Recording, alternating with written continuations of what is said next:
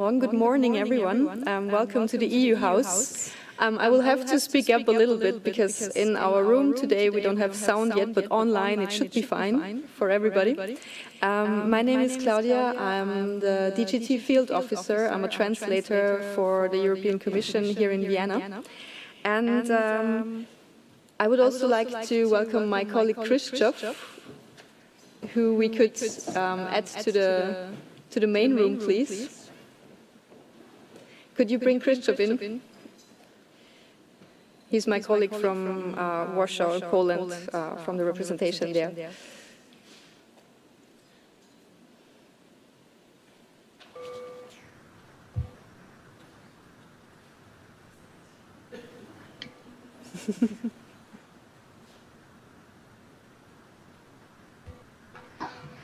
So good morning, Christoph, as well.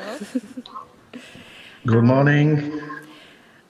Well, welcome everybody to the EU House, welcome online, welcome on site, to our guests and to our speakers from all over Europe. I'm very, very happy to have you all here today and online.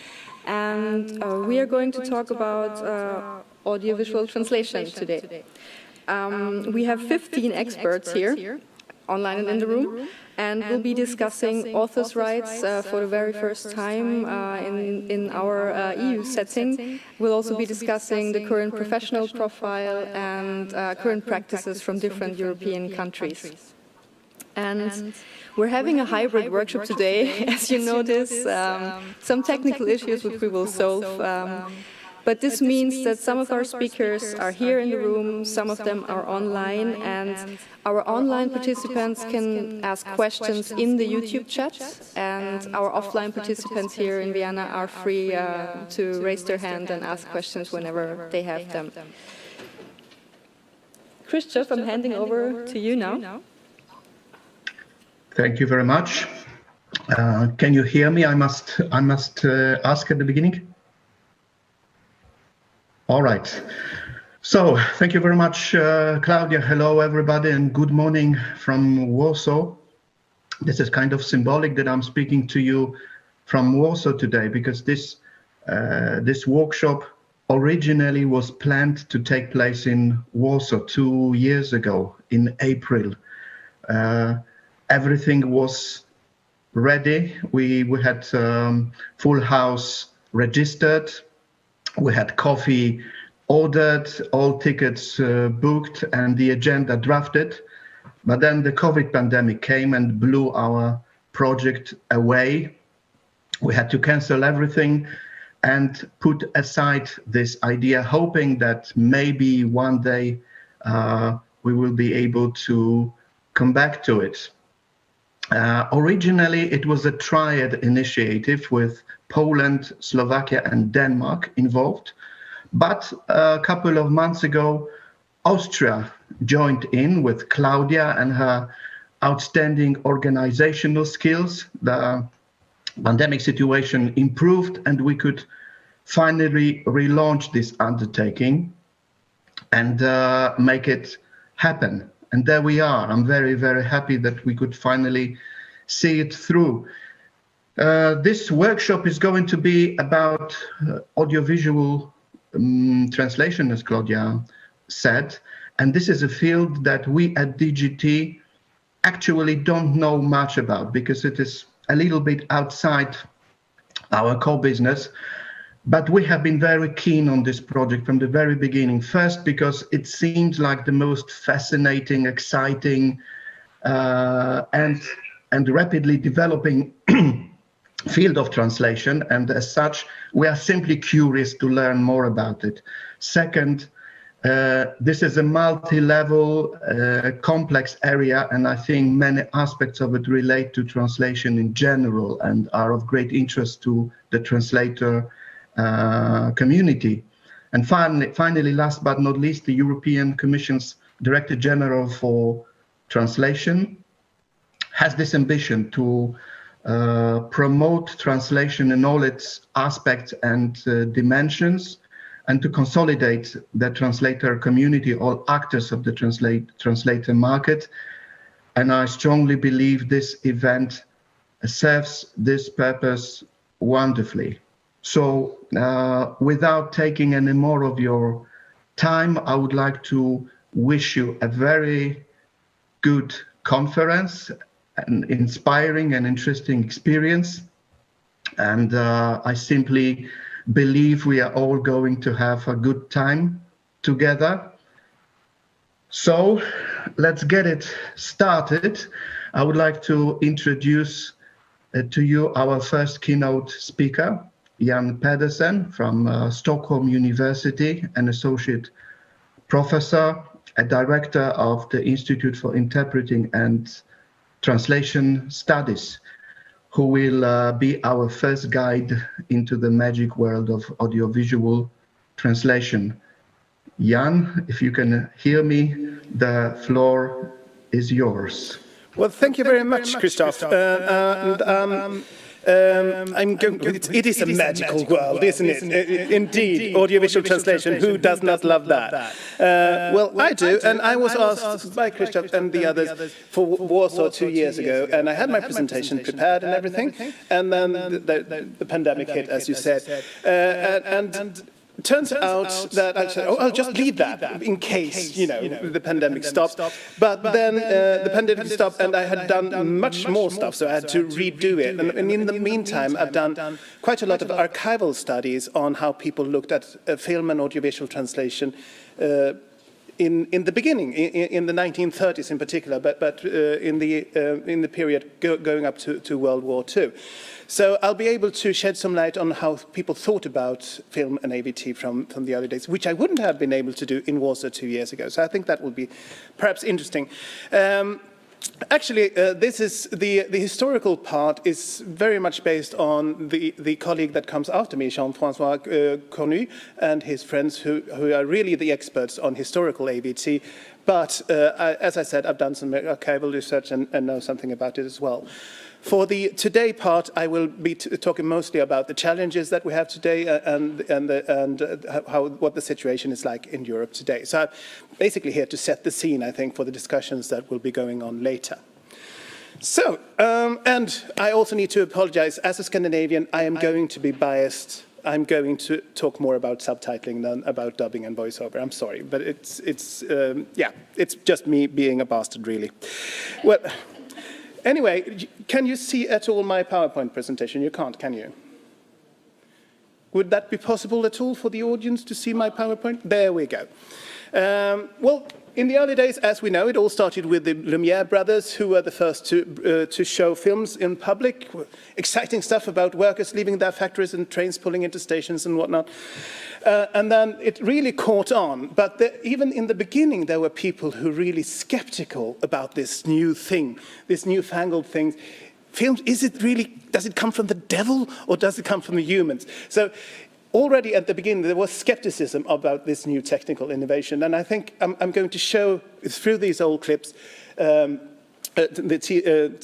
newspaper cuttings, how people's attitudes towards new technology seems to be skeptical, in favor, pro and anti, and so on throughout the years. Of course, in the early days, they were silent movies. They weren't called silent movies because they didn't know that the talkies were coming, so they just called them movies. And you had Charlie Chaplin doing things to women and whatnot. And of course, the verbal content was separated from the visual contents back in those days. So as Jean-François Cornu and others have shown, it was very easy to do translation then because you had the intertitles in the original language that you just cut out, and then you put the Swedish or Danish or whatever content in. But of course, you could put just any content in because there's no connection really between the visuals and the verbal content. So it was very open for manipulation. But then, so fairly straightforward in those days. But then in 1927, things started getting really interesting because then there were the talkies. And the first movie, as we know, is The Jazz Singer from 1927. And I don't know whether, you're probably aware of that, but did you know that it was actually a Swede who invented the whole thing? It was an engineer called S.R. Berglund, who was working in Germany. So it's really a German invention, but made by a Swede. And then you had the visuals and the verbal content at the same time. So then you had to come up with other solutions because now things are getting more and more complex. So what did you do then to solve this? Well, at the beginning, we know that they made multiple versions very often. Like Laurel and Hardy, for instance, they would do a scene in English, and then they would do the same scene in French, and then in Spanish, and then in German, and so on. Now, this was not only very costly, of course, because Laurel and Hardy, or whoever it was, needed to get paid a lot for this, but they also didn't know Italian and German and whatnot, so the Italian and German versions weren't very good. So you had to look for other solutions as well, and live interpreting was always there, and still is to some extent at film festivals and so on. You had an interpreter in the cinema interpreting what was the dialogue. Now, for a brief period of time, at least in Stockholm, they had something called translation leaflets, which meant that the audience got a leaflet with a translation on that they took into the cinema and could sort of read along with the dialogue. That didn't work very well for the obvious reason. It was dark, and you couldn't really match it with the dialogue anyway. So then dubbing came around and worked rather well. The Paramount Studios outside Paris is often cited as being the most successful ones. And particularly since dubbing is expensive, it worked very well for the big language communities like French and German and Italian and so on. And of course, in Eastern Europe, they sort of extended the live interpreting thing and came up with voiceover, which is sort of live interpreting, but not live. So it's interpreting being recorded. And of course, subtitling elsewhere. And Jan Iversen has shown that subtitling is actually older than the talkies, because there were some silent movies that actually had subtitles on screen as well. So instead of intertitles, they had the subtitles. So it was a rare phenomenon, but it's quite old. Or you could just ignore it, which I did in Italy for a few years. Because Mussolini, who was in charge then, who was very much into cinema, but also very much into Italian, didn't like other languages to be heard on cinema. So they took away the dialogue, put in intertitles, and pretended like nothing had happened for a few years. But then they turned to dubbing, of course, and that was much better. Anyway, I thought I'd now switch on to some attitudes to talkies and to audiovisual translation, citing these articles that I've found. So in 1932, in a Danish broadsheet, there were a reviewer of a film saying that it was a very good film, but unfortunately it was all talk.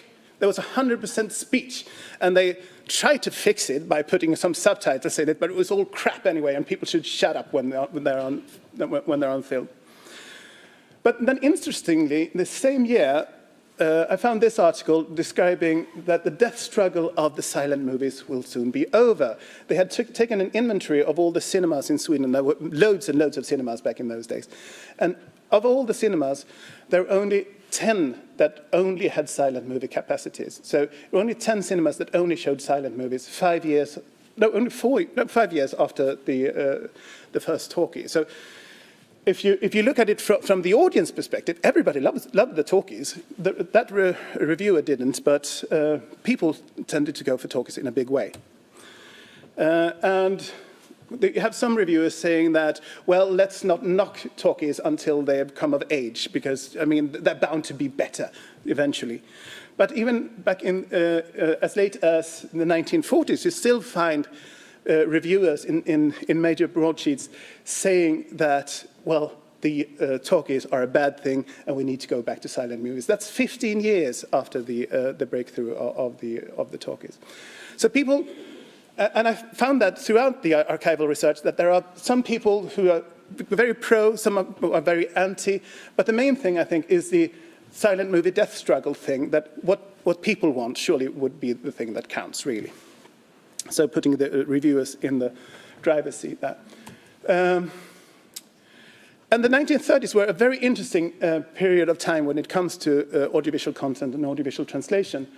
There was something called another Swedish invention, which was stereoscopic film, which was going to be a really great thing. Have you heard of stereoscopic film? No. Well, it's got a different name now. It's 3D film. So stereoscopic film is three-dimensional movies. And that was actually around already in the 1930s, but it didn't get very widespread. Then it had a renewal in the 1950s, and then again in the 1980s, and then again in the noughties, as you know. But it's, even though it's a really cool thing, I think we can all agree that 3D movies are cool, it never really made it into the mainstream. Mainstream movies are still two-dimensional, so even though it's viable now, you don't even have to wear silly glasses anymore, it's still not caught on in a major way. So it's hard to know which inventions will catch on and which won't. Another thing that did catch on was to be able to watch film in our radio receivers. Now, this sounds really, really stupid, but they're obviously talking about television.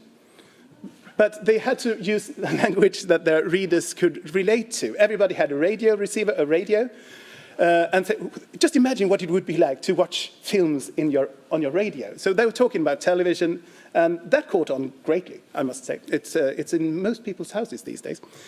It was invented in the 1920s, obviously in America, and it caught on big time in the 1950s after the war. So that was more successful, I would say, than stereoscopic film. And then the color movies came around as well, and that was also very popular. And most films these days, I would say, have color in them, and so on and so forth.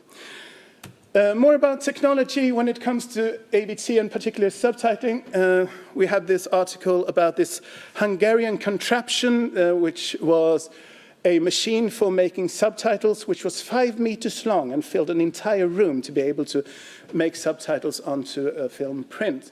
And now, of course, you can make subtitles on your smartphone. So, I mean, technology has moved forward a great deal, and it's always been part of, that's my point really, it's always been part of the audiovisual experience and the audiovisual translation business.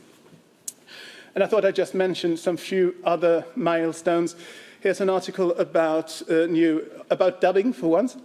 It's about how they, in the 1940s, worked out a way of using slow motion to better be able to synchronize, to do lip sync, basically, to match the spoken word with the lip movements.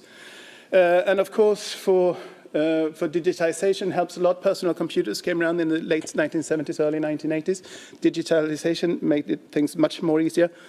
And then we started using the electronic time code in the 80s, meaning that we could have pre-prepared subtitles that were pre-queued, which made things much easier. The templates came around in the 1990s and became a very big thing. And it's not for everyone, I'll say that, but it's been widely used. And I'm not saying that all these things are good for all people. I mean, I'm just saying that and some are successful and some are not. And then these days you have ASR, of course, which is used very much for subtitling for the deaf and hard of hearing, which is also a contested thing. Not subtitling for the deaf and hard of hearing, that's a very good thing, but using ASR for it, using the machines, because you do end up with a lot of errors. And then in dubbing again, we have deepfake dubbing, which is a very cool and slightly scary thing where you use CGI to change people's lips movement to match the target text. And of course, these days, since a couple of years ago, machine translation has made inroads both into dubbing and subtitling. Of course, machine translation has been here for decades for all the other forms of professional translation, but it's only recently that we've started having machine translation in subtitling. For the obvious reasons, you go from speech to writing, and you need to condense the text, and so on and so forth. And I'm going to show you a study about that later on. There are, of course, other inventions that impacts on audiovisual translation, like television I mentioned, but the VCR, the DVD, that meant that you could have like 32 language subtitles, 8 dubbed tracks, Blu-ray, streaming, of course, which means loads of language combinations in every way or form, and other less successful endeavors such as Smell-O-Vision. I don't know whether any of you remember Smell-O-Vision. It was around in the 1980s, which made it possible for you to smell what was going on. You had to actually rub some stuff to do it, so it was not very successful. But it's a sort of fun thing anyway. So, moving on to what things look like today. Well, this is not today, this is 2006. This is a map of the EU member states back then and what kind of AVT that different countries preferred, because back in 2007 it was still sort of a national choice. And all the yellow ones are subtitling ones, and the red ones are dubbing ones, and the striped ones, you have both subtitling and dubbing. And you can see here that subtitling really rules. It's many countries just doing subtitles, isn't it? But this is the cinema market. If we look at the television market, it looks like this. And then you get the green countries, which are the voiceover countries, Poland and so on. And loads more countries doing dubbing. So the medium matters a lot, whether you consume your AVT in cinema or on your smaller screens. Now, there are some things, various factors that influence what you are going to choose, what method you're going to choose. Cost is one. Dubbing is much more expensive. Subtitling is the cheapest, and voiceover is slightly more expensive than subtitling. And linguistic exposure, if you want people to be exposed to foreign languages, as some countries do. I mean, in Sweden, we pride ourselves on being very good at English because we have subtitling. We don't really know whether that's true, but it's definitely something that people tend to say. And the dictators in the 1930s did not want linguistic exposure, and so went for dubbing and so on. And fidelity towards the source text. Do you want to hear the original dialogue or not? If you do, then you go for subtitling. If you don't, you go for dubbing. And if you're sort of ambivalent about it, you go for voiceover, because then you get both. And if you go for viewer comfort, you definitely go for dubbing, right? So many factors turning in, but the most important one is tradition and entrenchment. If you've grown up with subtitling, then you're not going to buy dubbing, basically. It's too big a leap to think that all of a sudden Brad Pitt speaks Swedish. And also, I mean, if you grew up with dubbing, then sitting there reading while watching television is just annoying, because it takes a lot of effort. If you grew up in a subtitling country, it's going to take a lot of effort not to read the subtitles, so it's the other way around. So it's hard to get people to change their ways. And I've got this article here saying, this is an American film mogul, is that the word? Mogul. Well, bigwig, anyway, saying that Scandinavia is basically lost for dubbing. So it's going to be subtitling in Scandinavia from now on. And that's in 1933. But that hasn't stopped Netflix from trying to roll out dubbing in a big way in traditional subtitling countries. They started in Greece, then the Netherlands, then Scandinavia. So they introduced dubbing into to their products. There was some TV series, some films that were dubbed into Danish and Swedish and whatnot. And they also, for some settings, they changed the default. So you had to go into dubbing, and then you had to change to subtitling. And one of the most, and they don't do it for all the content, but some of it. And the most weird one is the TV series Hit and Run, which is a thriller series set in Israel and in New York. It's a co-production between Israel and America, where half the dialogue is in Hebrew and half is in English. And then they dubbed the English part into Swedish, not the Hebrew part. The Hebrew part was still subtitled. And I may be biased here, but I think that most Swedes know more English than they do Hebrew. But yeah, but maybe that's just me. And it's particularly stupid when characters speak both languages, like many of the main characters do, and they switch between Hebrew and English. So that means that when they speak Hebrew, they have one voice, and when they speak, well, Swedish, then they have a different voice, because it's a different actor. So I don't really know what they were thinking there.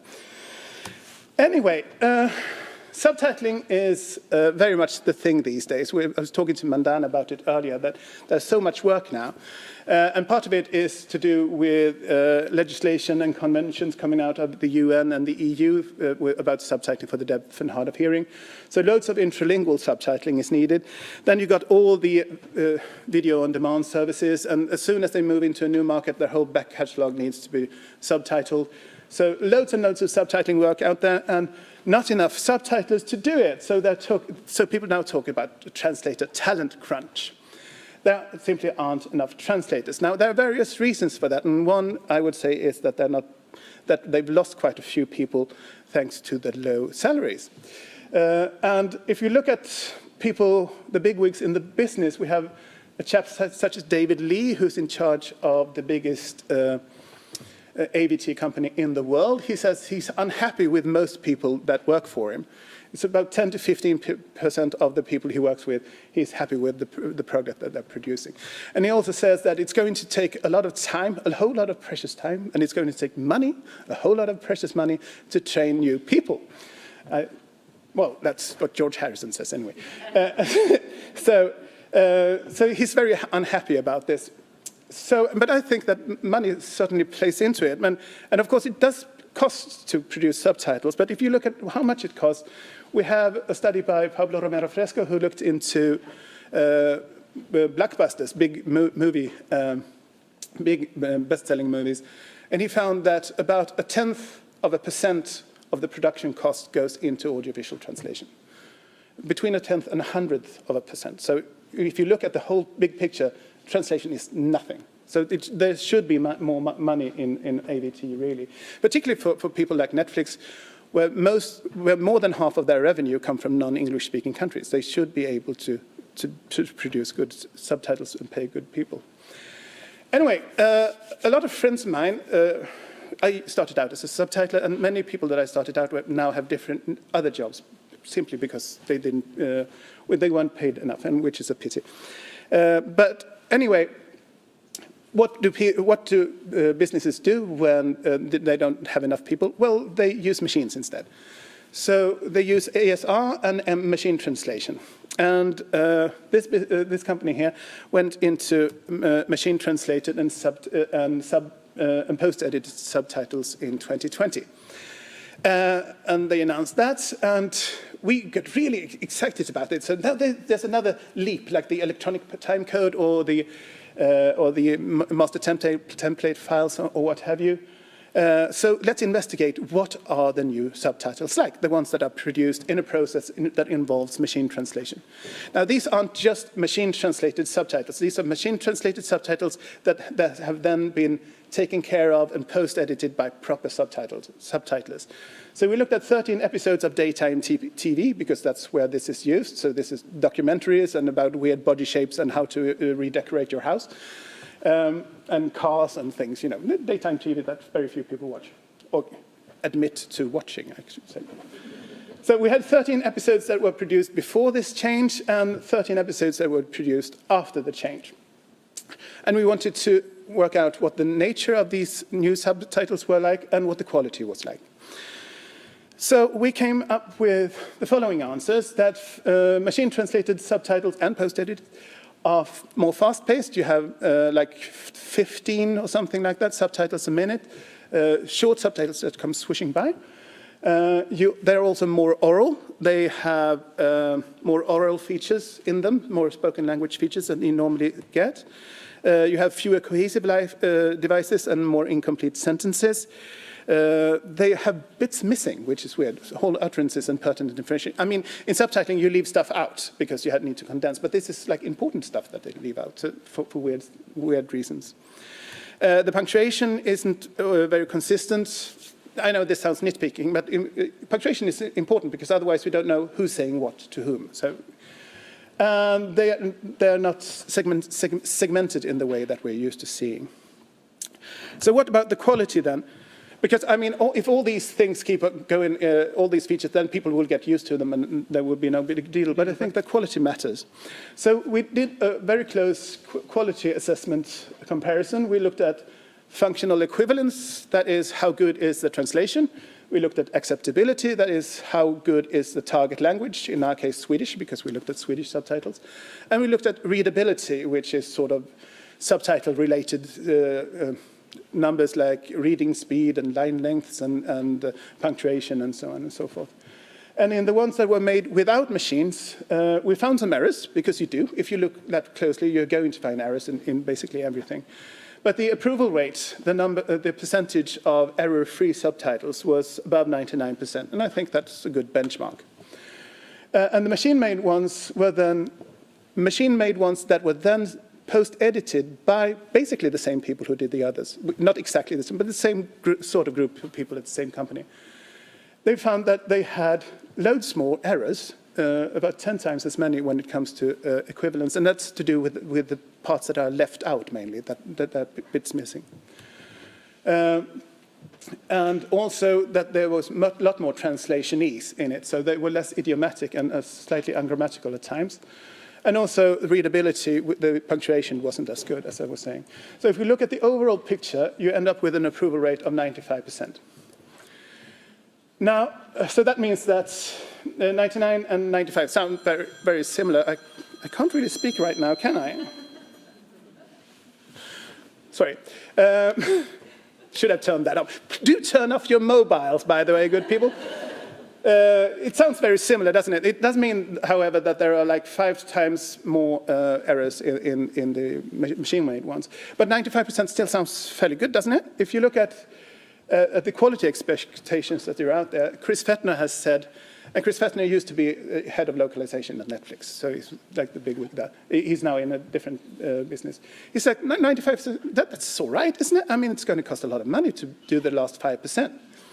But if you compare that to Ofcom, which is the authority that keeps tabs on the subtitles and things for BBC and ITV and so in England, they demand 98% error-free subtitles for live subtitles. That is, subtitles that are produced in the moment, not pre-prepared ones that you have the time to sort out really well. So it's well below what is acceptable for live subtitles. And also, I think that if you have an error in every 20 subtitles, which is what 5% errors means, and you have like 15 subtitles a minute, that means you're going to annoy the viewer every 1.5 minutes on average. Then that's not going to make for a very nice viewing experience, I think. So I think that something needs to be done. I'm not going to say don't use machine translation for subtitles, because that's going to happen, I think. But things need to be better. So you need to improve the systems and the input. And above all, I think you need to train people to do post-editing, because that's a separate skill. It's not very easy to post-edit. It sounds easy. It's like just proofreading, isn't it? But then you have to end up with traces of machine translation like this. And also you need to use these machines for the benefit of the translator, and not use the translator for the benefit of the machines. You need to put the subtitler in charge as an augmented translator. And also, I think it's a good idea to involve the users in the development of the technology, because they know what they need and so on. And above all, they need to increase salaries, I think, to avoid good people to leave the business. And I'm glad to say that in this company, Iona SDI, they have increased salaries now, at least in Sweden, and they're now up to the level where they were in 2006. So things are moving in the right direction. Anyway, I've talked for too long now, so I'll come up with some conclusions. If you look historically, AVT content and translation has always been technology-driven. It's all due to technology, so technology is very important. And there's always been people who have been pro and those who have been con. There are always people who are going to have techno-joy and techno-fear.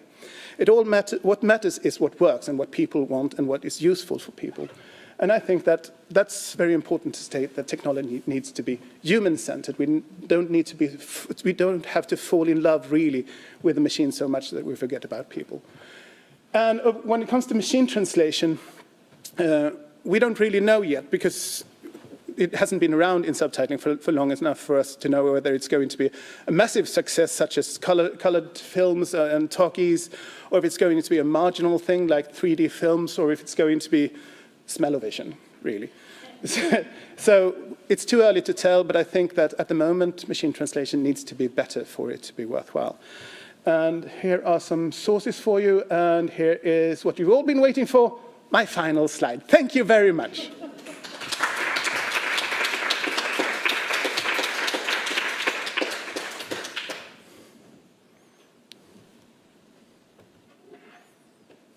Thank you very much, Jan, for this very good and also humorous overview. Thank you. Some important questions, and now I would like to give the floor to the audience and also to the online audience, if we have any questions online. Would anybody like? Hello, I am Amalie Voss from FBO, the Danish Union of Journalists group of AV translators. Your list of milestones, of AVT milestones, I was very... It's not complete at all, no. No, but it was very, very interesting. The first two ones, the personal computer and the electronic timecodes, is something that was very much to the advantage of the individual translator. Improved working conditions and output and all kinds of things. And the following milestones seem to be they don't favor the individual translator, or the working conditions seem to favor. Who do they favor? Because I think they're supposed to favor productivity more than anything else. Yes. So they're supposed to be cost effective, but I think that's true for the first two as well. Oh, the first two are definitely more cost-effective once the initial investment was made, which was very expensive back then. Now is practically nothing. But and also improved quality with the electronic time queuing. You could improve. I mean, precision was improved a great deal, Indeed, and you could the subtitles became a lot more nuanced. But the last four, I mean, there are no quality gains in the last. Were there four more? I would tend to agree with you on that, and I think that study shows that we don't have quality gains. What I think the impetus for using them is that you get quantity gains. You get a lot more subtitles done in shorter time using these things than not using them. So it's a quantitative gain rather than a qualitative one. Yes, but I would query that. That you get what the companies seem to skip, some of them, is training people for the job.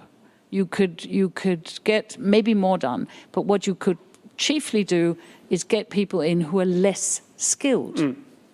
Because you segment the work a lot more. Yeah, so you get more people involved in the process now. The process is quicker, but no one is in total control of the process. And I quite agree that a lot more training is done. We've started a course only last year in machine translation and post-editing at my university, because it is a qualified skill that you need to learn to do it properly if the results are going to be good. And of course, these things, particularly machine translation, is problematic for texts that are creative. And we're going to talk a lot about creativity later on.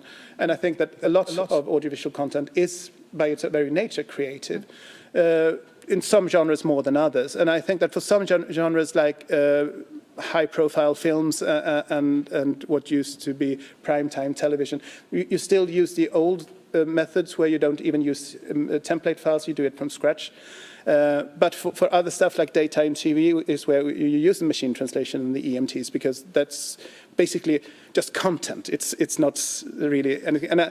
And already in the 1990s, before machine translation had moved into to subtitling at all, Christopher Taylor at the University of Trieste made a study of what genres of television would be more likely to benefit from machine translation than others. And he found that daytime soaps were the things, because the language there was so formulaic. They kept saying the same things. I love you, I'll never forgive you for this, you're going to die, what have you. So the more formulaic language and the less creative it is, the easier it is for the machines to handle it. Did he put it to the test? Because... No, he didn't, no. No, because that's a theoretical speculation, isn't it? I think if you test it, I certainly think I've seen results showing that. You'll find that even formulaic language, no surprise to you, Jan, requires some degree of creativity. Yes, quite right. And that's why some of us are challenging the label creative subtitles for subtitles that are placed differently or have different fonts or different colors and moved about a bit. And we would like to call those free-form subtitles instead of creative subtitles, because our claim is that all subtitling is in fact creative. Thank you. Audience questions?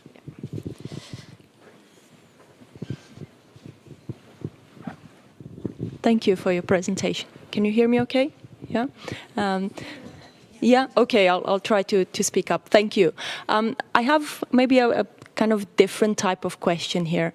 To what extent do you think that we as translators are biased towards penalizing in our evaluation the empty output? The reason I'm asking is because there was a very interesting study done by some colleagues in Belgium, and they showed that there are differences depending on what you tell the annotators. So this is a machine translation output, this is a human output, that their annotation varied. So what are your thoughts on that, and whether or not you took that into consideration in your own study with your colleague? Thank you. That's a very good point. And being the people who did this, the PhD student Hanna Hagström and I, who conducted this study, we are of course biased because we prefer people to machines. So we need to make sure that didn't come out. So we use the same criterion for both, obviously, but we also did inter-rater reliability tests so that we had other people looking at certain segments and see if they came up with the same things, and we didn't tell them whether it was machine translation or not. And we also switched between looking at machine translated and non-machine translated stuff, or Hannah did, who did most of the work. I keep taking credit here. It's really her empirical work. But she switched between looking at one and then looking at the other, because otherwise you get used to seeing the same thing and then you're not as alert. So we're aware of it, so we took some safeguards against that, yeah. And you're going to find errors with the human translations as well. I mean, you're going to find some really crappy human translations as well. Thank you. We have a question from the online audience. Agnieszka Sharkowska is asking, do you also teach post-editing in subtitling?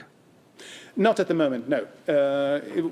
We don't even go that deeply into EMT subtitles at my university. I tend to teach them the whole thing from scratch rather than the shortcuts or what have you, the new procedures, because I'm sure that they learn that on the job anyway, and I think it's more valuable for them to learn how to do their own segmentation and their own time coding, because then they come out as more full-rounded subtitles. We teach them that it's there, and we teach them about it. We don't teach them how to do it. But there is, as I said, we have another course in machine translation and post-editing, so hopefully that will take care of that. Thank you very much, Jan. Thank you. And I would like to welcome our next keynote speaker then on the online stage. I'll go away then.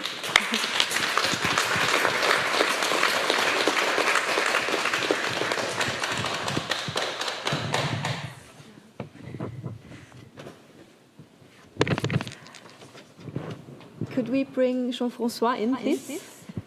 Hello, Jean-François, good to see you. Jean-François Cornu is a film translation researcher and a translator, and he's a member of the Association des traducteurs et adapteurs de l'audiovisuel in France and of AVT Europe. And he will be our second keynote speaker today, and I'm very happy to have you here. And I'll give the floor to you, Jean-François. Okay, I hope you can hear me We hear you perfectly. Properly. Yes? Yeah. Thank you. Thank you. Okay. Well, I'd like to thank Jan, because as I'm speaking just after him, for a very good sum up of the history of audiovisual translation and what's being done today. During your talk, Jan occasionally switched on the automatic subtitles on YouTube, and it was quite comic, to be honest. I'm sorry to say. They were too fast, sometimes they didn't make any sense, and I think they were a very good example of automatic speech recognition applied to subtitles. I don't have any slides, so you will hear me talking, and I'll be reading my talk, but I'll try and make it as lively as possible.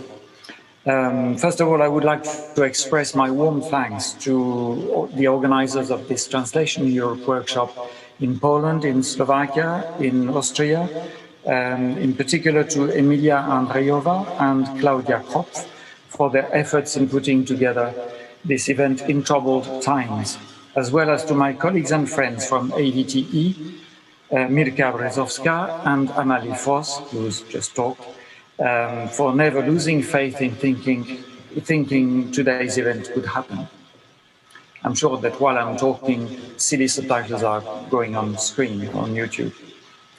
Audiovisual translation is a unique form of translation. It was born, as Jan showed you just before, with the introduction of language in film, first as intertitles in the silent era in the early 1900s, and then with the introduction of speech at the very end of the 1920s. Cinema is the result of the combination of image, speech, and other sounds. Film translation, or more broadly, audiovisual translation, is a unique form of translation because it depends not only on human languages, but on the relationship between such languages and image and sound. Film translation is ontologically tied to the nature of film.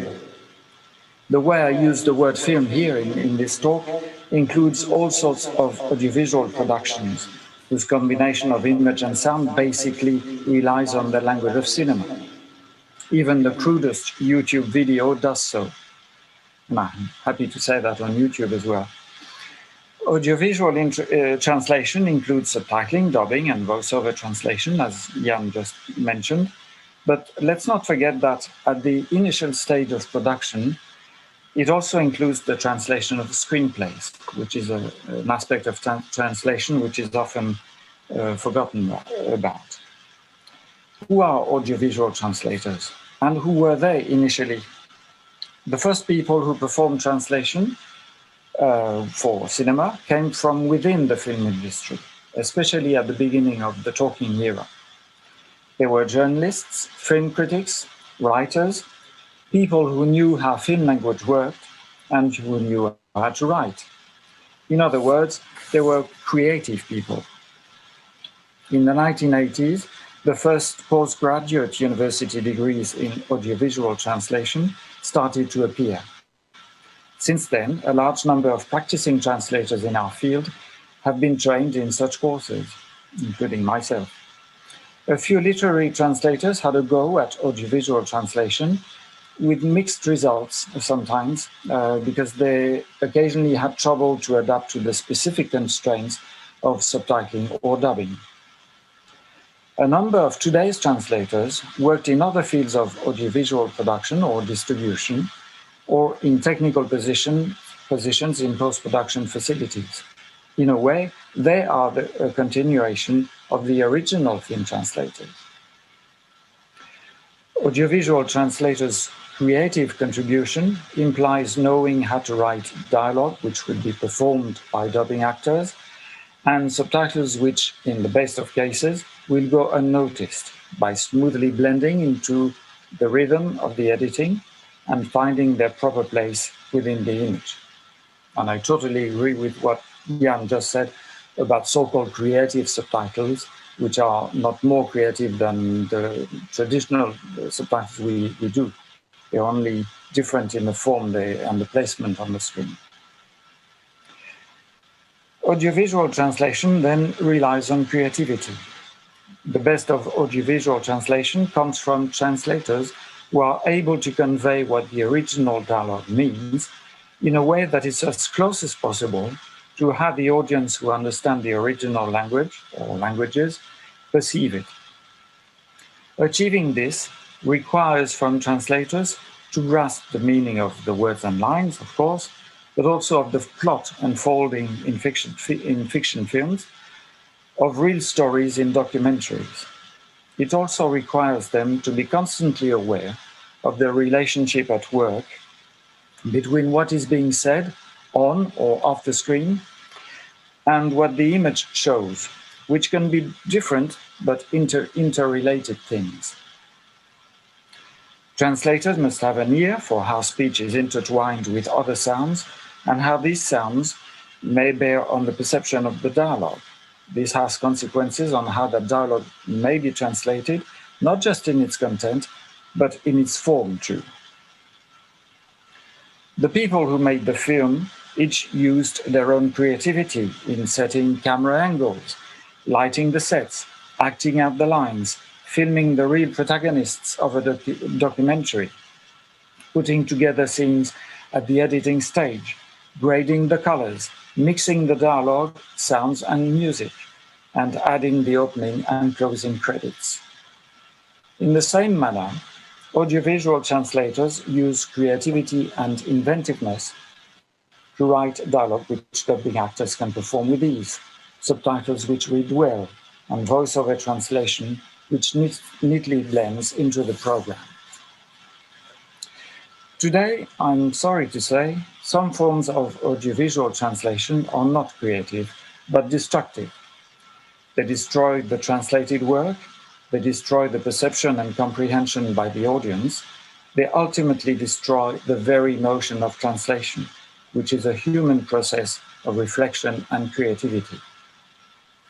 They may also go against artistic choices made by the filmmakers.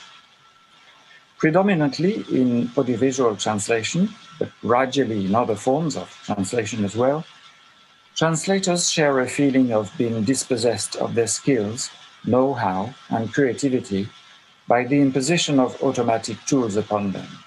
For example, I'll take the example of spotting, which in subtitling is the step that comes before translation and which plans the placement and timing of the subtitles before the translation is done. And sometimes it can be used automatically, and it's often based on voice recognition. And this form of automatic spotting has no sense of the film rhythm and editing, and visual and sound information are often not taken into account in how subtitles should be segmented. Or we have, as Jan briefly mentioned, one-size-fits-all templates, which are a rigid and standardized format which does not accommodate for the varying morphology and inner structure of natural languages. Such templates lead seasoned translators to redo the entire spotting right from the beginning. I can testify for this myself. There is an ongoing discussion among the members of ATA, the French Association of Audiovisual Translators, about this feeling of being dispossessed of our craft when working for streaming platforms and some TV broadcasters.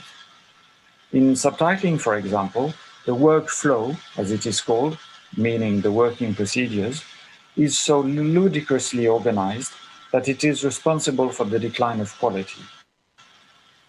Working for streaming platforms via so-called language service providers is equivalent to going back more than 3 decades ago.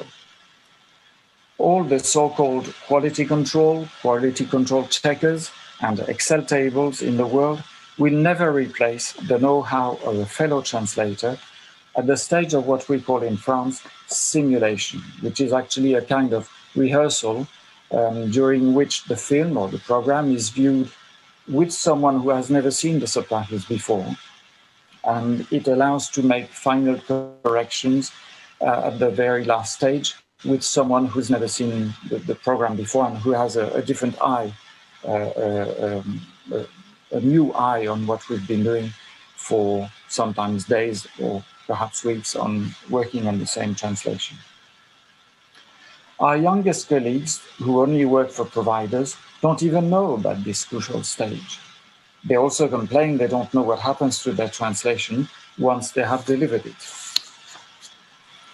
Over almost 4 decades, as a practicing translator since 1985, I have witnessed the evolution from watching the film to be translated on the small screen of an editing table with a flickering image, poor sound, to improved conditions, as Amalie mentioned earlier, with the introduction of video and computerized intermediary stages, and on to the next stage, digitization, which, however, has brought about ever-reducing working time and more non-translation tasks to be performed. Technology should be a way to foster, not impede, creativity. Overpowering creativity with technical tools deepens the sense of dispossession I mentioned earlier, and which affects many other fields of work. And here is the hitch. The promoters of such tools see translation as a problem to be solved. For their part, professional translators see translation as creation, accepting that human beings are not perfect, and never would be, but making the most of that imperfection to be creative. Having to deal with language service providers who mostly care for quick turnout and too often disregard quality is not the only front where translators have to fight on in promoting their creativity. The academic world is another. University research about audiovisual translation started in the late 80s and has greatly developed since then. Some of the best academic research in the field has focused on the history of audiovisual translation or is produced in full cooperation with practicing translators. However, certain members of academia in Europe are happy to contribute to the automation of translation, not only in the audiovisual field, but in all forms of translation. Some of them even work hand in hand with companies who see translation as a problem. A few years ago, what is currently the most popular streaming platform in the world set up an online test for translators who wish to work for it. Designed in cooperation with some academics, it was a complete fiasco. Amateurs who had hardly practiced audiovisual translation before passed the test, while seasoned translators were turned down. Clearly, creativity was not one of the selective criteria. To avoid repeating such blunders, a project for certification, to ensure translators are properly qualified, is being put together at the moment by industry players and academics. But professional translators are being sidelined. A consortium of European academics is currently working on a machine translation project about puns, jokes, and humor. Not only practicing translators are not involved, but their work is likely to feed the machine. Earlier this year, this group of researchers even organized a competition to translate into French as many puns from other languages so as to accumulate data for machine translation. The rules of the competition went as far as stating that participants had to agree to giving their author's rights on the translations away. Translation students are now trained to use templates and machine translation, that is to say, adapting themselves to non-creative tools instead of fostering their own creativity. These few examples show how some sections of the academic world are interested in translation as a playground, but not in translators and everyday practices and creativity. I call upon academics researching audiovisual translation or training students in this field to cooperate better with practitioners. Work with us, and please don't tell us how we should work. Of course, creativity also depends on working conditions. For us, good working conditions mean decent pay, deadlines which can be humanly met, unreasonable non-translation tasks not being imposed on translators, and the enforcement of authors' rights. Yet, fewer and fewer of us enjoy such conditions. Our professional organizations and unions strive to uphold good working conditions, which are requisites for creativity. National and European institutions also have a part to play in the matter. In 2021, two major reports from European Commission bodies highlighted the utmost need for the improvement of the status and working conditions of artists and creative professionals, including translators. One of these reports also highlights the need for translators to be able to enter into collective bargaining, which is essential for us to obtain decent rates and working conditions so that we can use our creativity to the best. And I'm happy to emphasize that the active role AVTE played in both initiatives, contributing to both reports. And AVTE was actually recognized as one of the true translators organization to be a representative bodies, one of the representative bodies of translators at the European level. And I think it's a very important step. Creativity implies originality, which itself implies authorship. Everything I have talked about so far makes the respect for and enforcement of authors' rights a necessity. International treaties and pieces of legislation recognize translation as the production of an original work of the human mind, even though it is dependent of a pre-existing work. The notion of authors' rights has a history. It dates back to the 18th century, when theatre directors were making money out of plays whose writers never received fees beyond the sole amount of money they earned, no matter how many times their plays were performed, for the benefit of directors. In 1886, the Byrne Convention was created to protect literary and artistic work. It remains a major reference today. In 1948, the Universal Declaration of Human Rights was signed by most of the countries of the world. Its Article 27 protects the moral and material interests resulting from any scientific, literary, or artistic production. In 1996, the World Intellectual Property Organization, which is a United Nations agency, established a copyright treaty on the protection of the works and rights of their authors in the digital environment. Such legal framework guarantees, at least in theory, that translators' creation would not be exploited without their getting some proportionate monies in return. Authors' rights also contribute to the promotion of their creativity. Even though there are such things as the Byrne Convention and European Union legislation on authors' rights, there are still major discrepancies from one country to the next. Some member states still do not implement nor even recognize authors' rights for translators, especially in the audiovisual sector. This is wrong. There is an urgent need to harmonize authors' rights legislation in the European Union and legislation which can efficiently be enforced. To conclude, it is common to say that the best subtitles are those who go unnoticed. But today, translators' creativity needs to be noticed, and translators must become conspicuous as human creators if we don't want human languages and their limitless creativity to be drowned in sterile, machine-engineered concatenations of words. It is not just the creativity of translators which is at stake. It is the creativity of human beings as a thinking and practical species, as well as the dissemination of that creativity, which are dangerously at stake. If we don't act to uphold it, we, as translators, as creators, political and educational institutions, and also as the audience, as viewers. Thank you very much for your attention.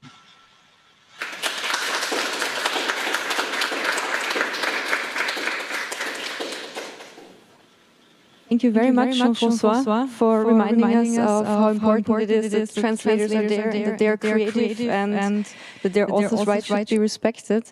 And I would now like to invite the audience to ask questions. And please come up on stage, because then Jean-François will also be able to see you and not just hear you. Come on, please.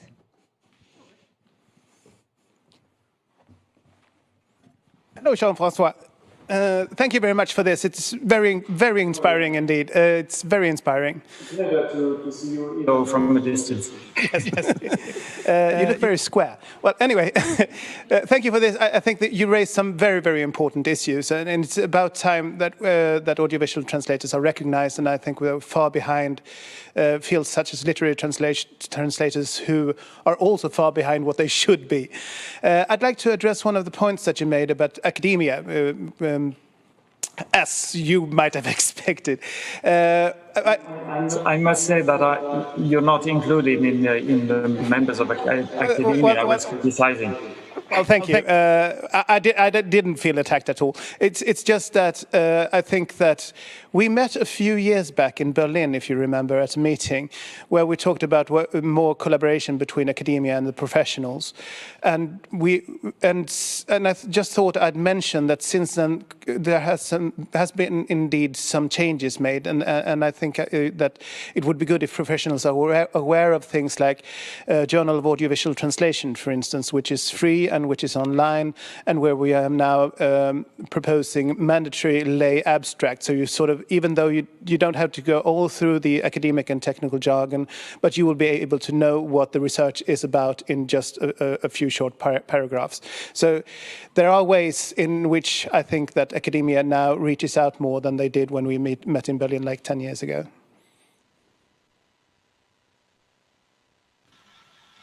Well, it's true. I don't have much to add, to be honest. Any other questions from our audience here in Vienna? Do we have any questions from YouTube? Okay, then Jean-François, your... Sorry.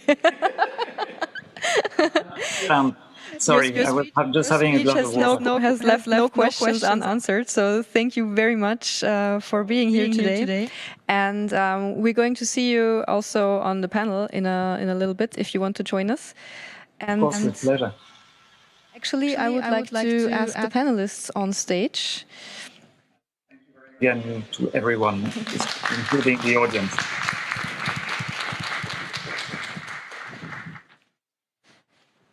Our first discussion today about authors' rights, it will be hosted by Mirka Brezovska, who's just taking a seat now, and with experts from France, namely Jean-François, and also Estelle Renard, who will be joining us online as well.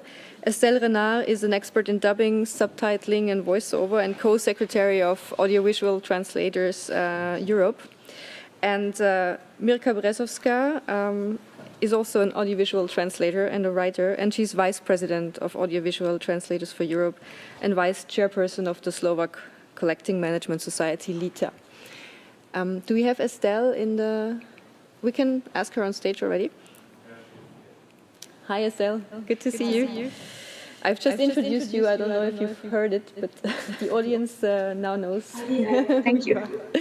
Then Jana Vozerova. Welcome. She's director of the Collection Society LITA in Slovakia. Bettina Arlt. She is the first chairperson of the Audiovisual Translators Association AVU in Germany. Wojciech Woloschik, he is a lawyer linguist and CEO of the legal translation specialist Juridico in Poland. Welcome.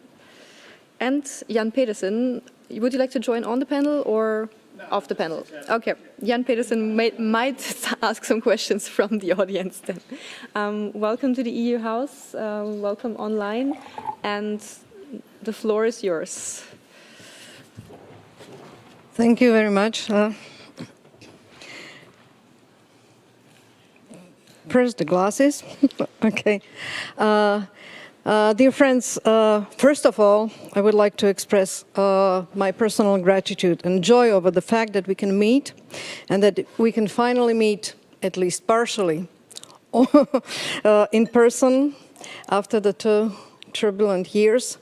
We didn't even think that this would happen, but now it has. And I would like to thank the organizers, the EU countries, Austria, Denmark, Poland, and Slovakia.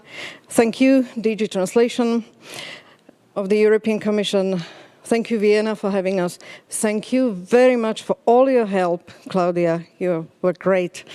Thank you for all your hard work. I wanted to introduce the participants, but that was already done, so we can go to the topic right ahead. This is one of the rare possibilities that we have to compare the situation of audiovisual translators and basically authors in the EU when speaking about intellectual property rights. And that is a heated topic, let me tell you, because at all the meetings that we have, we discuss these things. We know there are discrepancies, like already Jean-François said before me, and we know that the situation differs widely across Europe. So now the question is, what can we do about that? And we also have a chance to say whether it is really true what we are saying, because we do not have too many chances to discuss this specific topic. So we are very helpful that this workshop included this topic. Intellectual property rights are the rights given to a person over the creations of their minds. And they usually give creator an exclusive right over the use of his or her creation for a certain period. This is a definition that I discussion. Creativity is a fuel that pushes the progress ahead. And in our globalized world, new content is created and shared and communicated in new ways. That means also our creativity, our work is shared in many new ways. As audiovisual translators and adapters, and translators in general, we help to communicate manifold stories, ideas, messages to the audience and readers around the world. Now my question is how to protect the rights of authors and how to put into balance all the needs of individual players in the booming audiovisual industry. Do translators feel fairly rewarded for their contribution? Because sometimes they can contribute to a huge success of a series, of a film, of a book. European Union has been trying to introduce well-balanced solutions, and several EU directives have been adopted. The last one, I think, was in 2019. These directives try to address all the issues that we have in the field of intellectual property rights. Even though this happens, the situation, like I said, varies widely across Europe. So what do we need to do to strengthen the position of authors and at the same time to ensure sufficient mobility of audiovisual works which the producers call for? And since we have Estelle and Jean-François, I would like to start with them, maybe to start with Estelle. Can you tell us what the situation in this field is in France? Because usually France, you know, is the flag that we all look upon. Yes, about the French landscape, maybe the first thing to know is that in France, being an author is actually a social status. Even if technically we work as freelancers, what we put in our tax declaration, for instance, is that we are authors. And this dates back from the 18th century, and if I can make it quick, very quick, maybe historical digression and take you to 1777, when the first author society was created by Beaumarchais. Beaumarchais was a playwright who had a huge success. And his problem, and problems of many other playwrights, is that theatres were not sharing enough or at all the revenue for performances. So what he did is to create an author society that would defend playwrights. And it's interesting to note that this happened in a shift of eras where before you were working for patrons and benefactors and for royal courts. So you had sort of a living wage when you were an artist, an author. And all of a sudden, by the end of the 18th century, especially in France, you didn't have those royal courts to live on. So you had to live on the people, on the exploitation of your creative workforce by theatres or book editors and stuff. So what this first author society did is two things that I think are still the pillars of author rights today, is to define what is literary and artistic property and to protect the economical rights of authors. And that's why we inherited this system in France with this conception of author and author rights. And so today we have about more than 20, I think it's 22 author rights society in France for composers, writers, choreographers, playwrights, all kind of authors. Even YouTubers now can be members of the author rights society. Now to go back to translators, audiovisual translators, we are members of two of these society, SACEM for fiction and LASCAM for documentaries. And what they do is we entrust our catalog of works, translation to them, and they manage this catalog. And they're now called collective management organization because they manage these rights. So they collect and distribute the money to their members. How do they collect it? It's through negotiation with broadcasters a contract with the broadcasters is always the result of a tight negotiation, but of course, Jana will be able to tell us much more about this maybe later. So there's nothing automatic. It's always a result of a contract, of a negotiation. Another thing important to know about authors in France is that we get primary rights, which means each time a series, movie we've translated is on cinemas or broadcasted on TV, on platforms, we get a share of this value. We get money for each time the program is broadcasted. And it still, like in Beaumarchais times, depends on the success. If the movie you've translated is on cinema and is seen by 20 million people, you get, of course, much more than if it's only by 200 people. It's the same with platforms. It's by the click. I think we'll come back to this later, maybe see with Netflix and Disney what's going on in France and in Poland and Spain as well. And well, even for TV, it's about the same. It's calculated by the time. If the program you've translated is aired as a prime time, you get more money than it's during the night, for instance.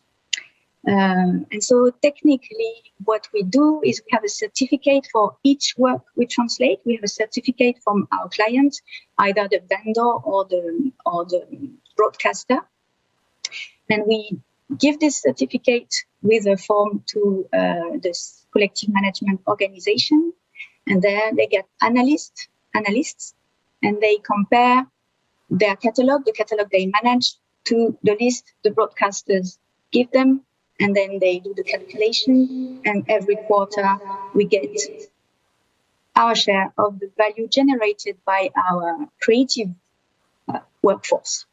And is that what you expected, Mirka? Is it? Well, yeah. We are starting the discussion, and I think that many translators who are watching this show feel jealous. Maybe. Jean-François, would you like to add something to that before we go to other countries? Just briefly, that because the very notion of authors' rights was born or created in France, doesn't mean that it wasn't then widespread to other countries. And to talk about Europe, like as Estelle mentioned, for example, Poland and Spain are, at the same level as France, as far as I know, in terms of recognizing authors' rights for translators. And Italy. Yeah. And Italy. That's right. Yeah. Okay. Thank you. Can we hear from you, Bettina? What's the situation like in Germany? Is it as good as in France? Well, actually, unfortunately not. But although the situation of translators or their authorship is widely recognized and it's enshrined in the laws legally, and sometimes there are quarrels between translators, for instance, in the dubbing area, which, as you know, is widely spread in Germany. There's still a lot of many films are still being dubbed, and the majority of the viewers are watching dubbed films. Although the streaming platforms have changed that a bit, many people are also watching subtitles, but the dubbing industry is the most powerful still. And in that area, there's sometimes a quarrel in between the creatives, so to speak, the dubbing actors, not actors, the translators and the dubbing adapters. which divide their work, and sometimes they try to take the rights from one another, and they say, no, our authorship is much bigger and we deserve more royalties. And that is a pity, because we should all work together and try to reach the best for all translators and all people working in that trade, in that area. As for the recognized authorship of translators, it is there. We do have the VG Wort, which is a copyright collecting agency, and it makes sure that we receive royalties, but only from secondary exploitation. That means that it's mostly generated, it's a sort of fixed rate for private copies, and this is what translators get the royalties from, so it's not the primary rights that we have. And this, of course, is it has been on for quite some time, and especially from this agency, the copyright collecting agency or licensing agency, translators of all kinds are recognized as authors. And but as far as, or apart from being recognized, what does that mean? Does it really help us to earn a decent living? That is the other thing, because that doesn't mean that we do, and that we automatically get what is our due, what would be our due. And the situation, as far as royalties are concerned, is getting worse through the streaming platforms, because there we're not able to get anything.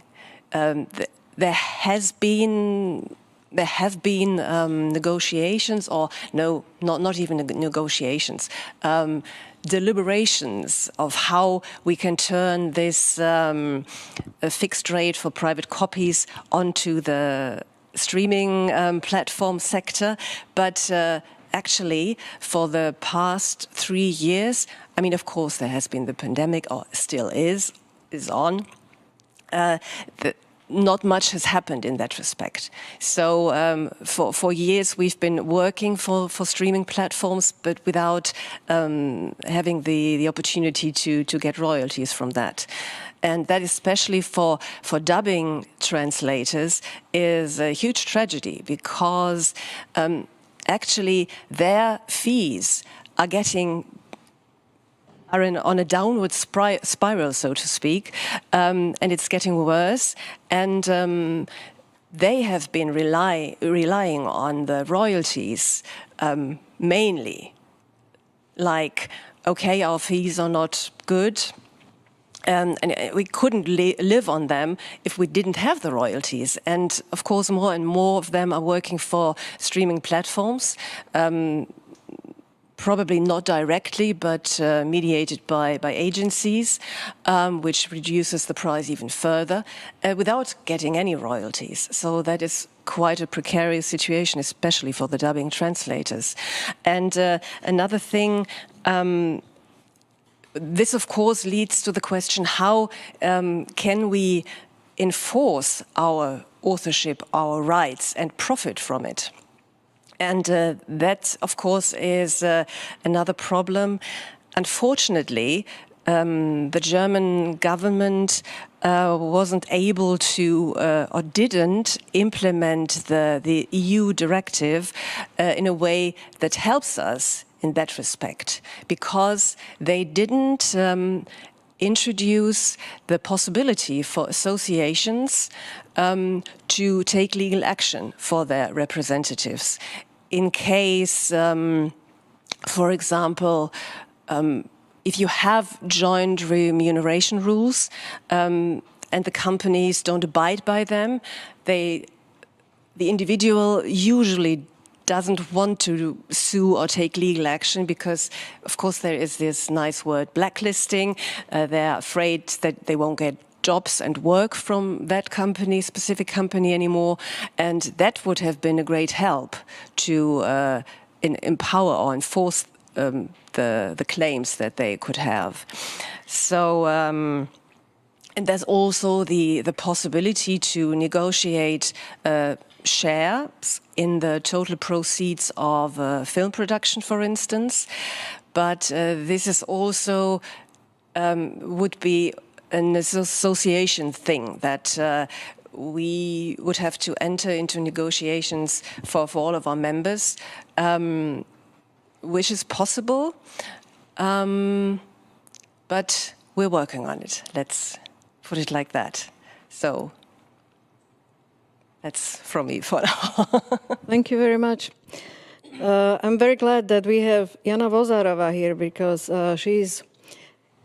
I was thinking about it. She is the CEO of our CMO, which sounds like a rapper song. But our collective management organization is called LITA, and Jana is the director of the organization, so I would like her to add something about the situation in Slovakia before we go to Poland. Yeah, I would like to say so much that we are just like in France, but we are not. Unfortunately, we are not. First, you have to keep in mind that Slovakia is a very small country, smaller country. The population is around 5.5 million, which is comparable to Denmark or Finland or even Norway. But the GDP per capita is absolutely not comparable to these countries. It's about 1/5 to 1/2 of that. And we are a post-Ostblock country. So all these things shape the market and the situation in Slovakia. The protection of the authors on paper is good. But what's written and what's the reality, it differs quite a lot. So legally, the authors of translation, authors of adaptation of translation are authors of the works used in audiovisual works. That's a legal definition in Slovak Copyright Act. They are not explicitly mentioned, but they are recognized as authors. And even the directors of Slovak version in dubbing are recognized as authors. These authors, these translators, are represented by LITA. Mirka is on our board. She is one of 9 members of the supervisory board. What's the main sources of income for translators going through LITA?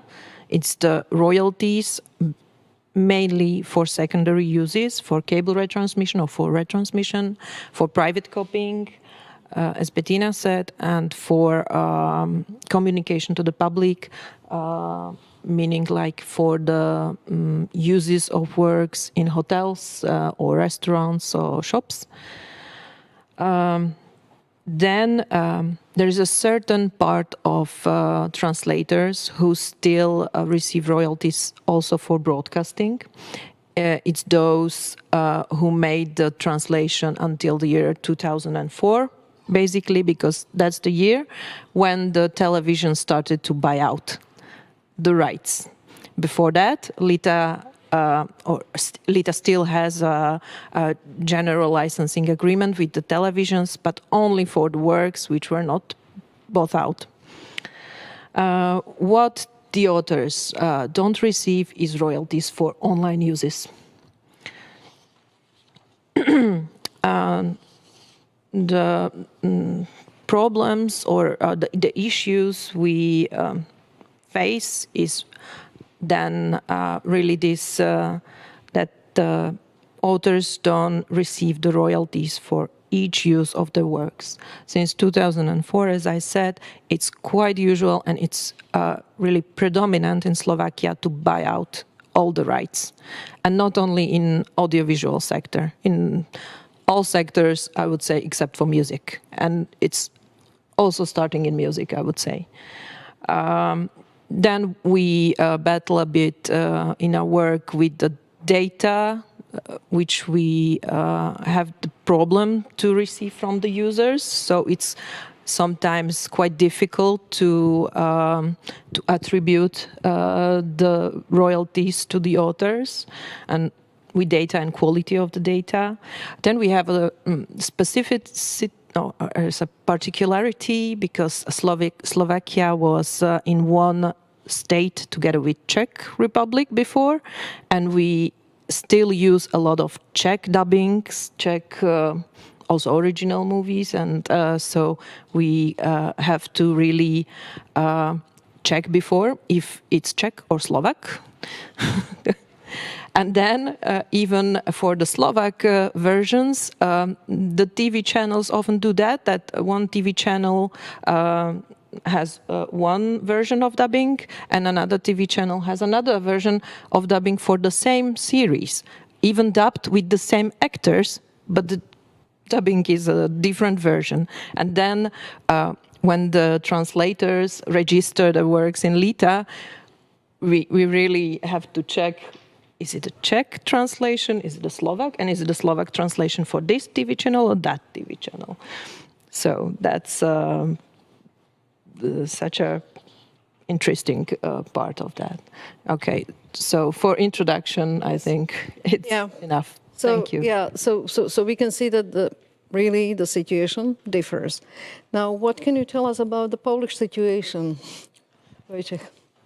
I would like to focus on a legal situation, which is quite complicated, and I cannot agree, unfortunately, that the level of protection of audiovisual translators in Poland is quite the same like in France or Spain. Unfortunately, it's not. As a general rule, under Article 2 of Polish Copyrights and Related Rights Act of 1994, it's quite clear that a work deriving from another person's work, such as in particular translation, is a subject matter of a copyright, notwithstanding the right of the original work. So the general rule, which is mentioned in one of the very first provisions of Polish Copyright Act, it confirms that translators are also authors, and at least in the meaning of derivative works, authors, and they are protected. But it's fully true in case of literary translators, but not in case of audiovisual translators.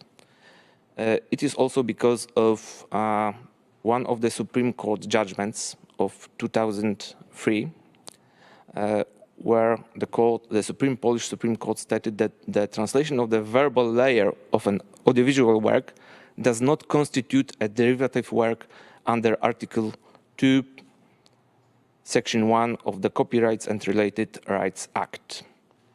And such ruling was based on a court expert opinion that stated that the translation of it was a case of a screenplay.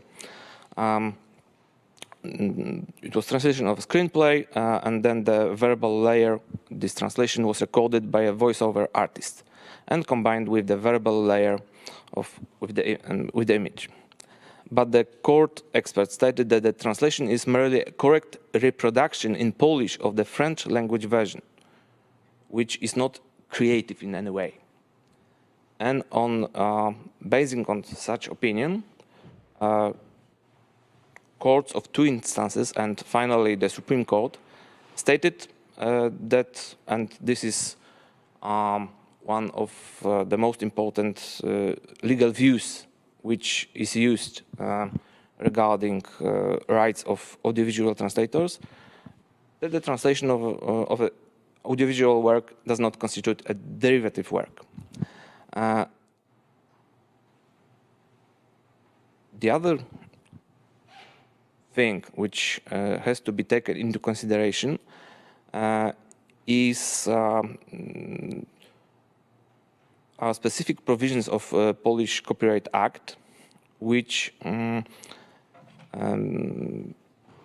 regulate issues specifically for the audiovisual works in general and co-authors of audiovisual works. And according to not only in 2006, Polish Constitutional Tribunal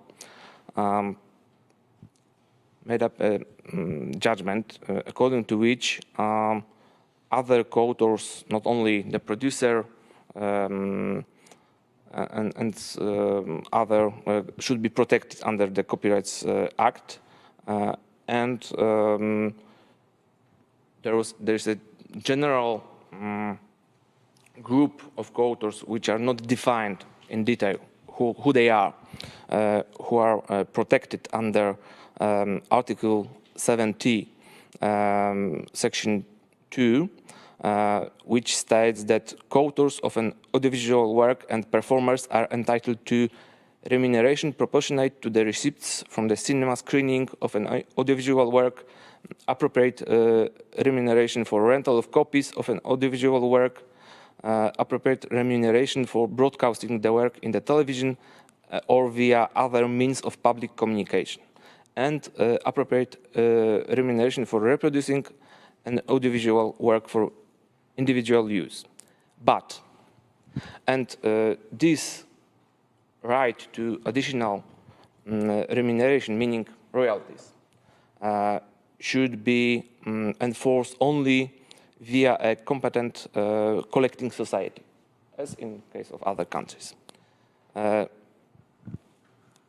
the problem is that we have conflicting views in our legal world if audiovisual translators are co-authors of audiovisual work protected under these provisions. We have some judgments. One of them is judgment of Court of Appeal in Warsaw, which was issued in 2019, which directly says that, in other words, there can be no doubt that as regards the royalties for the claimant's contribution as a translator, the claimant may have a claim only against the collecting society in the form of the right to an appropriate repartition, whereas the latter has exclusive capacity to act against the beneficiary.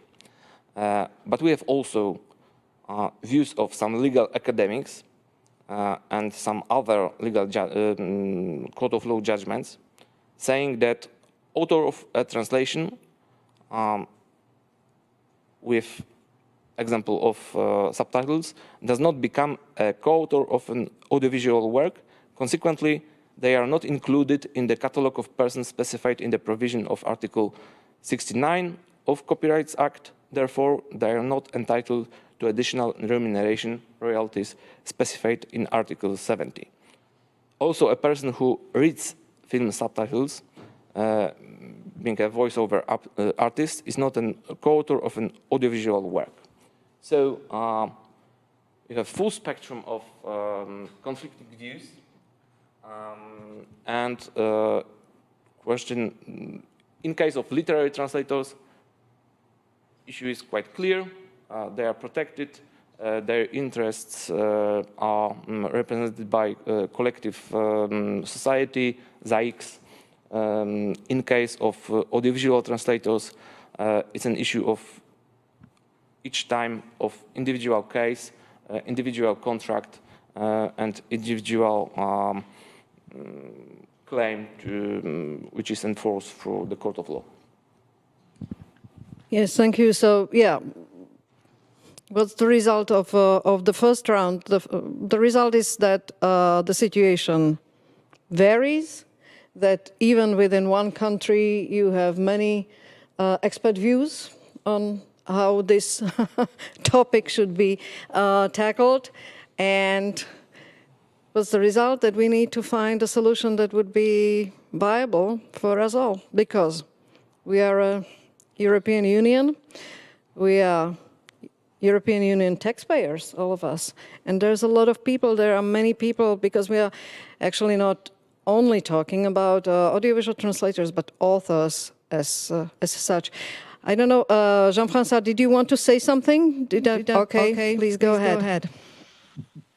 Yes, thank you, Mirka, and thank you for your 3 presentations. It's very enlightening, even though it can be also depressing in a way. To start with this notion, we've had this discussion within our own circles about this differences in situation with what some countries call secondary rights, a notion we don't have in France or in Spain, as far as I know. And the comparison with literary translators should be useful as well, because in the countries where you have secondary rights only for audiovisual translators, is there a similar situation for literary translators? Are they not paid, or don't they get excuse me, don't they get royalties right from the beginning of the exploitation of the book they translate? That's one question. And the other one is, it's capital that we fight for the recognition of our work as authors. We are not service providers, not recognizing whether it's courts or simply broadcasters or clients, not recognizing that we are creative people, means that we are at the same level as technical providers, which language service providers are.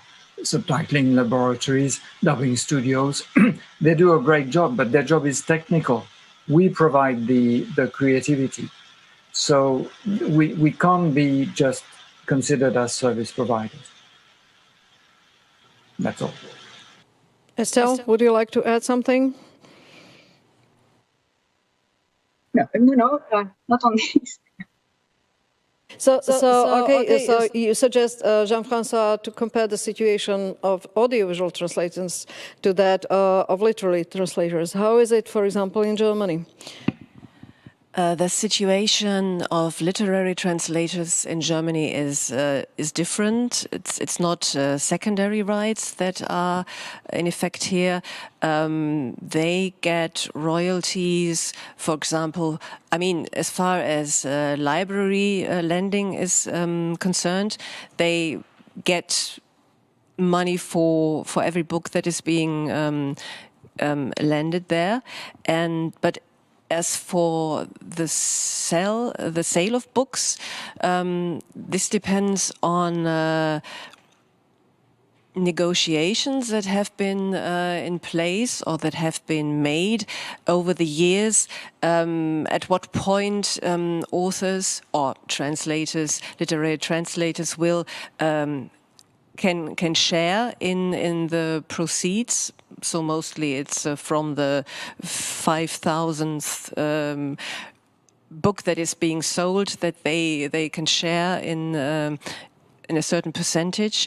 And those are figures that have been negotiated over the time, and it's not valid for all of the publishing houses, but most of them agree to abide by that. So this is the situation for literary translators. It's a bit different than for audio-visual translators, that's true. What about the situation in Slovakia? I would say it's not a question of difference between literary and audiovisual translators, although they receive royalties from LITA, from different types of uses. But it's a question about what can be managed through the collecting society, which is the safeguard, I would say, for that the authors receive royalties based on the success of their work or based on the real use of their works. Because then, as I said, it's the predominance in Slovakia is to buy out everything up front. When you are signing a licensing agreement, and also agreement on creation of a work. The first user may be the publisher or maybe the producer or the TV channel. They have the tendency to buy everything out of you. So you sell all your rights for all the uses, for the whole duration of the copyright, meaning for your life and 70 years plus, and you receive one lump sum payment, and that's not right. And the only thing which the authors are nowadays able to receive on top of this are the compulsory collected rights, as for cable right transmission, private copying, reprography for literary translators, or for such rights which are licensed by an extended collective license, like, for example, the public lending right or the hotels and restaurants, where the users really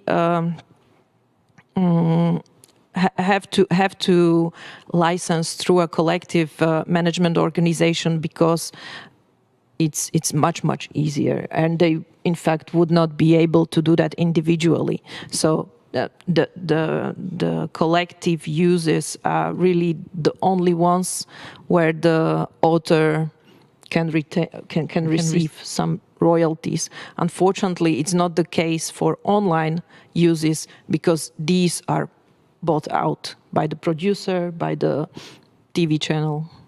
So yeah, I would say it's a problem of buyout contracts.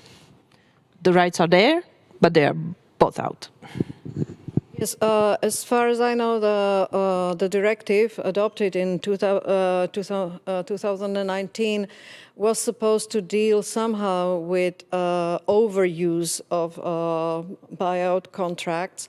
The question is how this was translated into legislations of individual countries.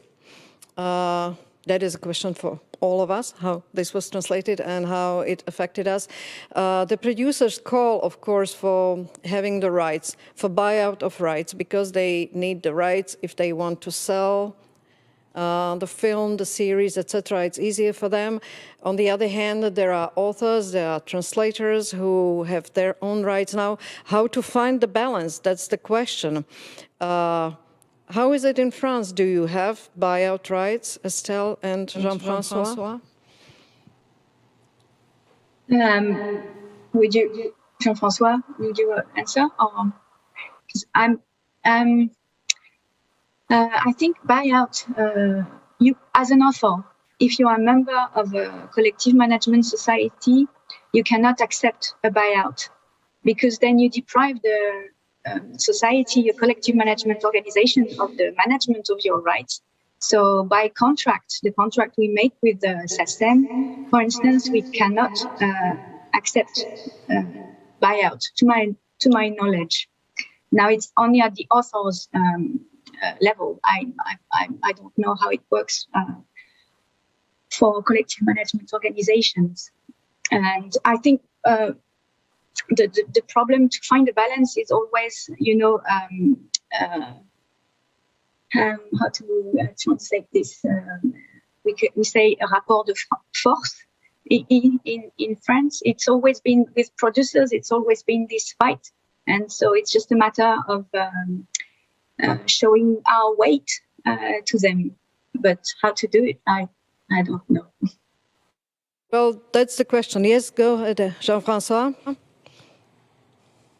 Yes, it is a struggle, as Estelle mentioned. And if I can use the example of publishing, because I also work as a translator for publishing, there was an agreement reached a while ago, some years ago, between the publishers' organization and authors, writers to start with, and translators, that to start with, you sign a contract when you start a translation for a publisher, which you do not. I mean, the contract is the rule in publishing.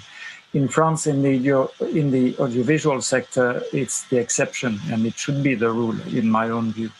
But the contract for publishers, for translators working in publishing, states that buyout is not the rule, and it's only allowed in very few cases, and it's very restrictive.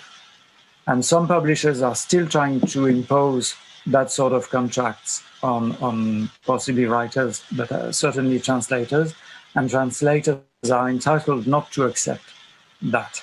Because it's not just about getting the royalties afterwards when the book is published. It's the money you get right from the beginning. And it states that not having a buyout contract means that the minute a book is sold, you're supposed to get a percentage, however small, on the price on each copy sold. And I'm of the opinion that similar contracts should be used and enforced in the audiovisual field. Thank you. Yes, one of the problems that we are facing when we talk about intellectual property rights is that even 20 or 10 years ago, the use of our works was very limited compared to how it is used, how the works are used now, because they've been resold. We have platforms. The work can live forever in many ways, on many platforms, on many stations, etc. And that means that the concept of buyout of rights, which was so simple maybe 20 years ago, where there was 2 TV stations or maybe 5, is completely different now. And now the question is, what can we do about it, and how can we approach the situation? And I think that we only are able to find a way out of this at the EU level, because it is rather unusual to see that the situation in individual countries differs so much. And actually, I cannot think about any other field where the situation is so different. If we speak about employees, well, then they have some basic rights similar in each of the countries. Wages are different, yes, we know that. But we are not talking about exact sum of money, we are talking about the concept. And the concept should maybe guarantee people very similar rights across Europe. At least this is what I think. So what do we do about that? What do you think? How can we improve the situation? What do you suggest to do to improve the situation? First, I would like to start with a few words about the situation with buyout clauses in Poland, because it's also quite common problem, as far as I know, in almost all contracts regarding any translation, not only audiovisual, literary, audiovisual, or specialized translations. There are clauses buying out all copyrights or transferring the copyrights to the client. And even in case of personal rights, which under Polish Copyrights Act, you cannot transfer or you cannot waive your rights, but you can entitle the third person to use these rights on your behalf.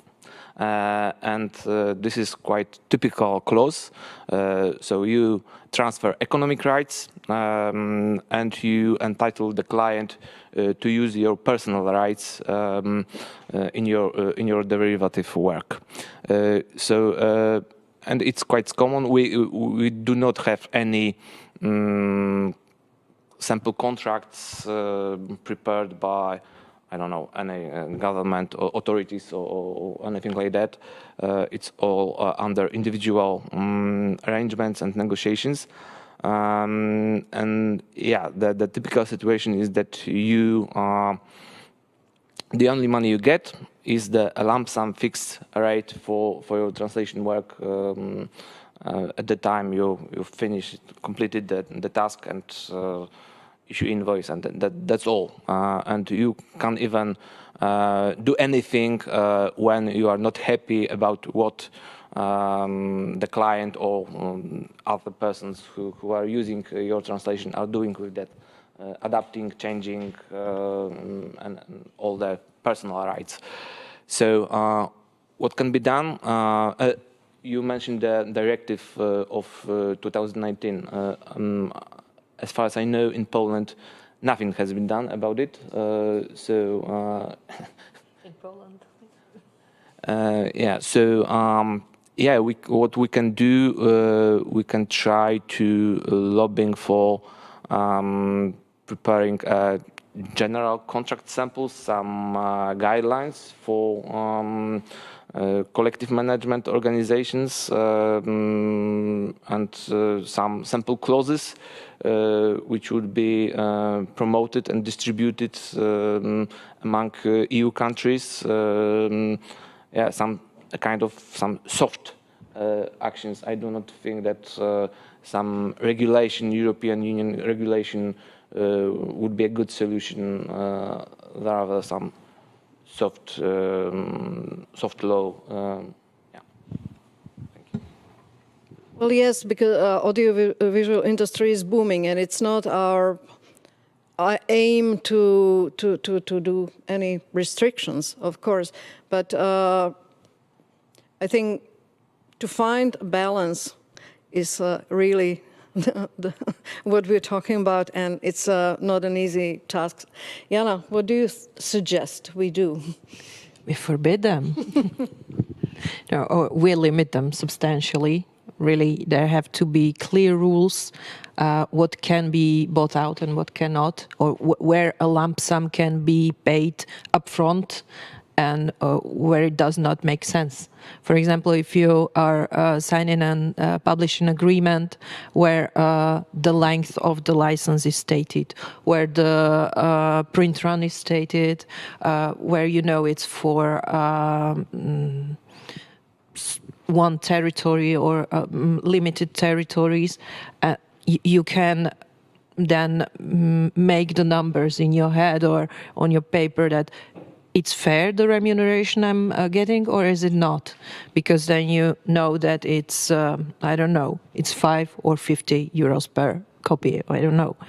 But when you are signing an agreement for audiovisual work, which really tends to be for the length of the copyright, for duration of the copyright, and for all uses, I know that the producers need all these rights to make business with audiovisual works, but it cannot be done in a way that the creators are not part of the success of the work.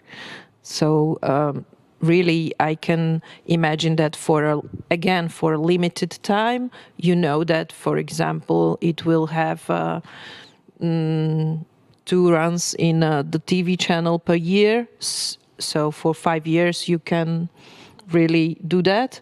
But then there are all the other users, the online environment where there can be one person who clicks on your work, or there can be 5 million.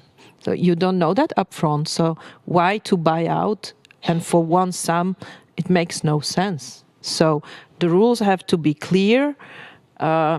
If the users themselves, as the stronger party in the contract, don't feel the ethics of it, that they should really let the authors, the creators, participate on the success of the work, then the state has to make the rules and clear. Or if the state does not feel that, then the European Union should make the rules clear. Thank you. Estelle, please go ahead. Oh, yes, sorry, thank you.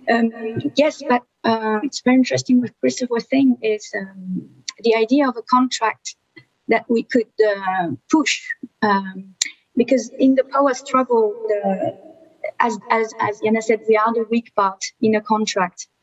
And for the power struggle to be a bit more in our favor, the problem is that lots of audiovisual translators in Europe today probably don't know they are authors. And they don't act in their everyday practices as authors. So if we could, maybe with AVTE, within AVTE, actually make a contract, write a contract that we could then translate in all our organizations' languages, something that could raise awareness among audiovisual translators. I think that's our first task, is to raise awareness among audiovisual translators so that they can sort of fight for their rights. Then if they don't know about it, they won't be able to fight. And I think a contract that could be used in all Europe, even simple one, not with all the details it needs, could be a interesting tool to have.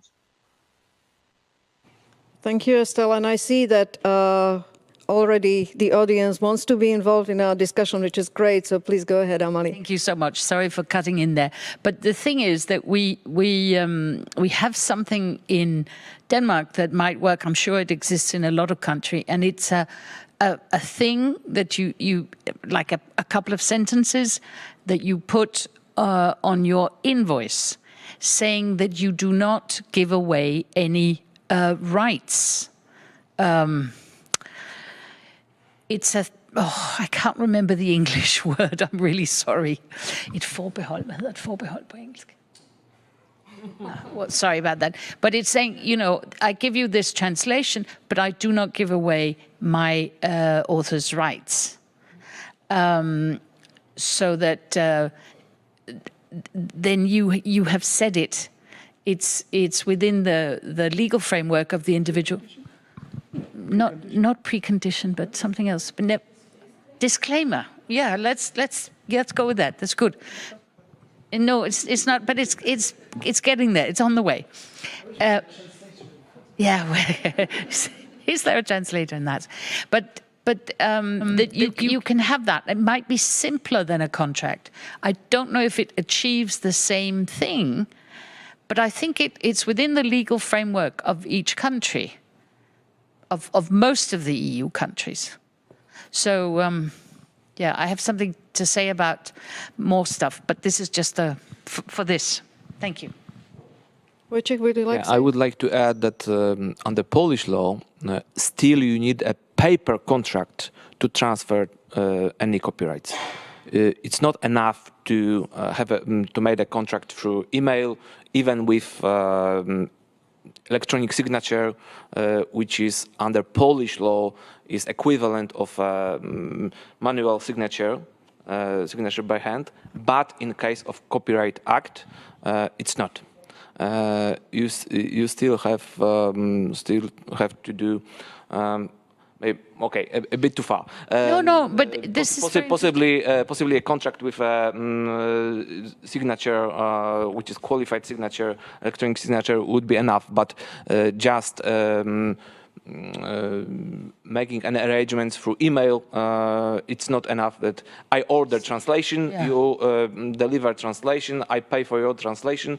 It's not if there is a contract. There is no transfer of rights. That's very interesting, because very often we work without a contract. It's simply in the translation industry, it's a daily practice. You just work on the basis of email assignment, and then you issue invoice, you get money, and that's all. So when you talk about a contract, you mean specifically for that purpose? Yes, I mean contract. Of course, if I order some job from you through email, it is a contract. Yes. From the legal point of view. But to transfer, under Polish law, to transfer copyrights, we need to do a contract including clauses. I do transfer my copyrights to the work you are ordering from me. Yeah. And you pay for it 2%, 5%, something like that. Okay, and this is done. This is how it's done, or it's not done. It should be, but in most cases it's not. I see. Thank you. Okay, I can see that Jean-François wants to say something, but let's briefly hear about the practice in Germany and in Slovakia, about the contracts. Yes, actually I was going to ask a legal question, since it's been mentioned that in audiovisual translation there are not often contracts that are to be signed. And in my experience, this is the case too. So I only have one client that sometimes sends me contracts for the previous couple of months. Oh, we have contracts here, please sign them all and send them back. But the most of my clients don't have me sign contracts. And I was just wondering, what does that exactly mean? So I haven't transferred my rights. So technically, I would be able to claim, if I find out about uses, secondary uses or whatever, how my translation is being used. So I would have the right to claim a percentage or a share, or how. One very important disclaimer from my side. What I said is based on the Polish law. Yeah. So I don't know what are exact legal solutions and legal provisions in Germany or anywhere else. Under Polish Copyright Act, which is really criticized for that, because it is out of date. It's from the current situation, the current pace of business, and I think. And forcing people to sign contracts for each work is a bad solution. Yeah, it's the wrong solution because it's outdated. But such is a law. So to transfer your copyrights, you have to sign a contract which clearly states that. Actually, I think the situation is similar in Slovakia. I do sign contracts, but I know that there is, go ahead. But I think it's a good thing that you have to sign a written contract, because then it keeps the rights with the author if you don't do that. Yeah. So that's a good thing. From the point of view of translator, yes. Yeah. It means that even if you get an order, assignment from your client saying that after returning your work, you transfer all your author's rights to me, it's not done. You need a written contract. Polish Act says written contract, meaning in paper or possibly using the qualified electronic signature, but not by exchanging emails. Yeah, in Slovakia it's not so strict, but usually the contracts are signed, yes. I would say, and it's because the users want to be sure and safe, because they want to have the rights. So that's why the contracts are done, and as the directive in its recital says that the author or the performing artist is the weaker party of this relationship, he has to be somehow upheld by the law and to retain his rights. So the law has to say that he has to receive appropriate and proportionate remuneration. But the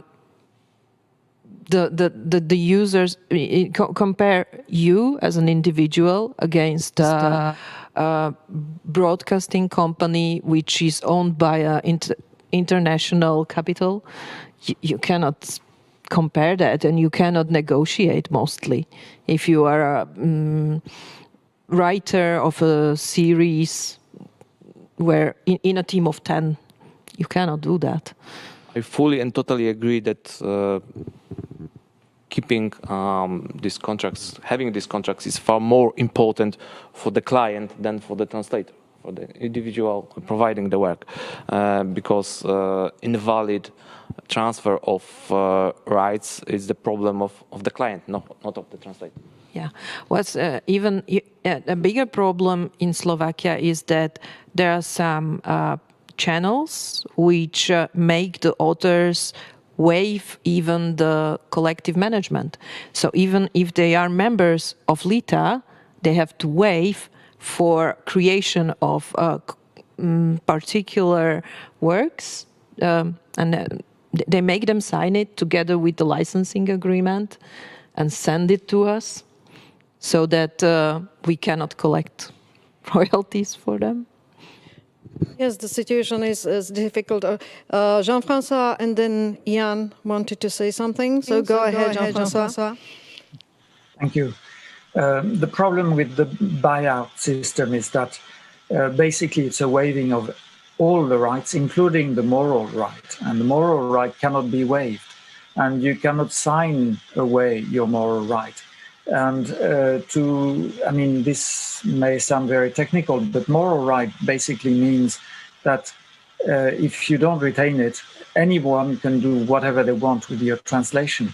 And in the audiovisual sector, it also means cutting down the number of subtitles or cutting the actual work, the original work, which is also a breach of the original creator's moral rights. And I would like to also comment on what Amalie Foss just mentioned, the fact that in Denmark you can add just a line saying that, okay, this is an invoice, but it does mean that you give away your rights. It's a good thing, but it's not enough. As Wojciech mentioned, a contract is needed. Because there is one thing, according to the French law, the very fact that we don't have contracts in the audiovisual field most of the time, that's the rule. An exchange of emails asking us to do a job is not enough. And we could even go to the extent of suing whoever is using our translation without a contract for counterfeiting. Basically, that's what the French law says. If the work of the human mind is used without your agreement, it equals to counterfeiting, to forgery. So this is why contracts are so important. And it doesn't have any implication on royalties that you will get afterwards through CMOs. There are two different things. Yes, I would say the situation is similar, in Slovakia. Jan, please go ahead. Thank you. Well, as a former Swedish subtitler, I'm getting more and more jealous the more I listen to you, I must say. I'm sorry, but we don't have royalties for subtitlers in Sweden. And I think that the problem here, or not the problem here, but the problem in Sweden is the difference in presumptions. What I take away from your presentation, Wojciech, is that in Poland there is the presumption that all the copyrights remain with the translator, whereas in Sweden the presumption is that the financial rights, are signed away to the commissioner by accepting a task. So that means that the financial rights are transferred. The moral rights, or as we say, the ideational rights, can never be signed away, but the financial rights are then turned over, and it's very rare that anyone gets compensation for second usage or anything in Sweden. Yeah, thank you. Well, since we are hosted by Austria, can you say something about your situation? Well, it's basically it's very similar to Sweden, like what Jan told us now. I'm also very jealous of the situation in France. I'd like to have something like that here, but basically we do not have royalties for subtitling here. It might be because this is a dubbing country, so I don't know about the dubbing situation. But we have to take into consideration that lots of dubbing used in Austria is made in Germany. So this goes back to Germany, the situation in Germany, and it's a completely different field. And as for subtitling, as I said, we don't have royalties here. And as for the authorship, in theory, you do own your authorship, but as we don't have contracts either, so it's a shady situation. If basically the clients, it's the clients that they kind of feel that they have the right to do whatever they want with your work. So sometimes I find afterwards that I have changed things, that I have rephrased things, and this happens sometimes. So I think it's we need to raise awareness among audiovisual translators as well as the clients, because I think they're not even aware sometimes that this is something, you know, illegal they are doing, that there is authorship involved even in audiovisual translations, etc., etc. So, yeah, that's basically the situation as far as I know in Austria. Yeah, it seems like there is, and this is just a rough assumption, that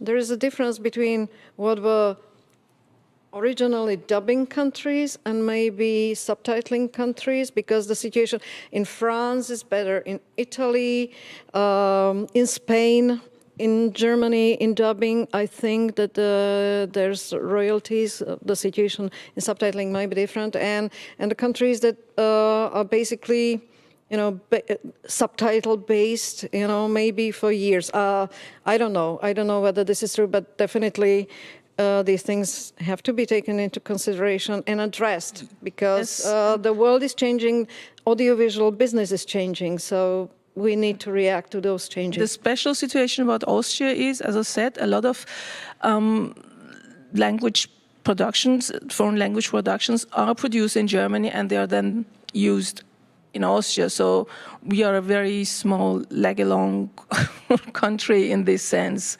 So it's kind of a special situation, I would say.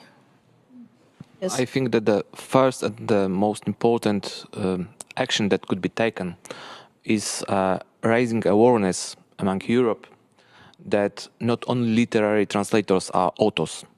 And this is action that could be taken through the intermediation of European Union.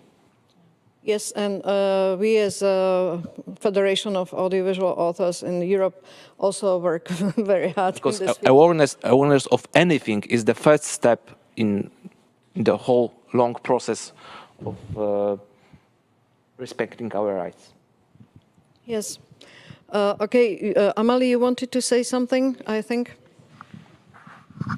I realize that the situation with the buyouts is the central theme here, but I have a question regarding information, because one of the problems we have in Denmark is that the TV stations and the streaming services and all, they are not they're not obligated to share information about what is shown when and where. And as translation jobs have no identifying marker that go all the way through the process. We don't know, for the titles are often translated. You could work for a client and it could go on it could go on a streaming service, your job, or it could go somewhere else. Or it could go first in one channel, then on a streaming platform, then God knows.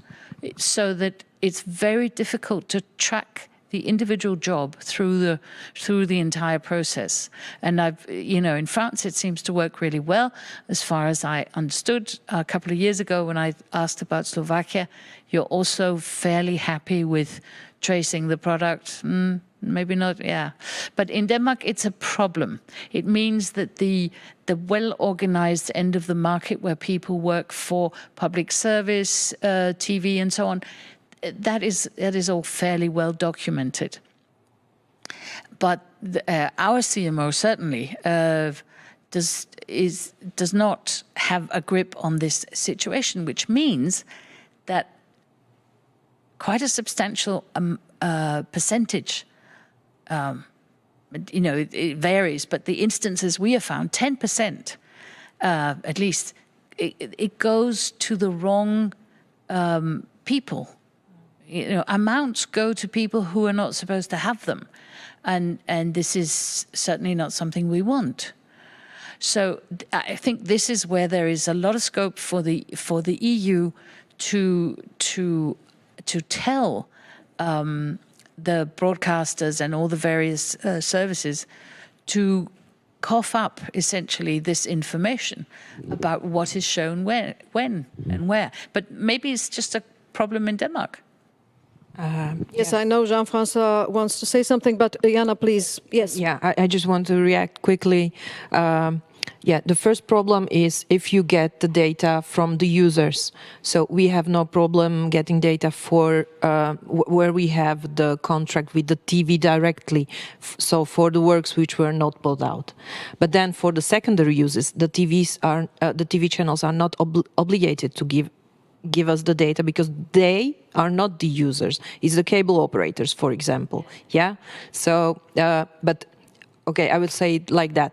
2 of them are giving us the data. They are so kind to give us the data, and 1 not. So that's and then you have the problem of identifiers of international databases. So. As for example, for books, you have ISBN, which contains a lot of metadata, and it's compulsory. So you can really easily check which book was used, which edition of a book was used. But for audiovisual works, you might have ISIN, but it's not compulsory. So a lot of producers don't use it. There's also one another identifier. So there is not only one, but there are more.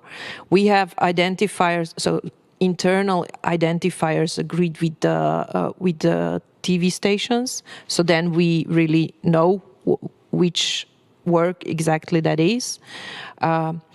Among LITA is part of CSAC, which is International Federation of Collective Management Organizations, and CSAC has international database of authors. It's called IPI. So each author who is represented by a collective management organization in his country or her country has his or her number. So that's quite clear who is representing whom. And then we have international database for audiovisual works called IDA. But I'm not sure if the translators are included because they are usually not part of the exchange of money. They are kept in your country, your own country, so you don't have to insert them in an international database. But for the other authors, for the screenplay writers or for the directors, they're there. Yes, Jean-François, please go ahead. Thank you. I know that most of you envy our situation in France, but it's the result of fights. As Estelle reminded us earlier, it started in the 18th century and it didn't come down from heaven. So authors have to fight for this. The other thing is that, or it's a related point, but we have to make sure that we fight along with other authors organizations. In our field, in the audiovisual field, it's mostly filmmakers and screenplay writers. We don't want them to feel that we want to grab a piece of their share of the cake. I mean, as we've discussed between us a few times already within AVTE, it's not that we want our own share of the cake. We want to make the cake bigger so that everyone has a decent share. But it's crucial that we talk to other authors' organizations for this. Thank you. Yes, thank you. I know that we are all already coming to an end of this panel, and we could talk about this for many more hours because this is a really complex discussion, but we only have 90 minutes. My question for the academia, what do students know about authors' rights? Do they know anything? Are they even aware of the fact that they are authors, or they should be treated as authors? Is this a part of the curricula at schools? Thank you, Mirka. I can speak for Slovakia, not in general, because we can see that the practice is very different. But for example, what we do in our study programs in Nitra at our university, our students are aware because of two things. First is that we have strong cooperation with professionals, and second is that we have strong cooperation with LITA. And there are many ways not only to make students aware of something, because I think that's not enough, especially when they are about to enter the practice, because knowing something doesn't mean they're going to always apply it. But for example, we try to encourage them to use the knowledge. So for example, when we have various types of internships or projects with filmmakers in AVT, or for example, we have various projects when they do their final MA project in cooperation with the industry, we always make the one main condition that the students, even for this type of activity, are going to sign an agreement. This is an internship, so it's for free in Slovakia, but they do sign license agreement. So for example, now we are cooperating with the One World Film Festival in Slovakia, and this is the case. For every film our students make, they sign agreement which defines how is their work going to be used, how not, and that if it should be used in any other way, they have to be asked for approval. So this is not really defining for how much, and yeah, because it is different type of work, but I think it teaches them that this is a part of their right, because if I create something, and it does happen with film festivals, that you do something and then it appears somewhere else. I think it does happen in Europe, not only in Slovakia. So we are trying to encourage them to use what they learn in the projects and in the cooperations that we are responsible for. So I think for our students, yes, they are aware. They also enter many of the debates. We try to encourage this in their own activities, and then our graduates, when they enter the practice, we know that they are at least somehow, although it's very difficult, this was said already, but they are trying to negotiate on their contracts, especially if they see that they should give up their rights forever and for everyone and everywhere in the world. So they are at least entering the debates, but sometimes they are successful and sometimes, not really. Thank you. Amalie? Can I just say very quickly that is very impressive and is really a model to be followed by other European countries. Maybe you do it in France, educate students, but this is. I would say that if you were studying translation in Copenhagen and you did, if you could find it, the audiovisual translation course, you would have no idea that you had rights, just like a literary translator has rights. But the literary translators are also under pressure in Denmark. So very impressive. Thank you very much. Do we have any questions or comments online? No? Okay. Yes. Go. I think that to some extent, in case of all electronic media, blockchain technology could be a solution. To mark our works, to track them. There are some concepts to use that technology. They are at the very beginning, but it could be one of the possible solutions for tracking your work. Okay, thank you. Well, because our time is up, there's one magic word that we might use in the end of this discussion: harmonization. Yes. So popular in the EU, that might help to solve the situation. And yes, we really need to react to the changes in the audiovisual world. Thank you very much. Thank you very much.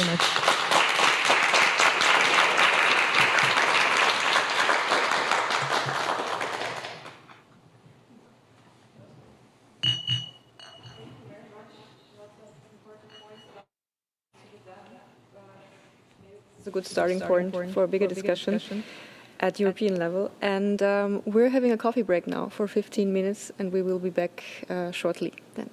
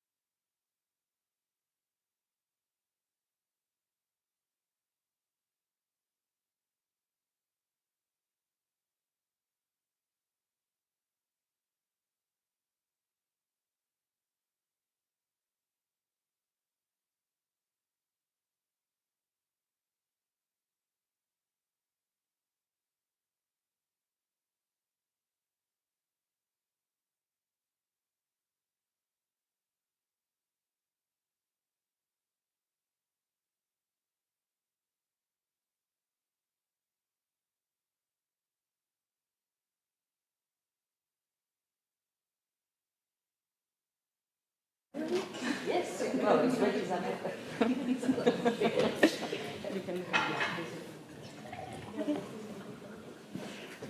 Welcome back, and we are diving in right away with our second panel. We have a panel on the current professional profile in different countries. It's hosted by Amalie Voss. She's audiovisual translator and president of the Association of Audiovisual Translators for Europe from Denmark. Then we have Agnieszka Szarkowska online from Poland. She is assistant professor at the University of Warsaw and an audiovisual translation researcher and also co-founder at AVT Masterclass. Then we have Emilia Perez from Slovakia. She's associate professor and head of the Department of Translation Studies at the Konstantin the Philosopher University in Nitra, Slovakia.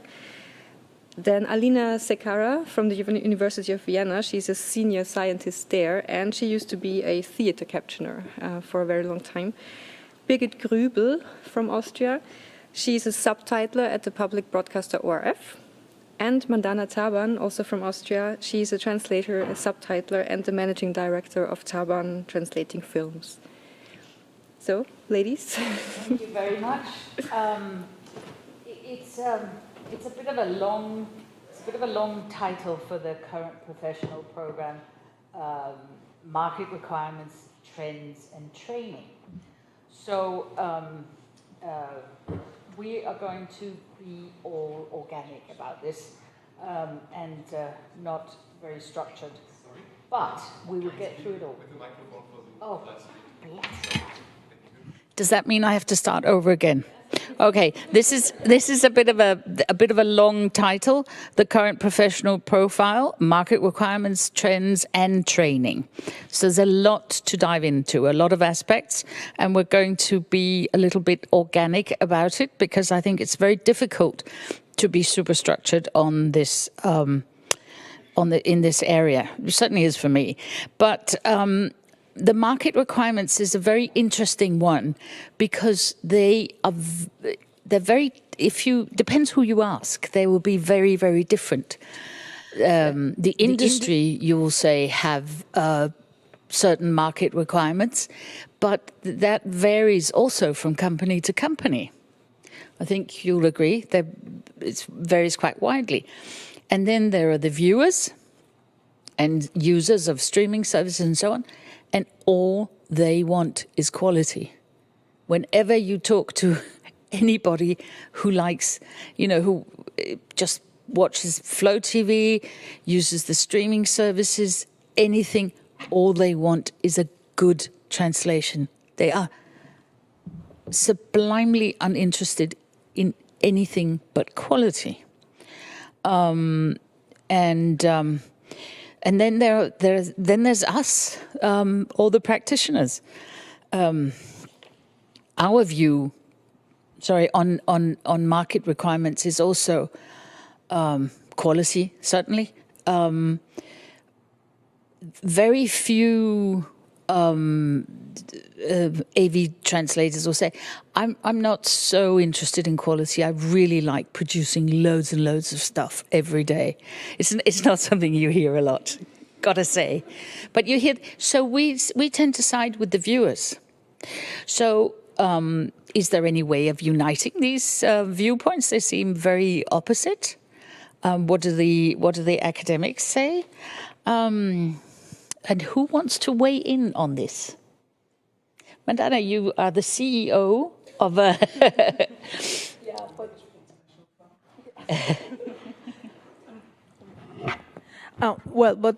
I'm mostly translator and AVT translator in the first place. That's how I see myself. And as for the market requirements, as you said, it depends who you ask and who is, demanding what. But for us, or at least from my point of view as a translator, it would be good working conditions that includes feasible deadlines, of course, a fair payment, and as we spoke earlier, the issue of royalties and authorship, which is not really, it's actually not an issue here in Austria even. I mean, it's something, they even don't talk about it. A few years ago, I made quite some interviews for my dissertation with people from the film industry, and one of them was a film journalist, well known for a major newspaper in Austria, and then he was like, "Oh, is subtitling? Is it even a job? Can you live on that?" So that's how this is perceived in Austria, because it's such a niche, for Austria being a dubbing country, of course. So the market requirements differ, and if you ask a production company, for example, film production company, they have completely different expectations, of course. They want best quality for minimum pay. Minimum money, and within 2 days or something. So it's a very broad area, actually. Any? Yeah, come on. Sorry. Oh yeah, sorry, Alina, I didn't see you. Go ahead. You were first. Bad moderating. Thank you. Go ahead. It's okay. Thank you. I think quality is one thing, but I think especially if you're looking at the audience, they also want choice.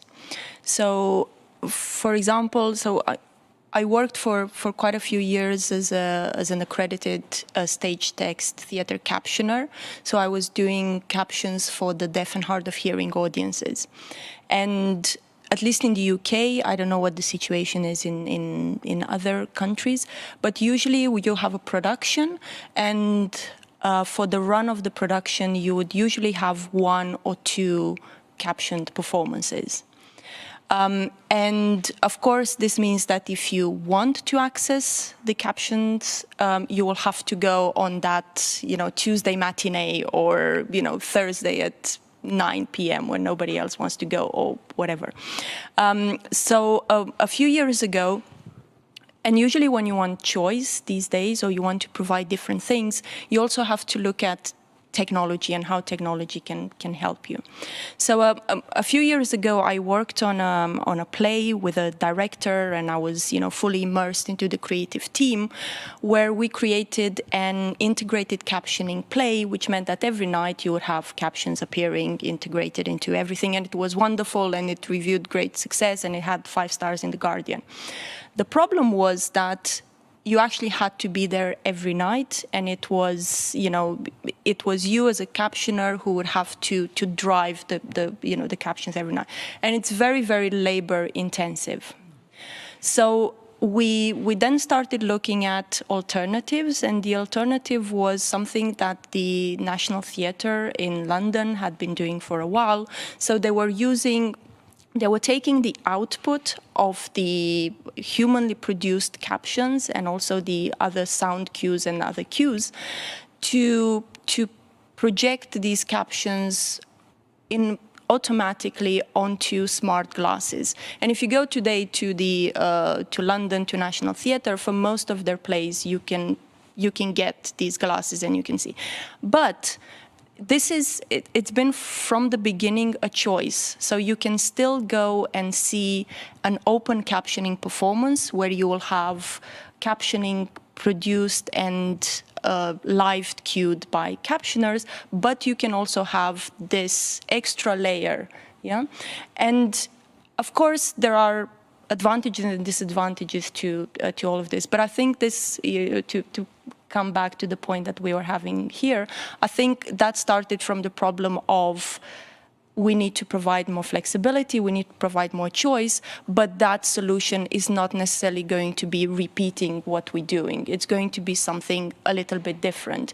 And maybe that means a different delivery, maybe it means a different type of access. That's just one example of a different market need, if you want. Thank you. Thank you.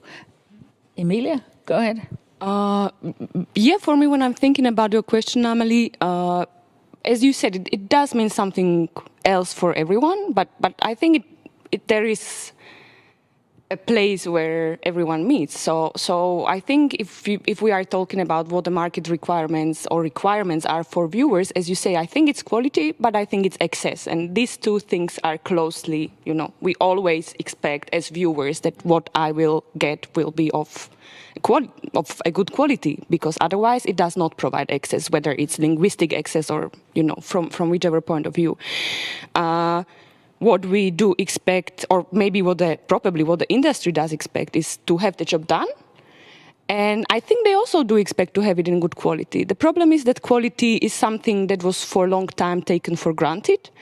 And right now, because of the circumstances we already discussed, and probably we will, and you will discuss also in the later sessions today, it can't be taken for granted anymore. Because if you don't have people who are professionals, then, you will have the job done, but probably it's not going to be good enough.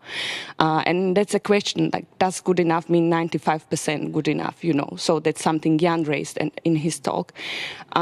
But I think what is also very important is that the market is looking at how the task is done efficiently. And this is something where we see the intersection. So we want to do the job as translators. Audiences want to get access in good quality. We want to provide the best service we can. And probably that is what our client, employer, depends on the setting, wants. I think the main question, though, is whether it's happening. And if it's not happening, why? Or what can we do at all fronts so that it would work somehow? And sorry for raising even more additional questions, but I think it's very important to look at it from all of the points of view, as you said, actually. Thank you. That's an excellent summing up. Agnieszka, you must have a comment as well, and then Birgit, and go ahead. Good to see you, first of all, and thanks for making this choice possible. It's good to be in this hybrid mode.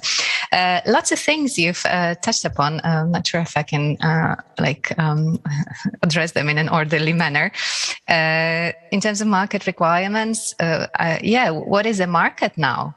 I mean, is it like when I teach in Poland at my university? Is this the Polish market for, I don't know, local broadcasters who are gatekeepers of certain traditions, right? And for them, quality is something else. Or we know a lot of people work on the global market, and then certain flexibility is needed, right? And certain, I think, understanding of what quality is. So that is different. Amalie, you mentioned that viewers expect quality, and I agree and disagree at the same time, because I'm thinking some viewers don't care. It's those who do care that voice their opinions. And most of them, I don't know if most of them, but like a lot of them, they don't care in the sense that they don't protest. For instance, when you're on Netflix, right, you can complain. And how many people actually complain? I don't know those statistics. Maybe Netflix will be happy to share them with us, right? How much do they get in terms of, the complaints about the quality of translators? When I talk to students, and when I ask them, are you prepared to pay for quality? For instance, how many of you are paying for the subscriptions, right, for all those streaming services? And they would like, I share with my friend and stuff. And I was like, come on, it's less than 10 euros per month and you're expecting quality, but you're not prepared to pay for this. So that's like one thought. And one final thought perhaps is I sometimes, when I teach subtitling, I sometimes get those I have some brilliant students and I get those excellent translations and everything is perfect. But I also get those, they're, let's say, not perfect, with the line breaks and literal translation and the reading speed indicators here and there. And I was like, how can you send this to me? Imagine if I was the company you were working for. This is the setup, right? I mean, I'm the company. How can you send me such a thing? And they're like, oh, really? Do professional translators really, don't send those files with error indicators from time to time? So I don't know. There's a lot to talk about, I suppose. Thank you. Yes, very interesting. Birgit, go ahead. Thank you. Yes, in my opinion, quality also is important because it depends on the field, but I think in general it's important. And in our field, live subtitling, so intralingual live subtitling for deaf and hard of hearing, I think it's important because you need experts. And experts who can work with speech recognition, for example, who are trained. So it's a very big issue. And it's important, and we discuss it a lot, because if you can't work with a speech recognition program, if you can't dictate to the program, you have a bad output. So it's necessary to have training and to have experts, and so I think it's very important. I think with the STH and the live subtitling is a very good example of the immediate need for quality. If you get it wrong, the viewer gets it wrong. It's the same for interlingual, of course, but it's such a good example with the live subtitling because it's immediate. There's an immediate misunderstanding. I think we can probably agree that if the viewers were the market, the quality question would be, I think it would be solved. I think that people don't think about translation quality that much. They still have opinions on it. Everybody who's a practitioner who meets a member of the audience, which is everybody they know who isn't also a translator, there are questions, there are opinions, there's all kinds of things. They often don't have a very clear idea of what good quality is, but they complain about mistakes. They spot the mistakes. So there's that.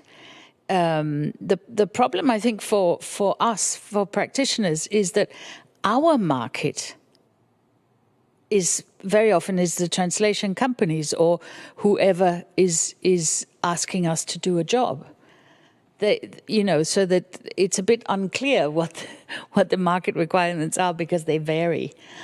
So when we are asked to do a job, the client is our market, and they often have a very hazy idea also of what quality is, and are very interested in getting the service at a very low cost. And it's very, very difficult to talk to somebody who says, I may not know anything about translation, but I know what I want. I want it cheaply. And very, very difficult to deal with.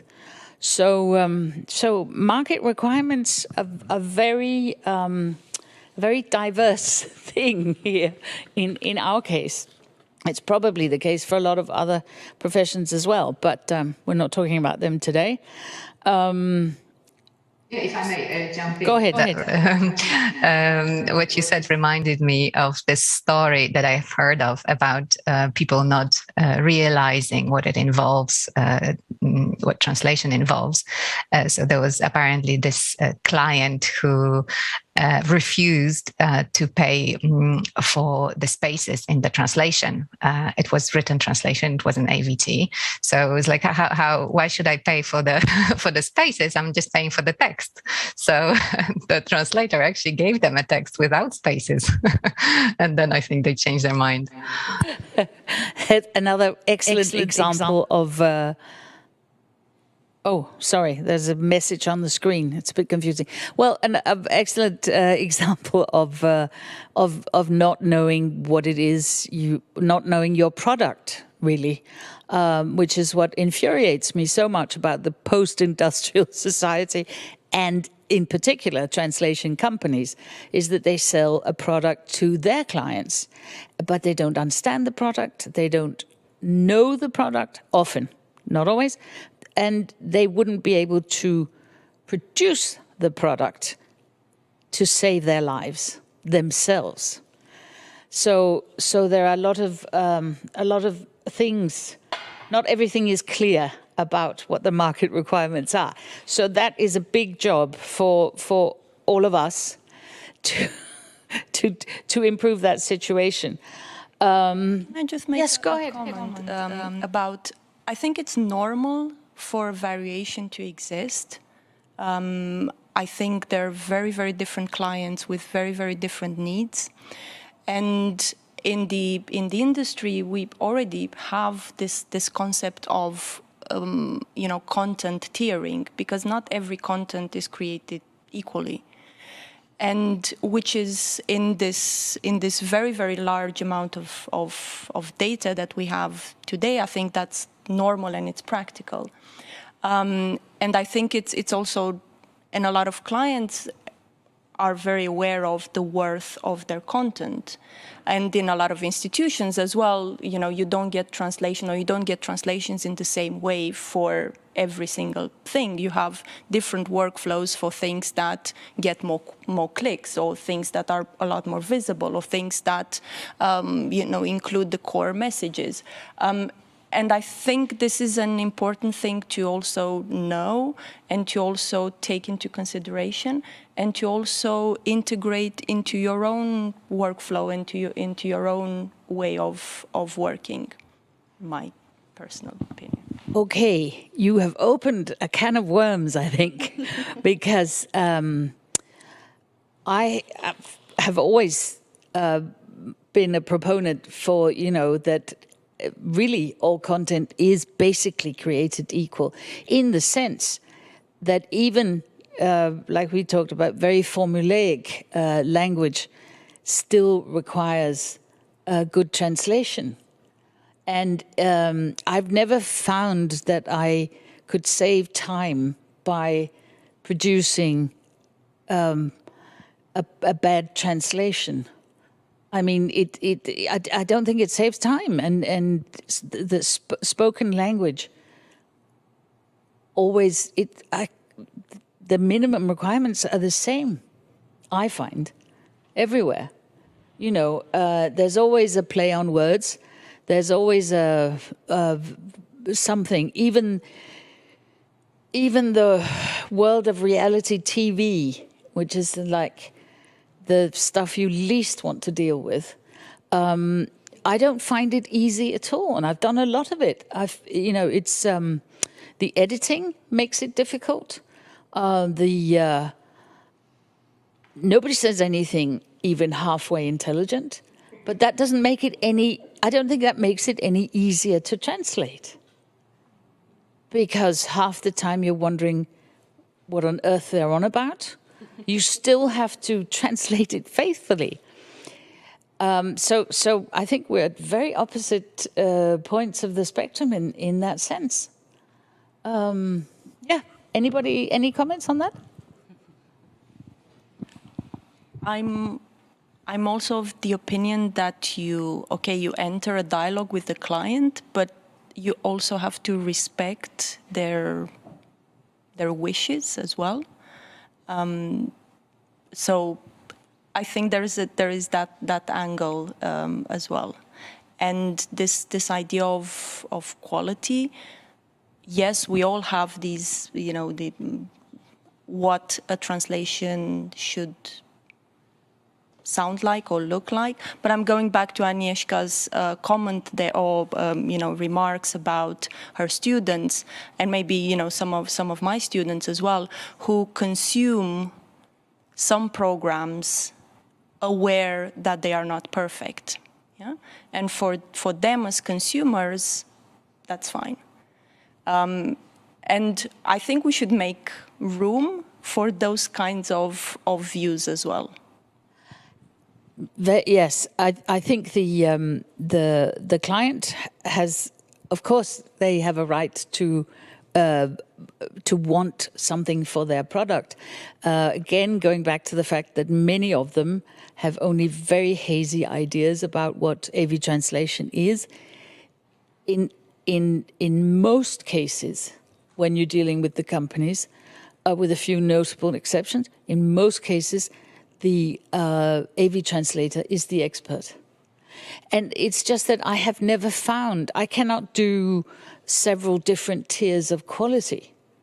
It's sometimes it comes, if I were to do a really poor EMT English master template translation, that would lower the quality.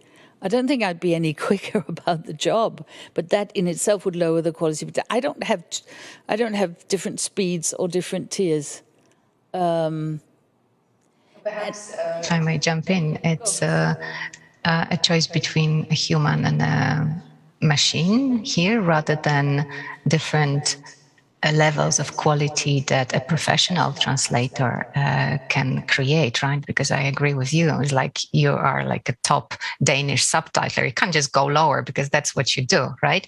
But maybe it's the context here. If you look at if you are watching this on YouTube, and I have it here on my other computer, and this is what Jean-François Cornu mentioned earlier when we were listening to Jan Pedersen's talk.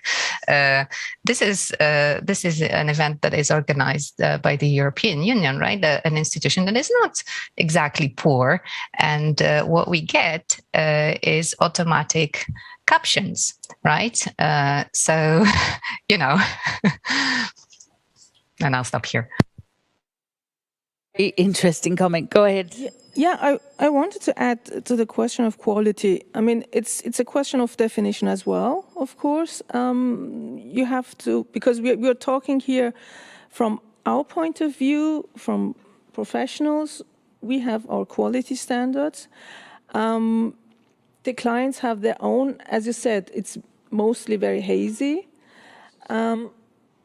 So there's something, I think work has to be done. It's something for the academics maybe to, you know, to find a common ground. What is quality? What is the expectation? And another issue we were just talking was regarding, Jan mentioned it in his presentation, the quality of machine translations, even though it is post-edited by humans, by professionals. And as you said, that young people who watch these streaming platforms are getting used to that kind of quality. I think that it is kind of concerning, and we don't have to, you know, to put ourselves to that standard because they accept it, because it is nowhere we want our profession to go. I mean, this shouldn't be our future, that we accept very poor quality, produced by machine translations. And the interesting thing, for example, is for speaking for Austrian audiences who are used to dubbing and now get more and more used to reading subtitles as the streaming platforms get more and more popular here. When they see this kind of subtitling, this just confirms their prejudices against subtitling. They say, oh, this is awful, it's full of mistakes, it just distracts you from the film. And that's nowhere we want to go. So I think we should be very careful, you know, where we go with that question of quality. I couldn't. Tricky. Yeah, I couldn't agree more. It is very tricky, and we did talk about the subtitling for this event. We discussed it extensively, but you'd be surprised to know that budgets for this kind of thing are very restricted, and there was not enough money to subtitle even portions of this. And we're not talking about super bucks we're talking about regular little subtitling fees, but it just was not in the budget. So we've certainly covered the quality. There's been any more comments on that? Because that's been a very interesting bridge, because and how do we achieve that quality? We've all answered that. Good, reasonable working conditions. Reasonable fees are included in reasonable working conditions. So that brings us to really, Yeah, the training. Let's hop into the training, because nearly all of us are freelancers, and we go into the field of AV translation. Certainly, when I started out, I didn't have a clue how anything worked. Do you train your students, Emilia? So do they know how to be freelancers? Do they come out of Nitra that's going, I'm an entrepreneur and I'm going to get going, and they know about authors' rights already? Yeah, well, so some of them are actually, and some of the graduates are following us on YouTube, so maybe they can say if they do feel like that or not, because that should be something coming from them. But definitely that is something we are trying to do. I think actually every institution which is providing any form of AVT training is trying to do this. Very good thing is that nowadays, thanks to internet, of course, but thanks to the networks and the contacts we have, we know more or less who is doing what, and we can, get inspiration from each other. In Nitra, sadly, right now we are the only study program which provides more complex AVT training. That means we have individual modules on dubbing, subtitling, audio description, subtitling for deaf and hard of hearing, but we also teach our students a lot about business administration. And I know this is not done everywhere, but I think that is very important, actually, because if we claim in our programs, and especially, also with Vienna, we are in this network, which is EMT network. It's not, English master template, but European masters in translation. And actually, it's one of the main premises. We say that we want to prepare our graduates to practice, for profession. So then how can I not prepare my student for this? How can my students, how can they leave university and not know what the prices are? How can they leave and not know how to prepare invoice? What their contract should have or maybe should not have? And of course we can't cover this because it's changing quickly, and we don't always have staff to deal with it. But I think this is very, very important, because then they can go to practice and they can be really good and they can attempt for the best quality. But if they're gonna have 2 years of horrible experience just because they don't know that, there are types of contracts which are maybe problematic, or they're asked for too little because they are super excited that they finally got an offer, then they're just going to leave the profession. And, then our job is pointless. So we are trying to do this. It's not always easy, but we have combined program where AVT is part of bigger translation studies program, and we try to cooperate, with professionals, with professional associations, also with agencies. So we try to include them directly in training programs, so not having, a talk once a year, but if it's possible, we try to employ them, which is super difficult in Slovakia, you can imagine. But this is what helps, because of course, even me as a teacher, I like to say that I'm still a professional, but I know I'm not, because I maybe do 4 great films a year, but it's not my job anymore. And I used to be a professional, and that helps, but the practice is very different, and the profession is very different from what it was, 5-10 years ago. So I think this is something we have to work on, and I think many of the programs do, because for me there are these 3 points, and I'm sorry if I'm taking too much time, but I think there is one thing actually which makes me wonder. I don't want to be too critical about it. So let's say it makes me wonder, and it is related to the talent crunch, and we mentioned it. And basically, I think I remember it was maybe Lindsay Bywood in Stockholm at Media for All, and she just asked, where is this coming from? Because I have class of students, and they are prepared and eager to do it, and not all of them, but many of them are really good. So what is happening? For me, in Slovakia, because, somehow we exist locally as well, we can see higher demand for translators, for subtitlers mainly. So yes, there probably is a shortage, but there is a shortage because, the demand is growing. But if you look at also, I don't know, other surveys or statistics, the information is just, I don't know, very unclear for me as a trainer. For example, if you look at, and I like this website, you can have a look there, it's called Manpower Group, and they do whole world huge survey about expectation of employers. And actually, the problem of talent crunch is there in many, many other professions. For last 16 years, it's been the highest ever. Now, one of these professions is, well, unfortunately, education. One of these professions is, unfortunately, media and communication. So the problem is, you know, in more of the places. And then, for example, third thing, and then I conclude what I'm actually trying to say. For example, you look at the, I think it was 2025 Europe Language Industry Survey. And you have very often the evaluation of competencies of graduates from views of, you know, many other sides, but also the companies. And one of the ones declining, according to language service providers, is knowledge about market expectations and requirement.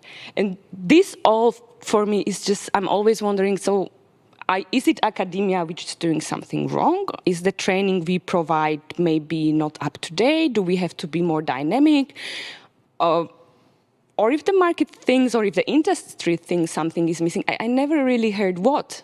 I don't know, maybe it's just my ignorance, but I never really heard what is the thing which is missing. Because if what is missing are cheap translators, there's not something academia will be willing to compromise and tell to the students. So I know I touched, again, too many areas, as usual. But for me, yeah, I do believe, yes, we should prepare our students for the job, for the profession. We should prepare them for how to exist in that profession as well. But I would really like to, you know, read one day what are the requirements we are maybe not fulfilling or maybe missing in the training. I don't know, but maybe the others have different experience. Maybe it's just not, you know, me not knowing. Thank you. This is extremely interesting. Alina, and then maybe we could hear from Jan as well, because you train subtitlers all the time. Alina, go ahead. Thank you. So I'll just maybe expand a little bit on some of the points that Emilia made. So about the European Masters in Translation and what we are, because for the last 3 years, we really have been trying to introduce audiovisual translation and accessibility within the European Masters in Translation group, and now also in the competence framework, which is the document, if you want, that stipulates the types of competencies that translators who come out of MA, EMT-MA programs should have. So now with Emilia, we are part of this task force to bring also accessibility and audiovisual translation as part of that. And also, we surveyed our members a while ago, and you will be maybe happy to find out that out of the 68 universities that are now part of the EMT network,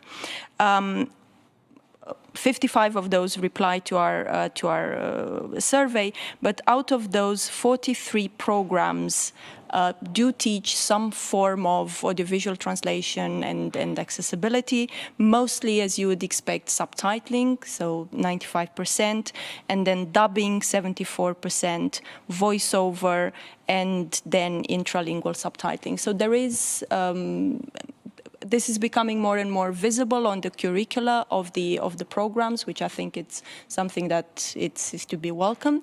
And also, as part of this framework, as Emilia was saying, there is this idea of service provision. I don't remember which point it is, but one of the competencies. So in here, all the programs that are part of the EMT are really trying to, to make an effort into this direction for our graduates to know what is happening. And in here, we're really relying, and we are working closely with associations and also with freelancers. I think most programs have freelance externals who are coming to teach to a bigger or lesser extent. So I'll stop there. Thank you. Jan, go ahead. Right. I'm actually a bit surprised about what you say, Emilia, about the situation in nature, because we do train subtitlers and translators at Stockholm as well. And and we feel, in the last year or so, I definitely felt the talent crunch because our students are being snatched up before they graduate, basically. So there are companies phoning me saying, do you know of any similar place in Finland, in Denmark, where they do this, so we can sort of grab hold of the talent before anyone else does? So there is really a rush for junior translators, subtitlers. And also to add on to what was said before, we at Stockholm, we also teach them about entrepreneurship, how to set up their companies, how to write their invoices, and how to get paid and so on. And I think that's a very important part of it. But we're also seeing, when it comes to subtitling, the drive for subtitles, because only the other week there was a Danish company, a translation company, calling me saying, well, I listened to your talk about subtitling and we want to move on into that. How do we do it? And it's, well, I'll explain. It won't take long. So there's a lot going on, and even some of our poorer students are actually getting work now. And I think it's also because we work with companies. That was actually Hannah Hagström's idea, my doctoral students, that we put together a few work meet days, so to speak. So we had some of the major players come to Stockholm University to present their companies, and also Mediatextarna, the Swedish union, who came before them and said, watch out for these things, because they're going to say this and this and this, and ask them about that. And after that, they were aware of our students, the students were aware of the companies, and also the union had told them what companies were more serious than others and more better at paying them and so on. So they had quite a lot of information when they entered the workplace, and seems to be going fine, I think. Okay, I'm really glad to hear that there are these totally sort of full service programs. And Agnieszka, I'm assuming that you do something of the same in Warsaw? Well, a couple of points here. I think a lot of people, not from the academia, overestimate what can be done. And we tend to think about students being trained in the academia, and then they are working in the industry. But it's not that it's so simple that they make this jump. A lot of people decide to become subtitlers after spending a number of years doing something else. So I think what we're missing here, sorry, I'm not answering your question yet. I think we're missing this importance of continuous professional development. It's not only the academia, and it's not only the industry in-house where you can learn. I think there's a lot of space in between. And going back to teaching at the university, I don't know if I asked this question now, how long does it take to train a subtitler? Right? And how many hours do I have? Yeah, Amelie, what would you say? Well, when I started out, it was in a company. You were taught the basics, and then you started, and everything you did would be reviewed. Basically, everything you did. It would take. Some people were faster than others, but let's say 4 to 6 months to get the hang of the basics. And after 2 years of continuous work, you would consider yourself ready to stand on your own 2 feet. Some people were faster, of course, but you need a lot of experience under your belt because there are just new situations all the time. Precisely. So 2 years, let's say, right? So what's missing is I don't know, I have 30 hours to teach my subtitling course, which is 15 meetings, so 1 semester in our system.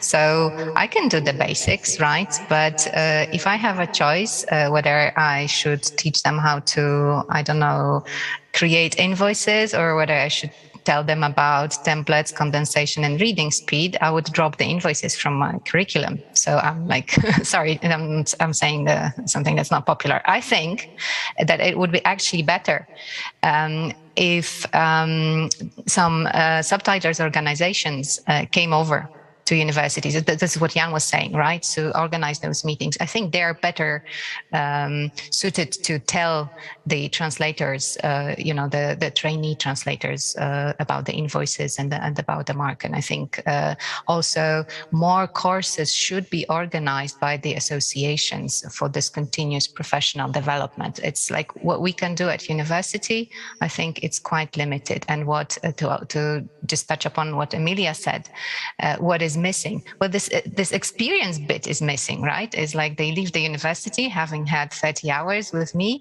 and then they just need to learn somewhere else as well. Thank you. Yes, go ahead.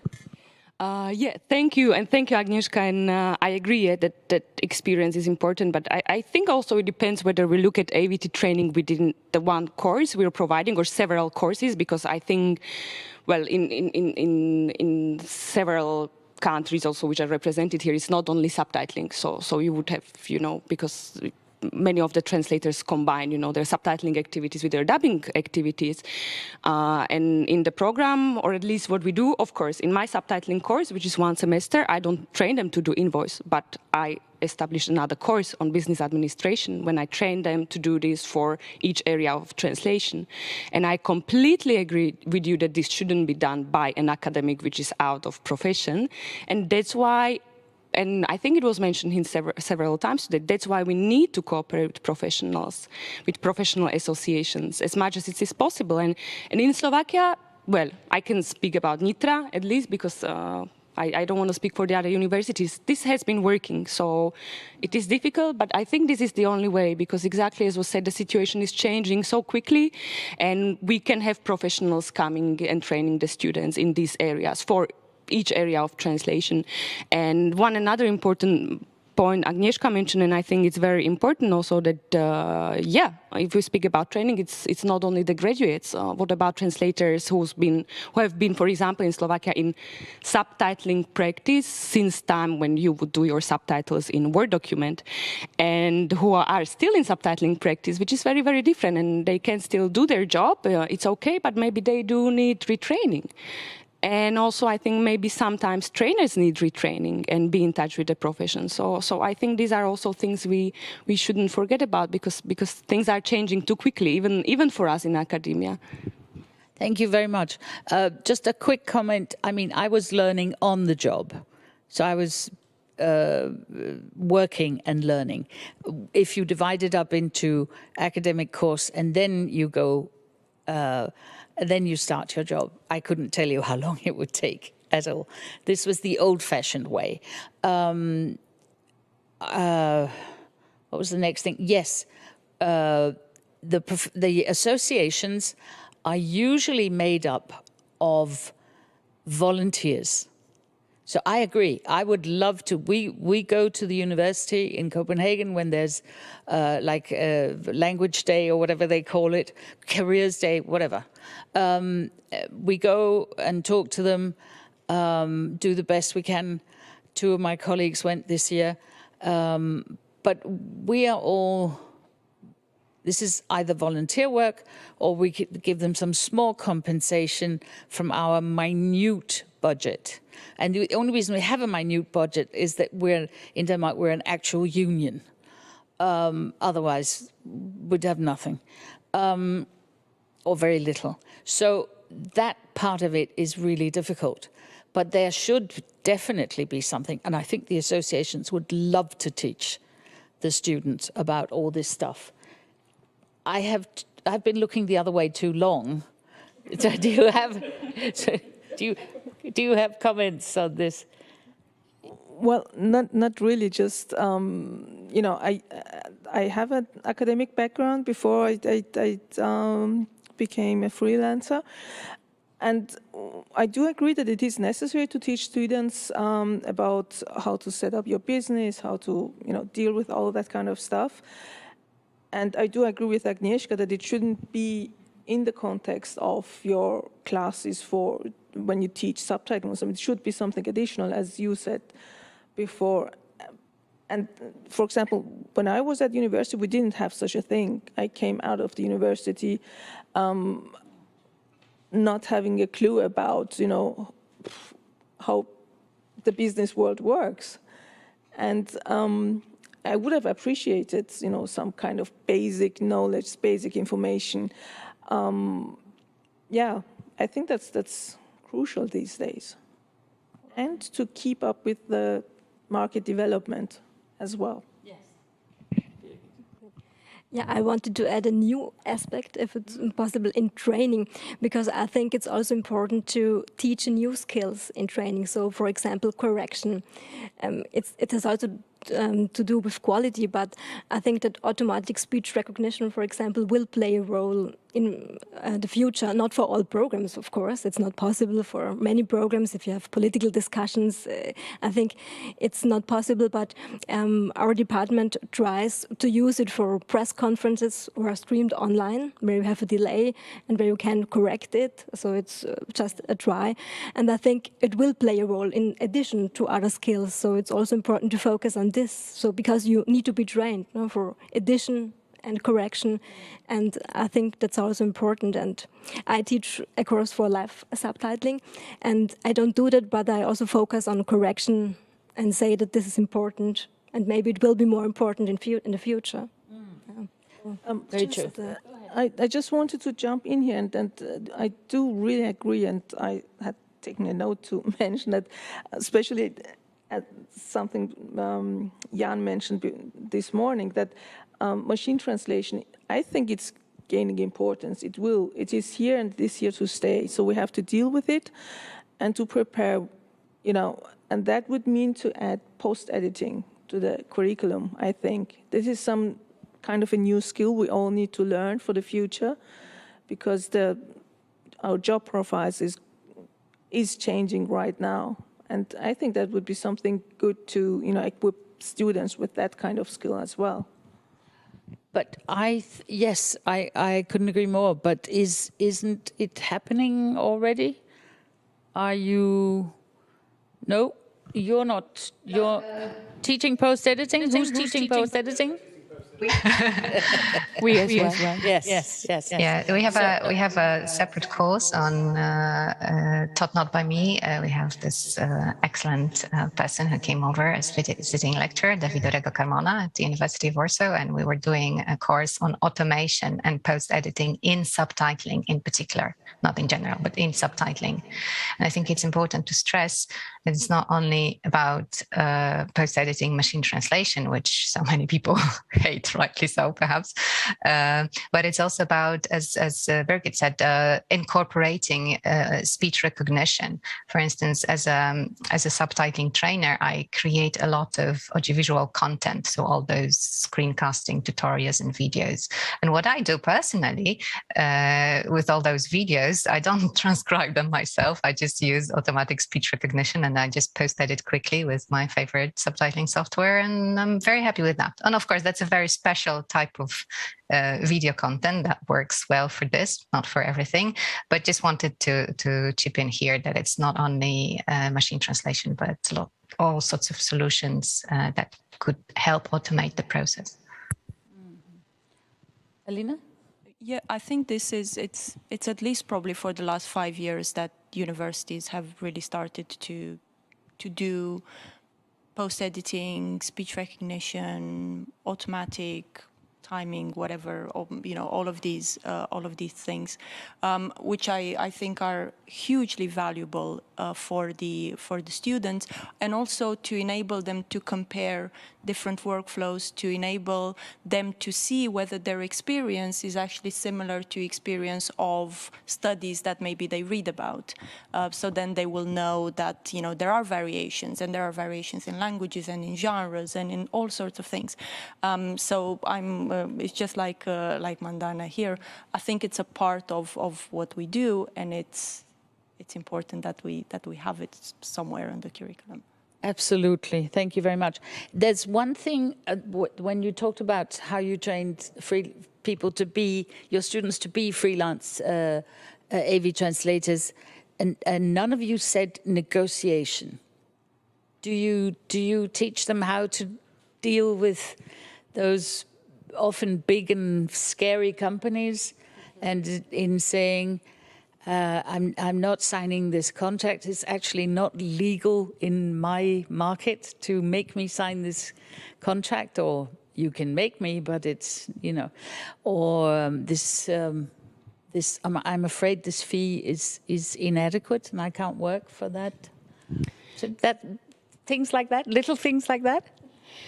For example, in Nitra, because we actually edit quite a lot on the curricula we had before, so there is not that much space left. But what I think is very important is to give them something they can use in the negotiation, and that's the facts. So I think if we provide them with the knowledge of what is beyond legal, what is maybe beyond acceptable, or at least maybe, you know, an idea of what happens if they accept something else, because it is their choice. It is, in the end, it is their choice, you know. But maybe they should know, because really sometimes the students are like, oh, this is great because I got twice as much as my friend, so it's great. And then they find out that they will earn 20 euros.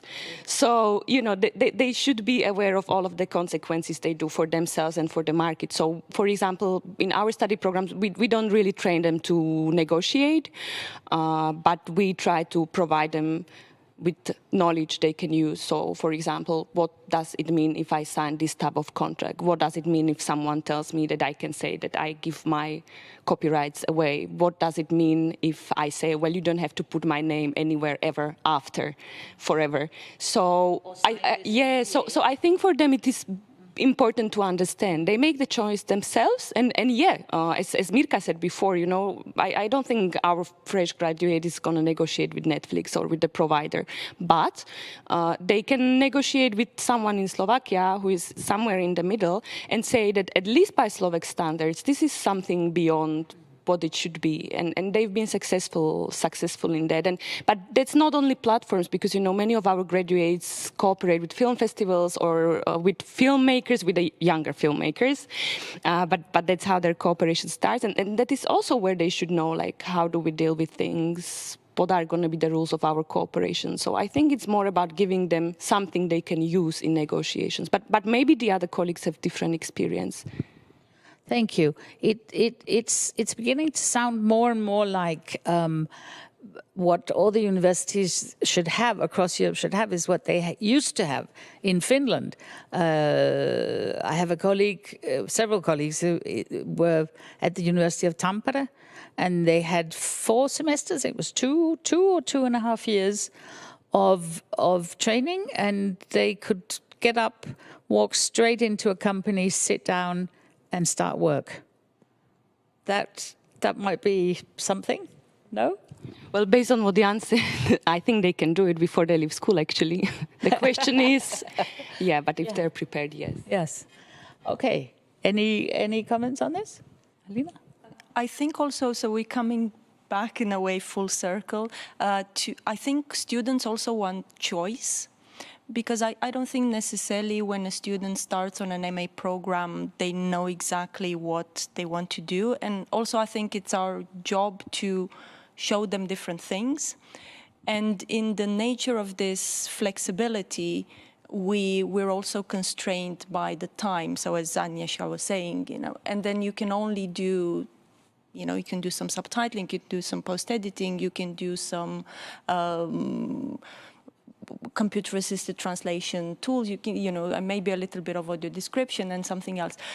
So I think it's in, but maybe it's just in the programs where I taught in the UK and now in Vienna, that this is the type of student that we get, that we try to offer different things, and then they will go and look further into that. So. Yeah, thank you. Yes. It does vary from country to country. Some countries will be subtitling almost exclusively, but of course now there's more to subtitling than there used to be, and other countries will be a mix or mostly dubbing. I think back to the talent crunch. I think, which I believe is a completely made up thing. I don't think there is a talent crunch. I think it's like Jan said, a lot of people left the AV translation field because pay was not reasonable. You couldn't make a living, and deadlines got tighter and tighter. So talent crunch market requirements, the companies are requiring AV translators to work unreasonably fast for unreasonably low prices. And then when that is not possible, they go, we need machine translation. Or am I being harsh here? And is there an actual talent crunch? I mean, there is more content that needs translating, certainly. Yep, Jan, go ahead. Well, I think there actually is a talent crunch, and perhaps I'm not being quite as conspiratorial as you, but I think that there is a lack of. We see that there is more things that need to be subtitled, and we see that there aren't an enormous number of new subtitlers to do it. So, but there are the reasons that you point out that there is a talent crunch is partly because that a lot of good people have left the business because of poor pay. So yes, I think there is a talent crunch because of fewer good subtitlers and more content that needs to be subtitled. But I'm not sure that I agree with you that there should be some sort of industry conspiracy to drive away the subtitlers so that they can use the machines instead, if that's No. That is certainly not what I was saying. No, if you're a company, unless you're some totally hippie outfit, you try to optimize profit. It's kind of it's one of the basic things of being a company in a capitalistic economy. You try to optimize your profit, and in the age of AI and automation and robots and whatever, pay for human beings, wages, looks like a really big chunk on the budget, something that you could whittle at, slim down. Everything has to be lean, right? So slim down that big fat, seemingly big fat expense to human beings. And there's no conspiracy. This is just the dynamic. But I think I would partially agree with you on that, because that's been happening ever since at least since the 1990s, that they've been whittling away at the pay that it's been given and so on and so forth.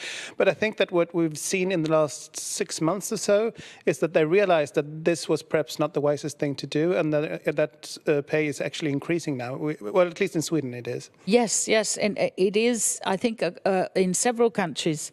Some of the very big players who had driven the prices, the fees almost to the bottom. Well, yes, completely through the bottom. They are now raising them gently, so that in the hopes of holding on to the people they have, and possibly attracting new ones who are naive, maybe young enough to think that they can make a living at these levels. So I think that's an encouraging sign, and it's probably the first time in 30 years that the market has been in our favor, the practitioners' favor, maybe even the academics. And if I could add something to that, I think that we've been knocking Netflix a lot. And one thing that Netflix does very well is that they're transparent. Please don't do that. They're very transparent about how much they pay. They go broad with they go broad with a lot of things. I mean, they have the guidelines online and so on, but they also say how much they pay per minute. So if you're working for Netflix via one of the LSPs, then you know how much the LSP is going to keep. And I think that more companies should do that so that there is transparency. I think that's a good thing. Yes, the problem is, though, that when they do complain that the NSPs keep exorbitant, a very large amount of what's being paid out from Netflix, they get No response whatsoever. It's kind of take it or leave it. We pay this, and they're very reasonable amounts. Netflix will pay very reasonable amounts. The problem is they pay them to the NSPs. And this is the first thing we said to Netflix when we got to talk to them was, if these fees went directly to the translators, you would be not top of the market, but very near, in some markets, way top of the market. Nobody would work for anyone but you, ever. Made no impression whatsoever. So it is a problem, but yes, it's good that they're transparent. Talent crunch. Any more comments on the talent crunch? I think, so I just have some figures in front here. So this is from the Ellis 2022 survey. Probably most of you will know this. So this is a very big yearly survey, which is sent out to companies, training institutes, language departments within institutions, and is filled out by quite a few people. And this is translation in general. Yes, yes. It's translation in general, but for the last few years, it has audiovisual translation as part of this, yeah. Although, yes, you're right, it's not, you don't know individually which parts of that. But I think it's interesting to look at, so there is one section with stress factors, and stress factors for language companies and stress factors for independent professionals. And number one for both of them is price pressure. And I think it's useful to also look from this angle that everybody is affected by this. And also true for language companies is that the third, in terms of their stress factor, is talent recruitment. So there is this, talent issue here. They have a little bit further up the list, there's talent retention, but that's not as big as the talent recruitment. So maybe the wind is changing in that the companies are trying to retain, or trying more to retain professionals who are dedicated to this industry, but they're finding it harder to recruit. This is, it's just from this one source. Okay, so maybe there is a talent crunch. If I may. Yes, go ahead. I would probably agree that there is talent crunch, but I wanted to congratulate you and all the other subtitlers organizations for actually pointing that out, for making it. You're very vocal in telling all those companies why they have this talent crunch. And I think for the last year or so, right, there has been this serious discussion now in the media, and your voice is being heard. So well done on this. Yes. Oh, thank you. Flattery will get you anywhere. Yes, we have worked on this for a long time. The AVT has existed for a decade, thereabouts. We can never remember which year was actually what, but we celebrated our 10th anniversary just in case. Well, and then there was COVID, so it's 12, yeah. But we're not really hung up on dates, but there you go. So we've been trying to do this for a long time. Whether or not we got somewhere, we'll see. Yeah. Go ahead. I would like to add to talent crunch, and maybe also to something that Jan mentioned, and we remember that it was Mr. Leo who said that they are only satisfied with 10 or 15% of their translators, and there was who else? And there was a discussion on this. And this is not my personal experience, but it's experience of somebody who I know, and who's a young translator. And I had a chance to see how vendors, how the companies, the translating companies, are getting new people. They expect everybody to be ready at that first moment, they recruit, they send some test, they say, you passed. And then there is maybe a very difficult film coming to a young person who has never had any experience on rocket science. And this is, you know, just let's say it's a film about rocket science, and they expect this person to be completely ready and deliver something. So where is then the 15 or 10 years of practice that you need to, you know, to be able to grow? Because as translators, this is creative business, this is creative activity. We need a chance to grow. We need a chance to learn how to deal with difficult stuff. No one can be ready when they start, I think. And these companies, they have this, they have their frameworks of how they act, how they treat their translators. You need time. You need to start with something, and then you need to grow. There is not enough response. There is not enough feedback. People who are sitting somewhere on the other side, who you never meet physically, who you never know only by their names, never give you professional response. So how can you grow? Because this is what changed about the profession over the last years. It's been technicalized. It's been technical to the point where any growth is basically hindered by the process itself. So it's like implosion. You know, to me, especially if we talk about subtitling is slightly more difficult, maybe, technical, maybe. Dubbing is, especially adapting, is a very creative activity. How can you grow if you do not have any chance to grow, if you are strictly put into some frames which don't work, because creativity cannot be hindered by these things. You do not have time, you do not have the years to grow, and suddenly then somebody says, yeah, we are not happy with them. Yes, they don't know how far they can go. They don't know how creative they can be. They don't know what is expected of them. Maybe because those translating companies do not know what to expect from them. Thank you.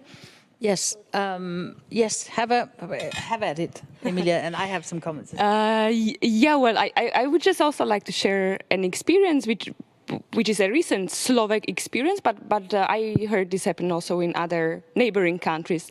Because I agree, Mirka, with what you said, and also like going back to the quote Jan mentioned. Yeah, I would really, and I mean, I would really like to know more. Why aren't they good enough, or are these beginners? Because then we can do something about it. Otherwise, we can't. But what we can do, because we mentioned a lot that they do lack practical experience. Then again, yes, there are internships, we can create partnerships. This is all possible. It costs some energy, but it is possible. But the experience we have lately, and we learned we have to be very careful about internships, is that we were approached by one of the, I don't want to say major, but bigger providers, saying, well, we're going to take care of your students, they can have great internships, and, and then we will employ them. And I had somehow a very bad feeling about it. And then they provided the offer to other universities, which also do not teach any audiovisual translation. And basically what happened is that they did take the students to train them. Their work appeared in broadcasting. The work they did for free. And we were the only ones who said, like, we really don't think this is the way. And still, I don't know what was the agreement with students. Might be that they, were super excited and they thought, like, oh, I'm going to take a picture how, something I did is in TV, because that happens sometimes. Maybe there was an agreement. I really don't want to say that there wasn't, but what I know is that they didn't get any feedback whatsoever. So I think this is also something where, because I think we are all very eager in academia to cooperate with the industry, because that's the only way how to prepare the students for, what is really expecting them. But I think we have to be very fair on both sides. And I wanted to share this experience in case it happens to other universities and programs, because this wasn't some minor shady company. So that was something, very strange, and I think we really have to be careful about it throughout the universities, because it's something very dangerous for me. Yes. Well, if you're a company, you're there to make money, or at least it's a very large part of what you do, and you know, you have to optimize your profits, and training people, giving feedback to people, to translators it's time consuming, and it doesn't immediately add to the bottom line. So that way of thinking, the bean counters way of thinking, added to the fact that there are many companies who deal in AV translation who don't know the first thing about AV translation. If they had any AV translators working for them who could give them feedback, they've left long ago.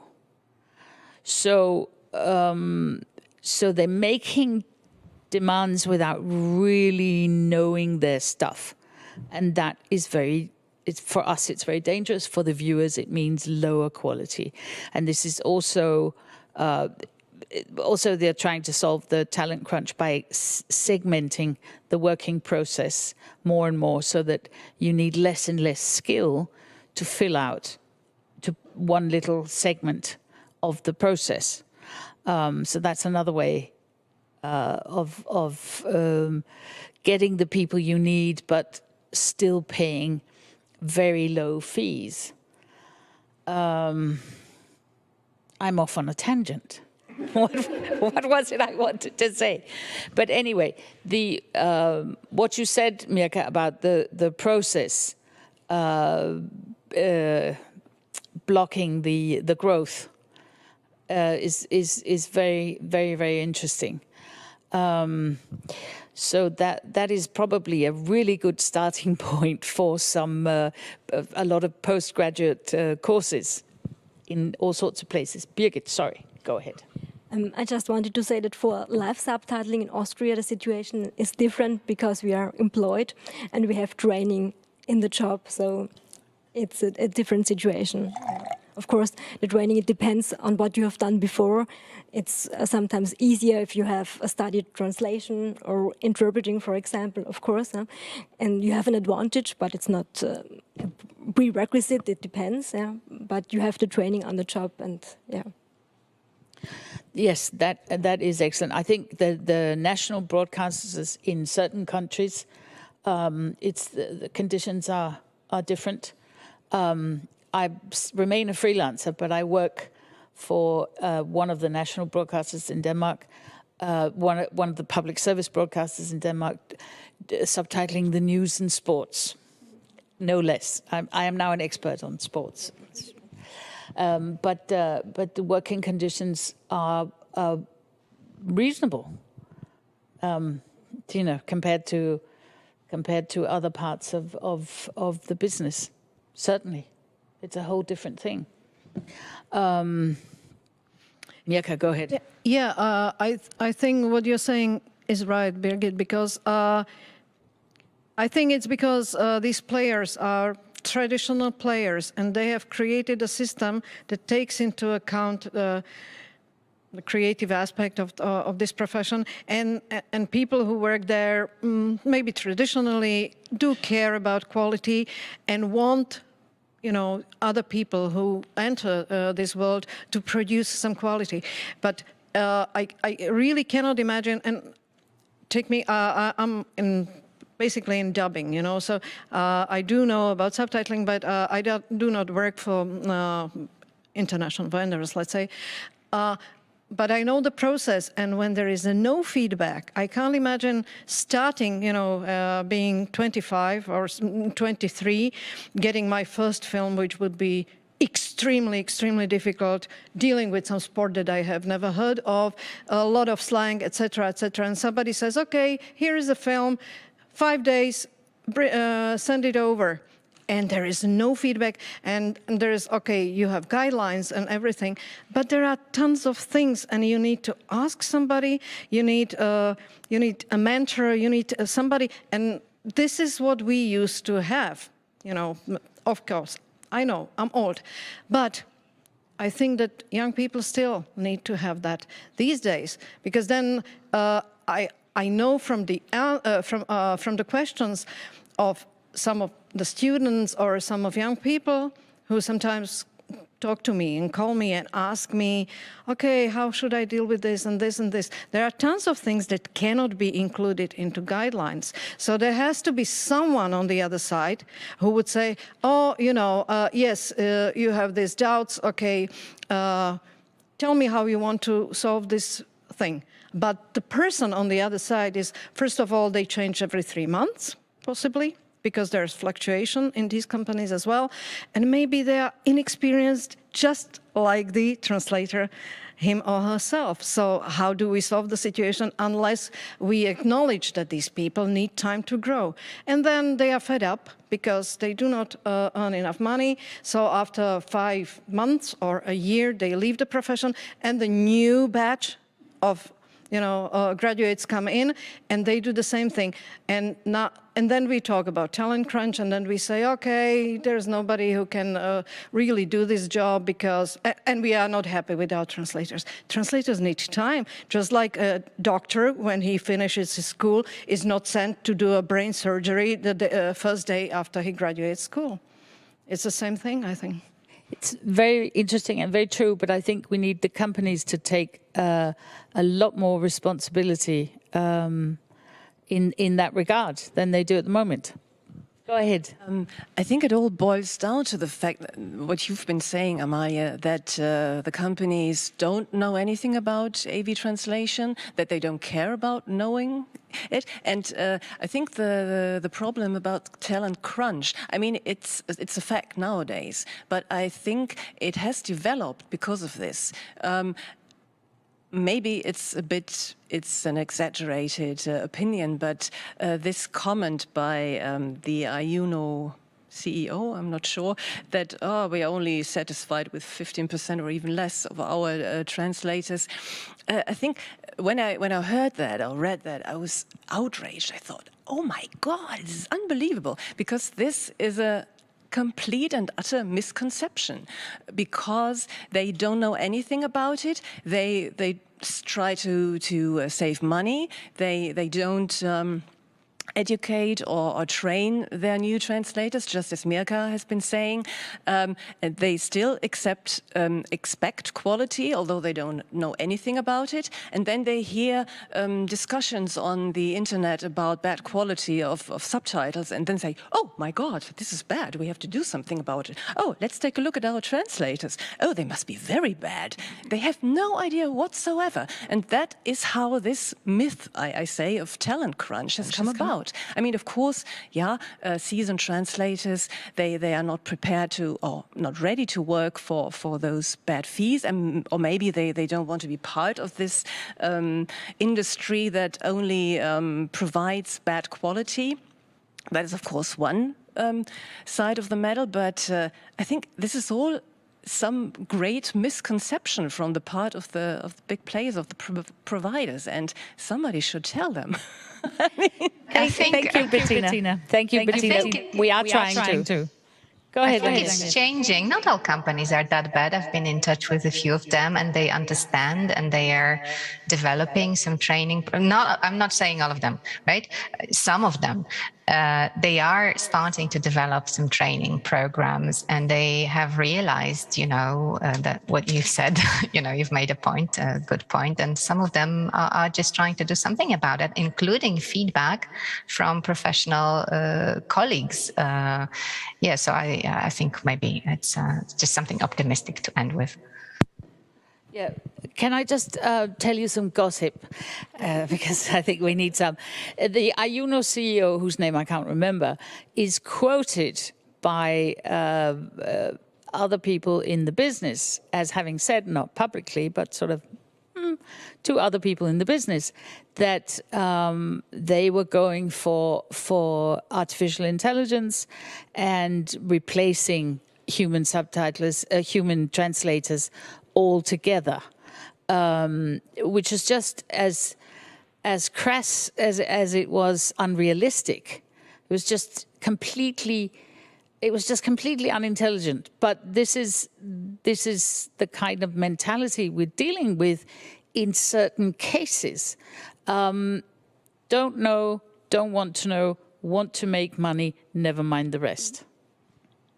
So, but even Ayuno has to now gently, we got back to 2006 levels, right? Yeah. So, it's a slight improvement, room for more improvement. Go ahead, Emilia. I just wanted to add to the, positive comment Agnieszka had, because really, I already mentioned a very bad experience from Slovakia, so I'm going to mention another one, which is actually very good. And I think this could be inspired, and it's happening in many countries, but I agree that there are many companies which are trying to do it differently, because they do feel that if they don't, it just doesn't work for themselves. So we also have experience with new companies now or new corporations now where they do take our students, they even employ them on contract, which is, something that we didn't see for a long time. And they train them, and then our graduates help in, seeking for talents, dealing with young translators. Then they have someone above, so you have supervision basically on 3 levels, which works. Especially in case of dubbing, they do take them to dubbing studios to see what happens with their dialogues if the adaptation wasn't really prepared very well. And for me, it is amazing, because I thought this was a historical thing and it's never gonna happen again. And I felt very sorry about it, but it is, and it actually is working very well. So now we do have graduates who go to companies where things work better, I have to say. And you can see that in supervision there is a system how to deal with it. So yeah, because we are talking mainly about the negatives. That's what usually happens when professionals and academics meet. But there are also positive trends. So, and I think it's important to say that as well. It's just also, for example, from our side of academia, on the student to decide, okay, will I go somewhere where everything is super easy? And wow, they gave me a cinema film to do as my first job, because that also does happen. Or will I go somewhere where it's difficult? Oh, and then they do want me to come to work in Bratislava. But actually, they learn a lot, and in the end, they do get paid better. That's also very important. Thank you. Amalie, I just want to remind you that maybe how 5 minutes, and then... How far are we over time? It's 5 minutes now, but maybe 5 more minutes. Well, okay. Then I won't tell you my the last piece of gossip. No, never mind. Thank you. I just want to thank the panel. I think this has been a very interesting discussion about maybe more market needs than market requirements, and who the market actually is, and the training of AV translators. I think we covered everything beautifully. Thank you so much, guys. Is it lunchtime now, Claudia? Is that it?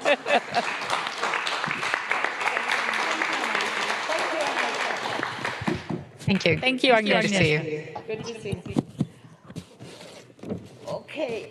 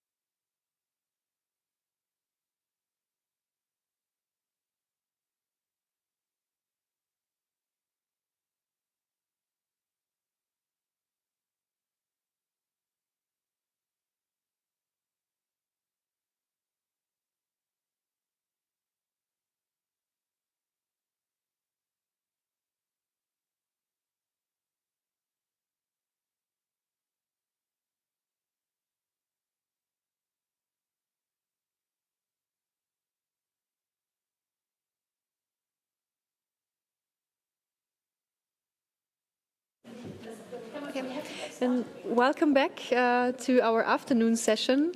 We're having a panel on current practices from different countries.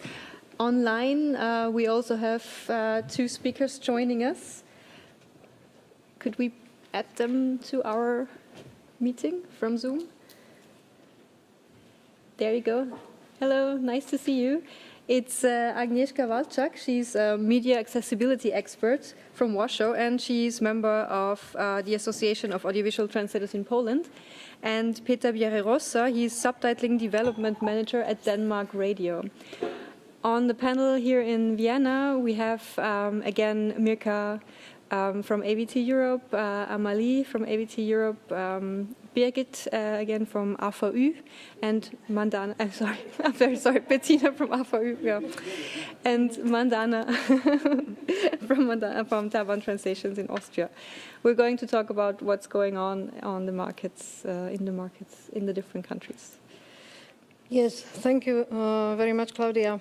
So the goal of this panel is to share our experience and practices from several countries, since we have this opportunity and since we met. And we will concentrate on subtitling, dubbing, and voiceover. And since we only have 1 hour, even less than 1 hour, we have to be very swift. So without further ado, Agnieszka, can we start with you? And can you tell us about the situation, the current situation in Poland? If you've been following our discussions, both of you, since morning, you know that we've been discussing the situation. So can you give us a perspective about your traditions and how it's developing right now? Agnieszka. Sure, of course. Thank you, Mirka. Can you hear me well, everyone? Hello, good afternoon. Fantastic. As has been said, I'm representing Poland, and I would like to give you a brief introduction on what is going on our market at the moment. And I would like to touch upon 3 main points. The first one is audiovisual translation landscape that we currently have in Poland, or the one that we have been experiencing until now, and the changes that are happening at this point. Then I would like to talk a bit about the current situation or the status of the rates, right? And here I'm going to share a little success that we have on our side. And last but not least, I would like to touch upon the status of the profession and training in Poland. These are all the topics that have been discussed already today, but just to bring you closer to the Polish perspective a little bit. So starting with the first point, audiovisual translation landscape in Poland. So until now, we have been functioning mainly in the cinema and TV world. And for TV, when it comes to Poland, we have undoubtedly the one service that is predominant on Polish TV. So this is voiceover, right? We also have dubbing, but this is mainly for kids' shows. Thanks to the digital era that we are living in, more and more subtitles are starting to appear on the Polish television, but still voiceover and dubbing are the predominant services. Then when we look at the cinema, we have mainly subtitling, right? We are subtitling all the feature films on the market. However, when it comes to the content for kids or young audiences, we have dubbing here. And then the whole scenario changed when streaming platforms came into play, and we are observing the explosion of subtitles, as mentioned by Jan today in the morning. So not only on the other markets, but also in Poland. Streaming is mainly about subtitles, and younger audiences are very much into this type of service, and this is the preferred service when it comes to their expectations. But what we are observing is that voiceover is also used, right, on the platforms. Of course, we have dubbing for kids content, for the content for young audiences, but predominantly subs and voiceover are there. What is also there are access services, right? So they are present also on TV and streaming platforms. We have audio description, we have sign language, we have subtitles for the deaf and hard of hearing, or closed captions. And this service is predominant when it comes to those 3 access services. Subtitles for the deaf are definitely the ones that are being used the most, due to different directives and laws, of course, that are in force or are coming into force quite soon. So this is about the landscape that we experience. Now moving a bit to rates. What we are experiencing on the Polish market are two types of vendors, if I may say so. So first of all, we have local vendors, and we've been having those for several years now, of course. And these are our big TV stations. These are cable channels. And those are offering, or translators or AV translators that work for them are providing mostly voiceover services to them, right? There is, of course, some dubbing and subtitling, but still like 80% of the service is voiceover. Then with the arrival of streaming platforms, we are experiencing also the influx of foreign vendors on the Polish market. So such giants as Netflix or Disney or Viaplay, when they came into play, the need for subtitling services raised a lot. And translators working for these big players or delivering subtitles for these big players are even receiving higher rates than the ones offered by our local vendors. And here comes the success story of Polish AV Association, because we have managed to negotiate better rates from the local vendors. And this is the raise that we're talking about is around 20 to 30%. And what helped us actually, there are three success factors that we can talk about here. This is, I would say, timing first, because indeed of the launch of the streaming platforms, right? Many foreign vendors booked the translators that were able to deliver the services in Polish and that were working for local vendors. So local vendors were quite, stressed, and they were afraid that they may not have enough translators to provide the services for their own stations, right? Especially the services of good quality that are delivered by good quality translators, who are well-experienced translators. So one of them decided to raise the rates, to kind of book and secure the translators for their offering. And then there was a snowball effect. Other local vendors decided to do the same. And also the third factor here may be the persistency factor, because of constant educational work and negotiation that Polish AV Association was doing. And we were repeating all over again, right, that the change has to come when it comes to rates, because they have not changed for so many years. And on top of that, the crazy inflation that we have in Poland, this is simply not doable. And it basically worked, right? So these three factors happened here, and a small success also took place. And moving to the third thing I wanted to talk about is the status of the profession. This has already been discussed today in this meeting, in this conference. But the situation is, I would say, the same in Poland, in the sense that there is still not enough people, not enough experienced, well-qualified translators that can deliver the service, that can do the job, right? And I'm talking here about audiovisual translation jobs. It's still a bit hard for the newbies to start, meaning people who just step into or knock to the doors of our profession. Of course, there are trainings. I'm myself teaching at 3 universities at the moment. But the thing is that, as Agnieszka said during the previous panel, is that you have the training that you carry out as part of the academic schedule, right?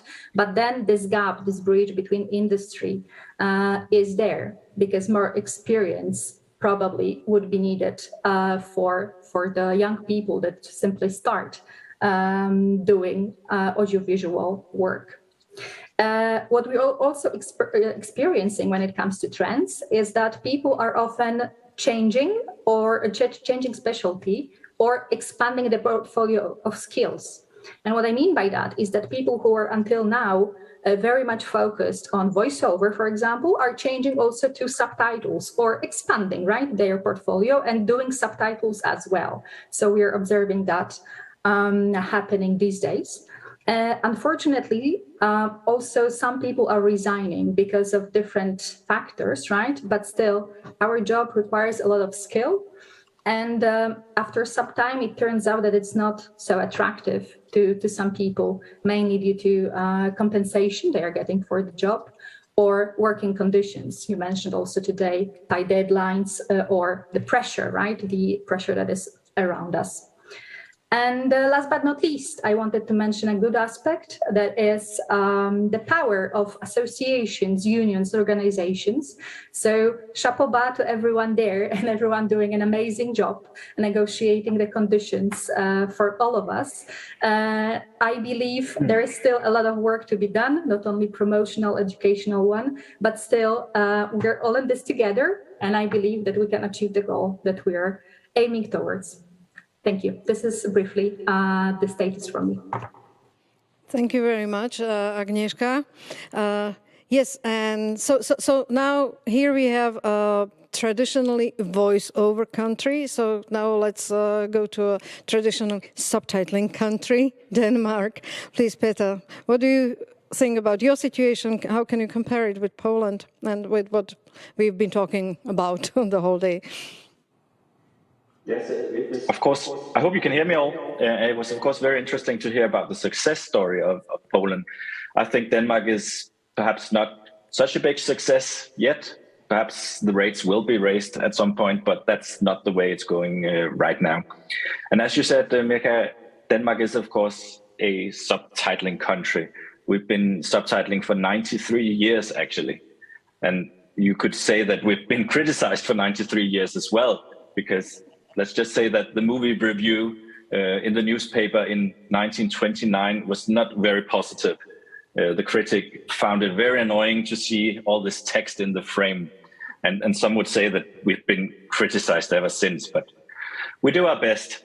Of course, just as it's the situation in Poland, children's programming is a different story. We dub them. In the beginning, we used voiceovers many years ago. Personally, I miss those times. I really enjoyed very fondly the storytellers in Danish television like 30, 40 years ago. But since then, they have been dubbed, and we actually have quite a large and proud tradition of dubbing cartoons, for instance. Today, of course, everything for the adult population is subtitled, and we're used to that. And I really mean everything is subtitled. I work for our largest public service network, Danish Broadcasting Corporation, or DR for short. It actually means Danish radio, but don't let that title mislead you. And we use closed captioning for everything, absolutely everything. And even today, what we refer to as satellite channels, they have begun subtitling Danish into Danish. And the cinemas, the theatrical releases are subbed as well today. So we really enjoy our subtitles. And we call them, like you do, SDH, subtitling for the deaf and hard of hearing. But in reality, it's for everyone, our subtitles. You can say some of our Scandinavian neighbors, they sometimes tease us that Danish is so hard to understand that we don't even understand ourselves. And it's not all wrong. So we really rely on these subtitles. So when we hear our national treasure, Mads Mikkelsen, speak Danish, well, we really need subtitles. So we like them. Dubbing is not really for us. You could say that perhaps we think that we are so brilliant speaking English that we don't need them. We are definitely not very good at English, at least not as good as we think. And of course, there's some traditions as well. Dubbing has been seen as something for children, and sometimes the Netflix throws out a feeler by dubbing a movie for the adults. The last one, I think, was Up in the Air, a very popular Netflix movie, which was dubbed into Danish, and it was ridiculed for it. It's just not for us here. A few words about the current situation. Well, you could say it's the same as always in some way. I've been in the business for 20 years, and it's always been this roller coaster from one month to another. And the only thing you really can be sure of is that nothing is certain in this business. We have company mergers that change the distribution chains. So suddenly one LSP is exchanged for another. The technology always changes. You get more tools in your tool belt. I still remember when I was the only one at my LSP that was able to translate theatrical releases, because they were shipped in physically with reels that you have to play on an editing table. It was almost impossible. And thank God for the digitalization and the digitized media files now. And of course in Denmark, we have a large public service in a way. So politics change as well. And we took a 20% budget cut just a few years ago. And of course that affects our business as well. Suddenly a channel with all movies was scrapped, and that meant that these movies were not shown on public TV anymore. They went to Netflix instead. So that's what's going on right now. And of course the latest trend are these streaming channels that has been on their way for many years now. And Netflix and DR are neck and neck at the moment when it comes to streaming. That means that the viewer is just as likely to watch a show with the subtitles according to the Netflix guidelines as they are with our national guidelines. And of course, that's a new thing that we have to fight a bit more for our quality. We shouldn't take it for granted anymore. And then, of course, YouTube is ahead of everyone. They have more people are watching YouTube than Netflix and DR, and they don't have any subtitles in Danish. So that is a challenge. But I'm still, you could say, cautiously optimistic. We've always seen these challenges, and some of them are new and some of them are the same. But if we hold our heads high and fight for quality, and if we adopt new technology instead of pushing it away, and if we take ourselves seriously as a profession, I think we're good. Thank you. Thank you very much, Peter. Okay, so now we were talking about subtitles. Very briefly, and information, and we have also Austrians here, so the tradition is similar. I think we are traditionally a dubbing country, which doesn't mean that we only do dubbing. We do also subtitling, now even more frequently than before. Traditionally, subtitles were something that we had in cinemas, and dubbing, everything that was on TV was dubbed. There's also a law stating that everything for children under 12 must be dubbed into Slovak. So whatever is shown for kids, like cartoons, what you mentioned, is to be translated into Slovak language. And when we were talking about quality and about, okay, people may not need very good subs because it's only to help them to follow. I think that whatever is done for children should be of a high quality. Whether it is, that's another question. But yeah, this is something that influences their vocabulary, etc., etc. So this is where we should also be very careful about quality. Since we are a dubbing country, I can, and I'm mostly dealing with dubbing. There is a certain advantage from my point of view, and that is that dubbing cannot be outsourced so easily, because you need actors, you need there's a team of people, you need a studio, and that means that there's a closer connection with the production team. There's closer connection to the actors. The feedback is better. And also, it's not so easy to change this situation into something very new because we have a new technology. Oh yeah, hooray! Let's go for that. So dubbing traditionally is still done in the studios mostly, we still have dubbing directors who sit there during the recording sessions and work with the dubbing actors. And we still have translation of the script and adaptation of the script, mostly. Usually it is done by the same person, but in some cases it can be two people, depending on the language. If we have, for example, Chinese or some very specific language, then we would have a translator and then adaptation. I think the similar situation is in Italy, from what we know. So these trends haven't changed too much. Of course, with platforms and of course with use of new contents and new ways of exploitation, we also have more work now. I think Emilia can talk about that because she's dealing mostly with subtitling.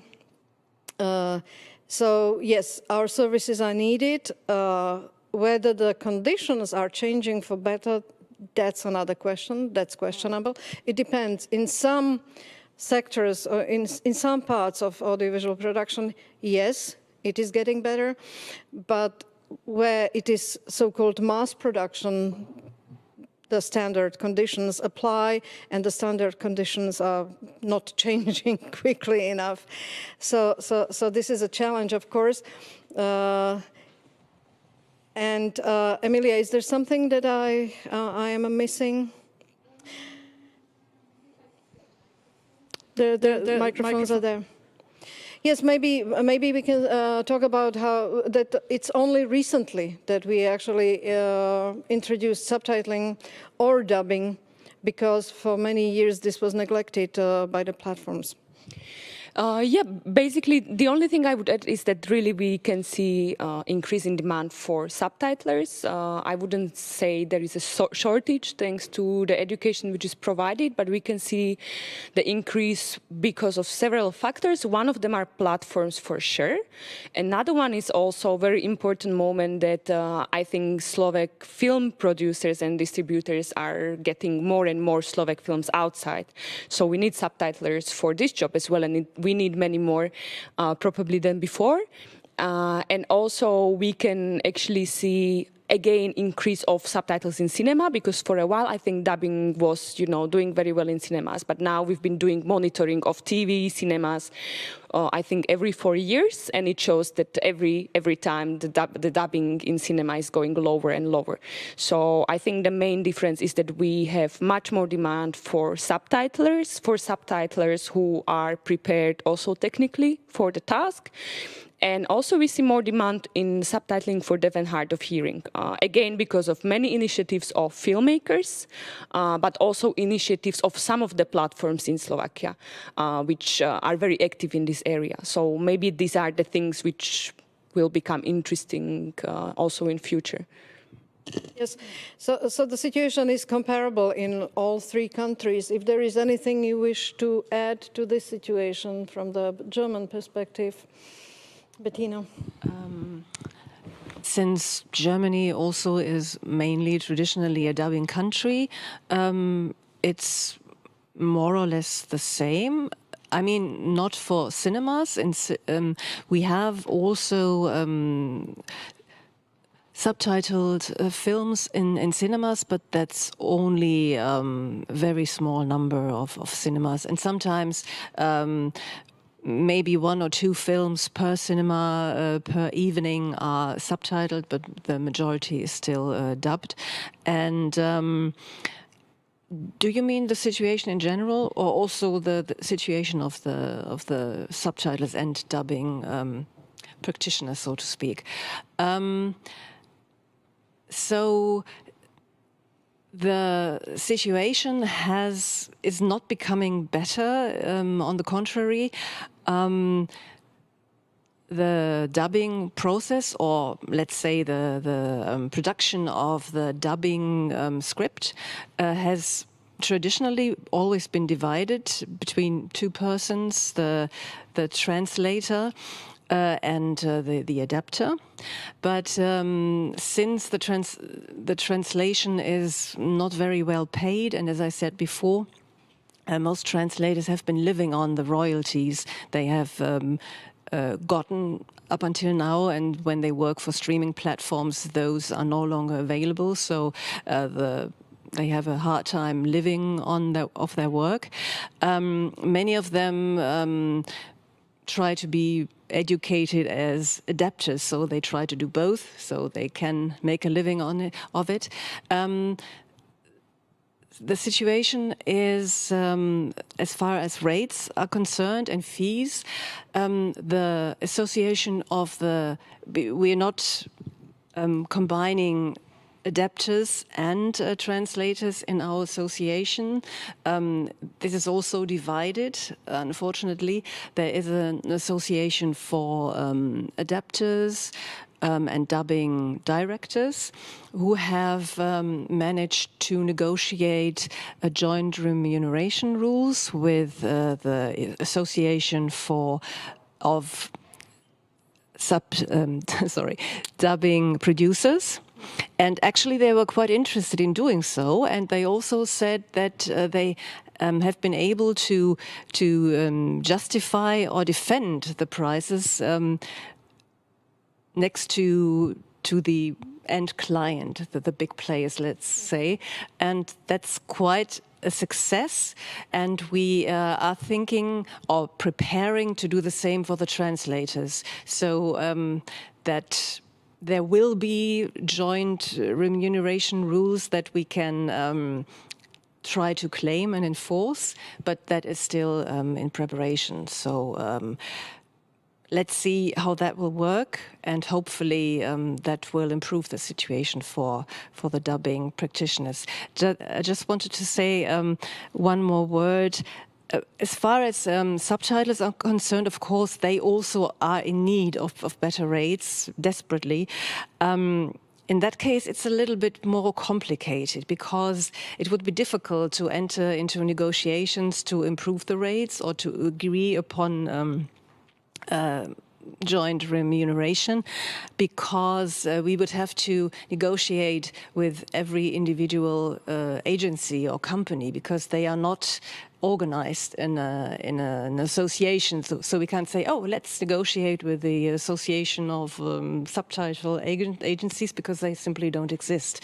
So that might be a bit difficult. And one more thing about the voiceover trade, so to speak, that has also, although there is a big demand, voiceover translator colleagues of mine keep saying I could work 24 hours. There's so much work around, but still that doesn't give them the power to do something about rates. On the contrary, actually the whole area is getting less and less professional, because voiceover translators are not only expected to translate. So voiceover, let's just say that before. Voiceover is being used in Germany for documentaries mainly, and translators are now, it's a rule, or it's happening very often, that translators are expected not only to translate the text, but to deliver a script that is ready for broadcast or for recording. And apart from that, I recently did a job for a voiceover studio, and not only that, I also had to choose the voice actors. And I thought, oh, that's interesting. And after that, I heard that the voice actors are not going to the studio. I mean, it might be that it was because of COVID and the pandemic that they started this practice, but I'm not sure. I have to find out about it. If maybe they have been doing that for a long time, that the voice actors are recording the text at home, in the comfort of their home, without a director present to check them or whatever. And this is a high degree of professionalization, I would say, and that's quite alarming. Yeah, thank you. So here is the picture of where we stand. We are moderately optimistic because there's a lot of work. And then there are other aspects where we are not so optimistic. Agnieszka, you said an interesting thing. You said that voiceover is now also getting into platforms, the traditional voiceover. Does that mean that people are so used to that that they expect even platforms to use this type of audiovisual translation in your country? Yes, correct. I mean, voiceover is predominant, of course, on Polish television, right?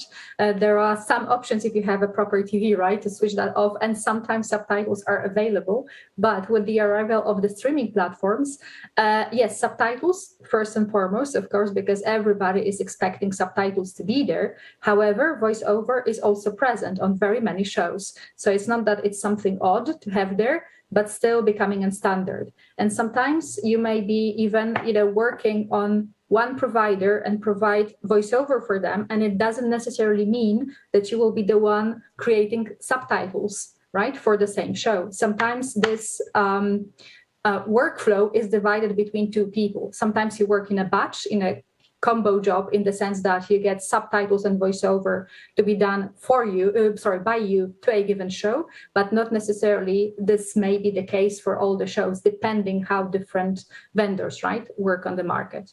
But yes, also, for example, my parents, right, they are so much used to voiceover that whenever they turn on a platform, they are looking for the service. So I would say people 50 plus in Poland are kind of expecting that this additional TV, right, would also provide them with the service they are kind of used to on a daily basis.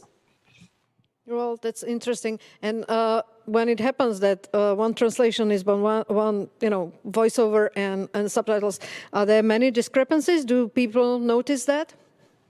There may be, because, as I said, right, for example, for the global players, they have their subtitling workflows, right? And there's the translation, the jobs to translation, subtitle translation jobs are coming through foreign vendors, right? Usually to Polish subtitlers.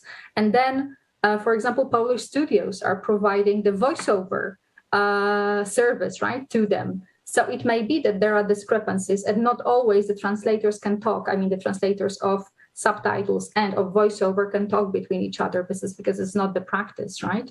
So there may be indeed discrepancies. Of course, I hope the message is there, but still, yes, you may observe that not the same person was performing the same service for a given show.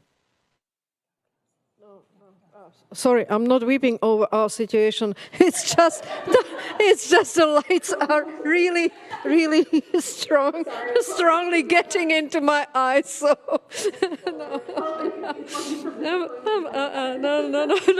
I'm sorry. I know that it might be surprising. Agnieszka, you're making a strong woman weep.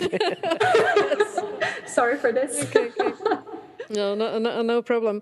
And Peter, you said you mentioned something about the guidelines that Netflix has their guidelines and then there's national guidelines.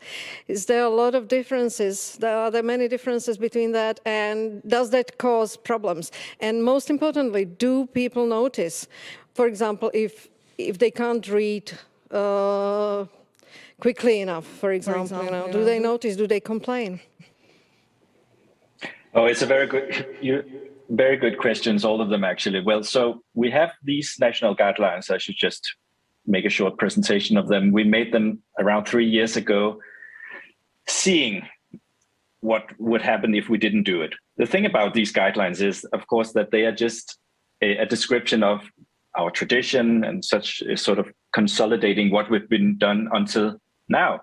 And our way of doing things isn't necessarily the best way. And sometimes when you ask the viewers, they will say, hey, you forgot this or this word or this sentence. And why aren't you just writing everything they say?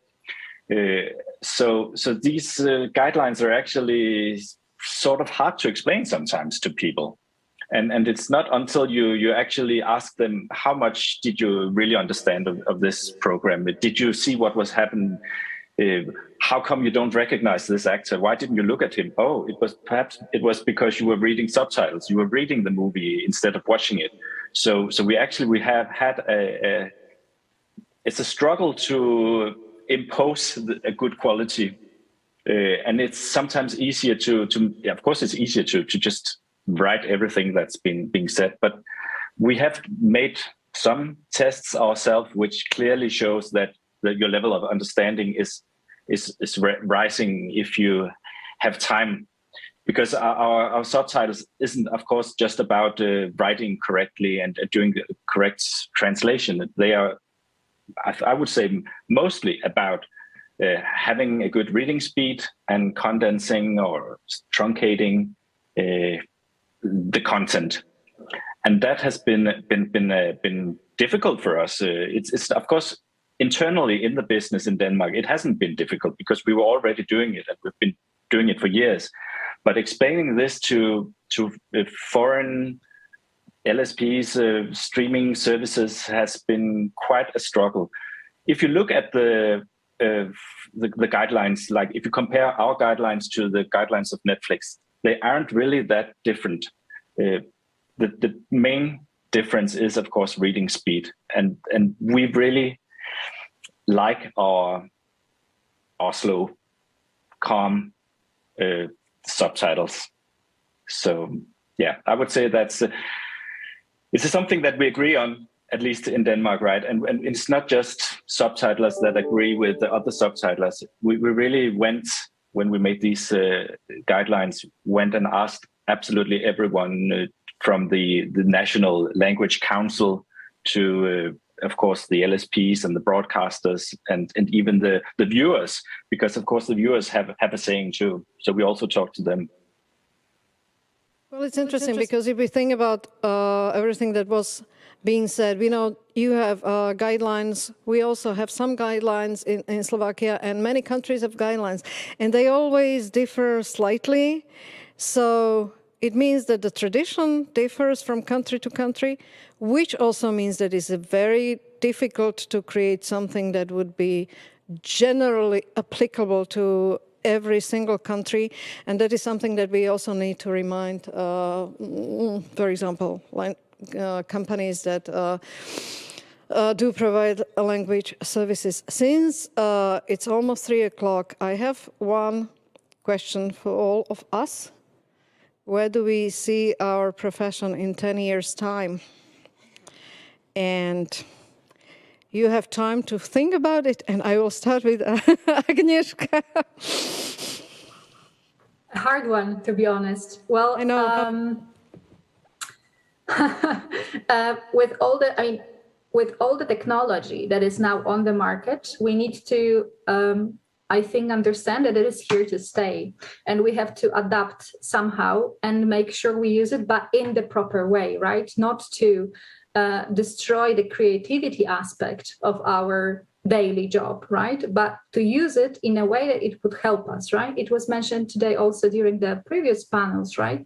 That automatic speech recognition could be something used by all of us if it's to speed up our workflows, right? And it would enhance the way we work and do not spend so much time over, I don't know, mundane tasks.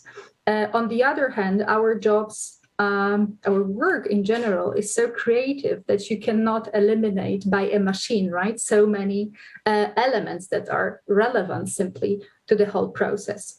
I would say that we need to face also the aspect of post-editing, right, that was mentioned here, because this is becoming the topic that we need to address, I think, as a community of audiovisual translators, because the tendencies are there on the market to introduce it on a bigger scale, and we need to take our stand. We also already have a voice there, and we are very vocal about it. But still, I think it's also a matter of education, constant education, on how it may influence the work and what comes with that, the quality, right, that is offered to the viewers. And we need to remember that quality is very important due to the fact that our job, our work is not only put in a cupboard somewhere there, in our apartments, but this is being shown, right? The effect of our work is being shown to millions of people. So this is a very important aspect, I think, to bear in mind. Thank you. Peter, briefly, please. Yeah, I agree with almost everything Agnieszka said, right? And actually, I'm a big proponent for new technology. I love machine translation and speech recognition, but it has to be used in the right way. And the right way is, at least at the moment, as a tool for the professional translator, not as a replacement. And that's the problem. Sometimes you see it as either or, because even in very professional settings in Denmark, many subtitlers really don't use any technology at all, not even like term bases or things like that. And that's a shame, because technology can really give you a lot if you still maintain the creative control, right? So I think we still have a place as a professional translators also in 10 years, because we need real artificial intelligence before we can be replaced. And if we get real artificial intelligence, we will have many more problems than subtitles. Thank you. Mandana, what do you think? Where do you see yourself in 10 years' time? Yeah, I also think we will still be around. The job profile will change probably, as it already is. We have to embrace the technology that is coming our way and use it, in a meaningful way. But I think we will be around. Bettina? I also think that machine translation will play an important role in the future, and I hope we will be able to convince companies that it doesn't mean that it's getting cheaper.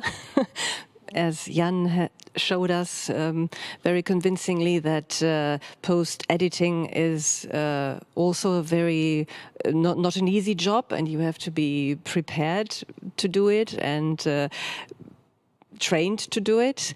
And that is one thing. As far as dubbing is concerned, I'm not sure what it was exactly, but a couple of months ago I saw a video of, we talked about, what was it, deep fake lip sync thingy, and that was really terrifying. I don't know how far it could go, if it's only that the original actors are speaking German with their lips, or if they also simulate the voice, or that the voice is taken and speaking German or Slovak or French or whatever. And that is something that scares me a bit, but I'm not sure that they will not do it. So let's see. Let's see. Emily. Well, can I just interject very quickly that SDI Ayuno have actually raised certain rates in Denmark. I don't know if as much as in Sweden, but they have some. And we are trying to negotiate with them, just like the Swedes did.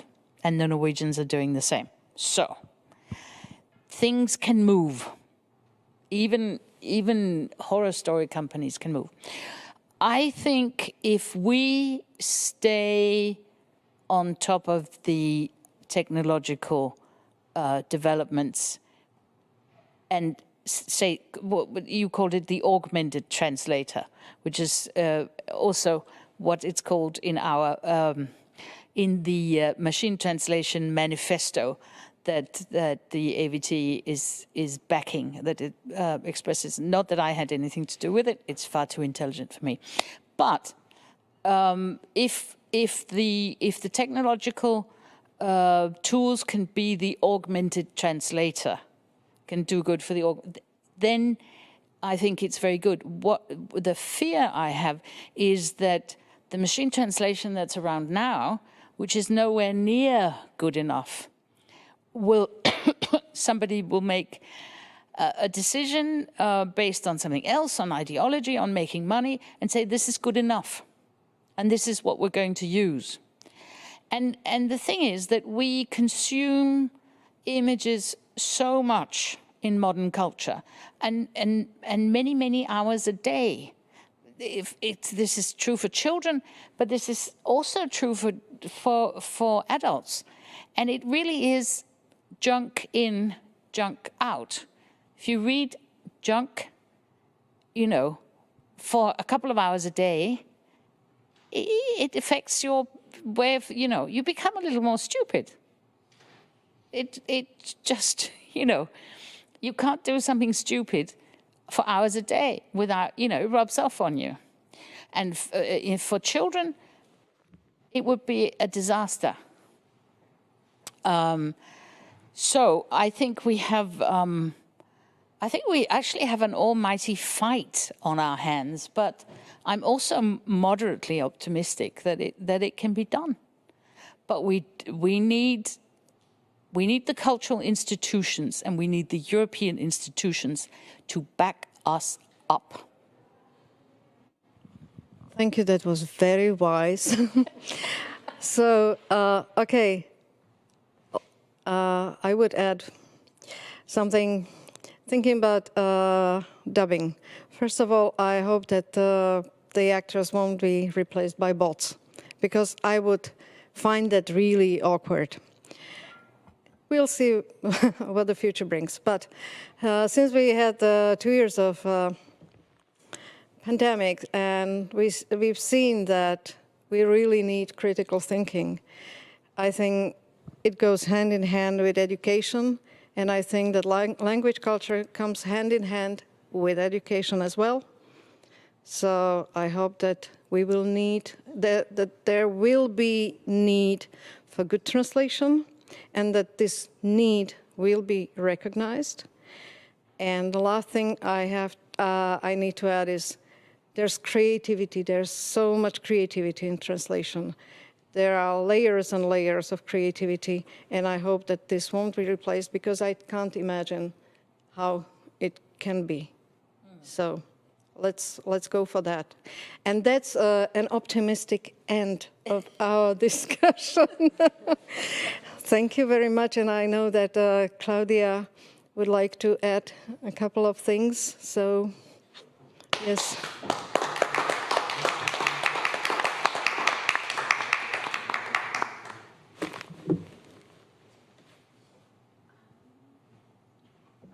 Yes, actually, we have asked the audience online a couple of things that you might want to hear of.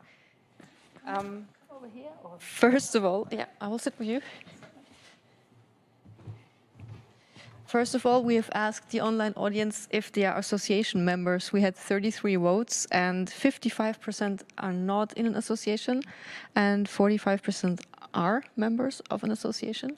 So just to reconfirm that associations can do a lot for translators, and are fighting a big fight on so many levels, on authors' rights, but also other things.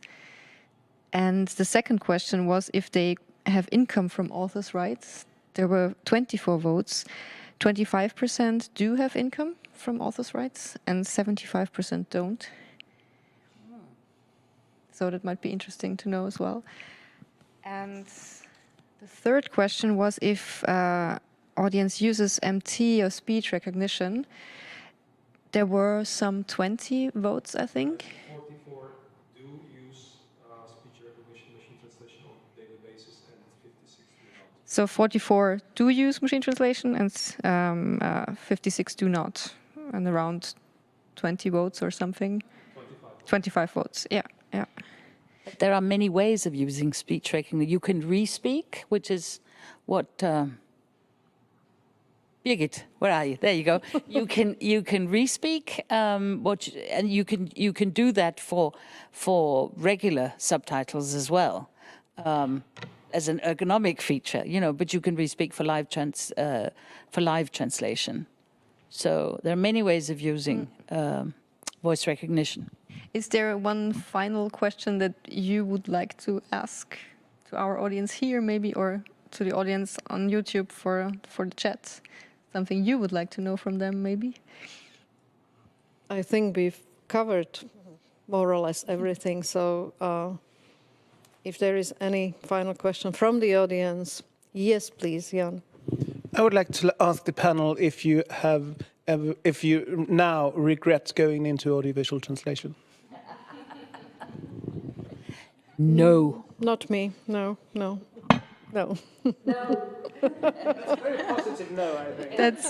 That's a very positive final word, actually, on all our discussions today. And so thank you very much, all of you, all of our speakers, all of our experts for coming, and for the audience for being here as well today.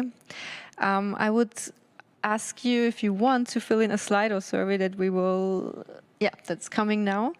Let us know what you think of the event. Any comments or suggestions you may have would interest us a lot. And yes, as a final word, a lot has been discussed today, a lot has to be done in the future, but you're working on it. AVT Europe is really on the forefront of everything. And we hope that we could help with this event to make the topic a little more well-known to a wider audience.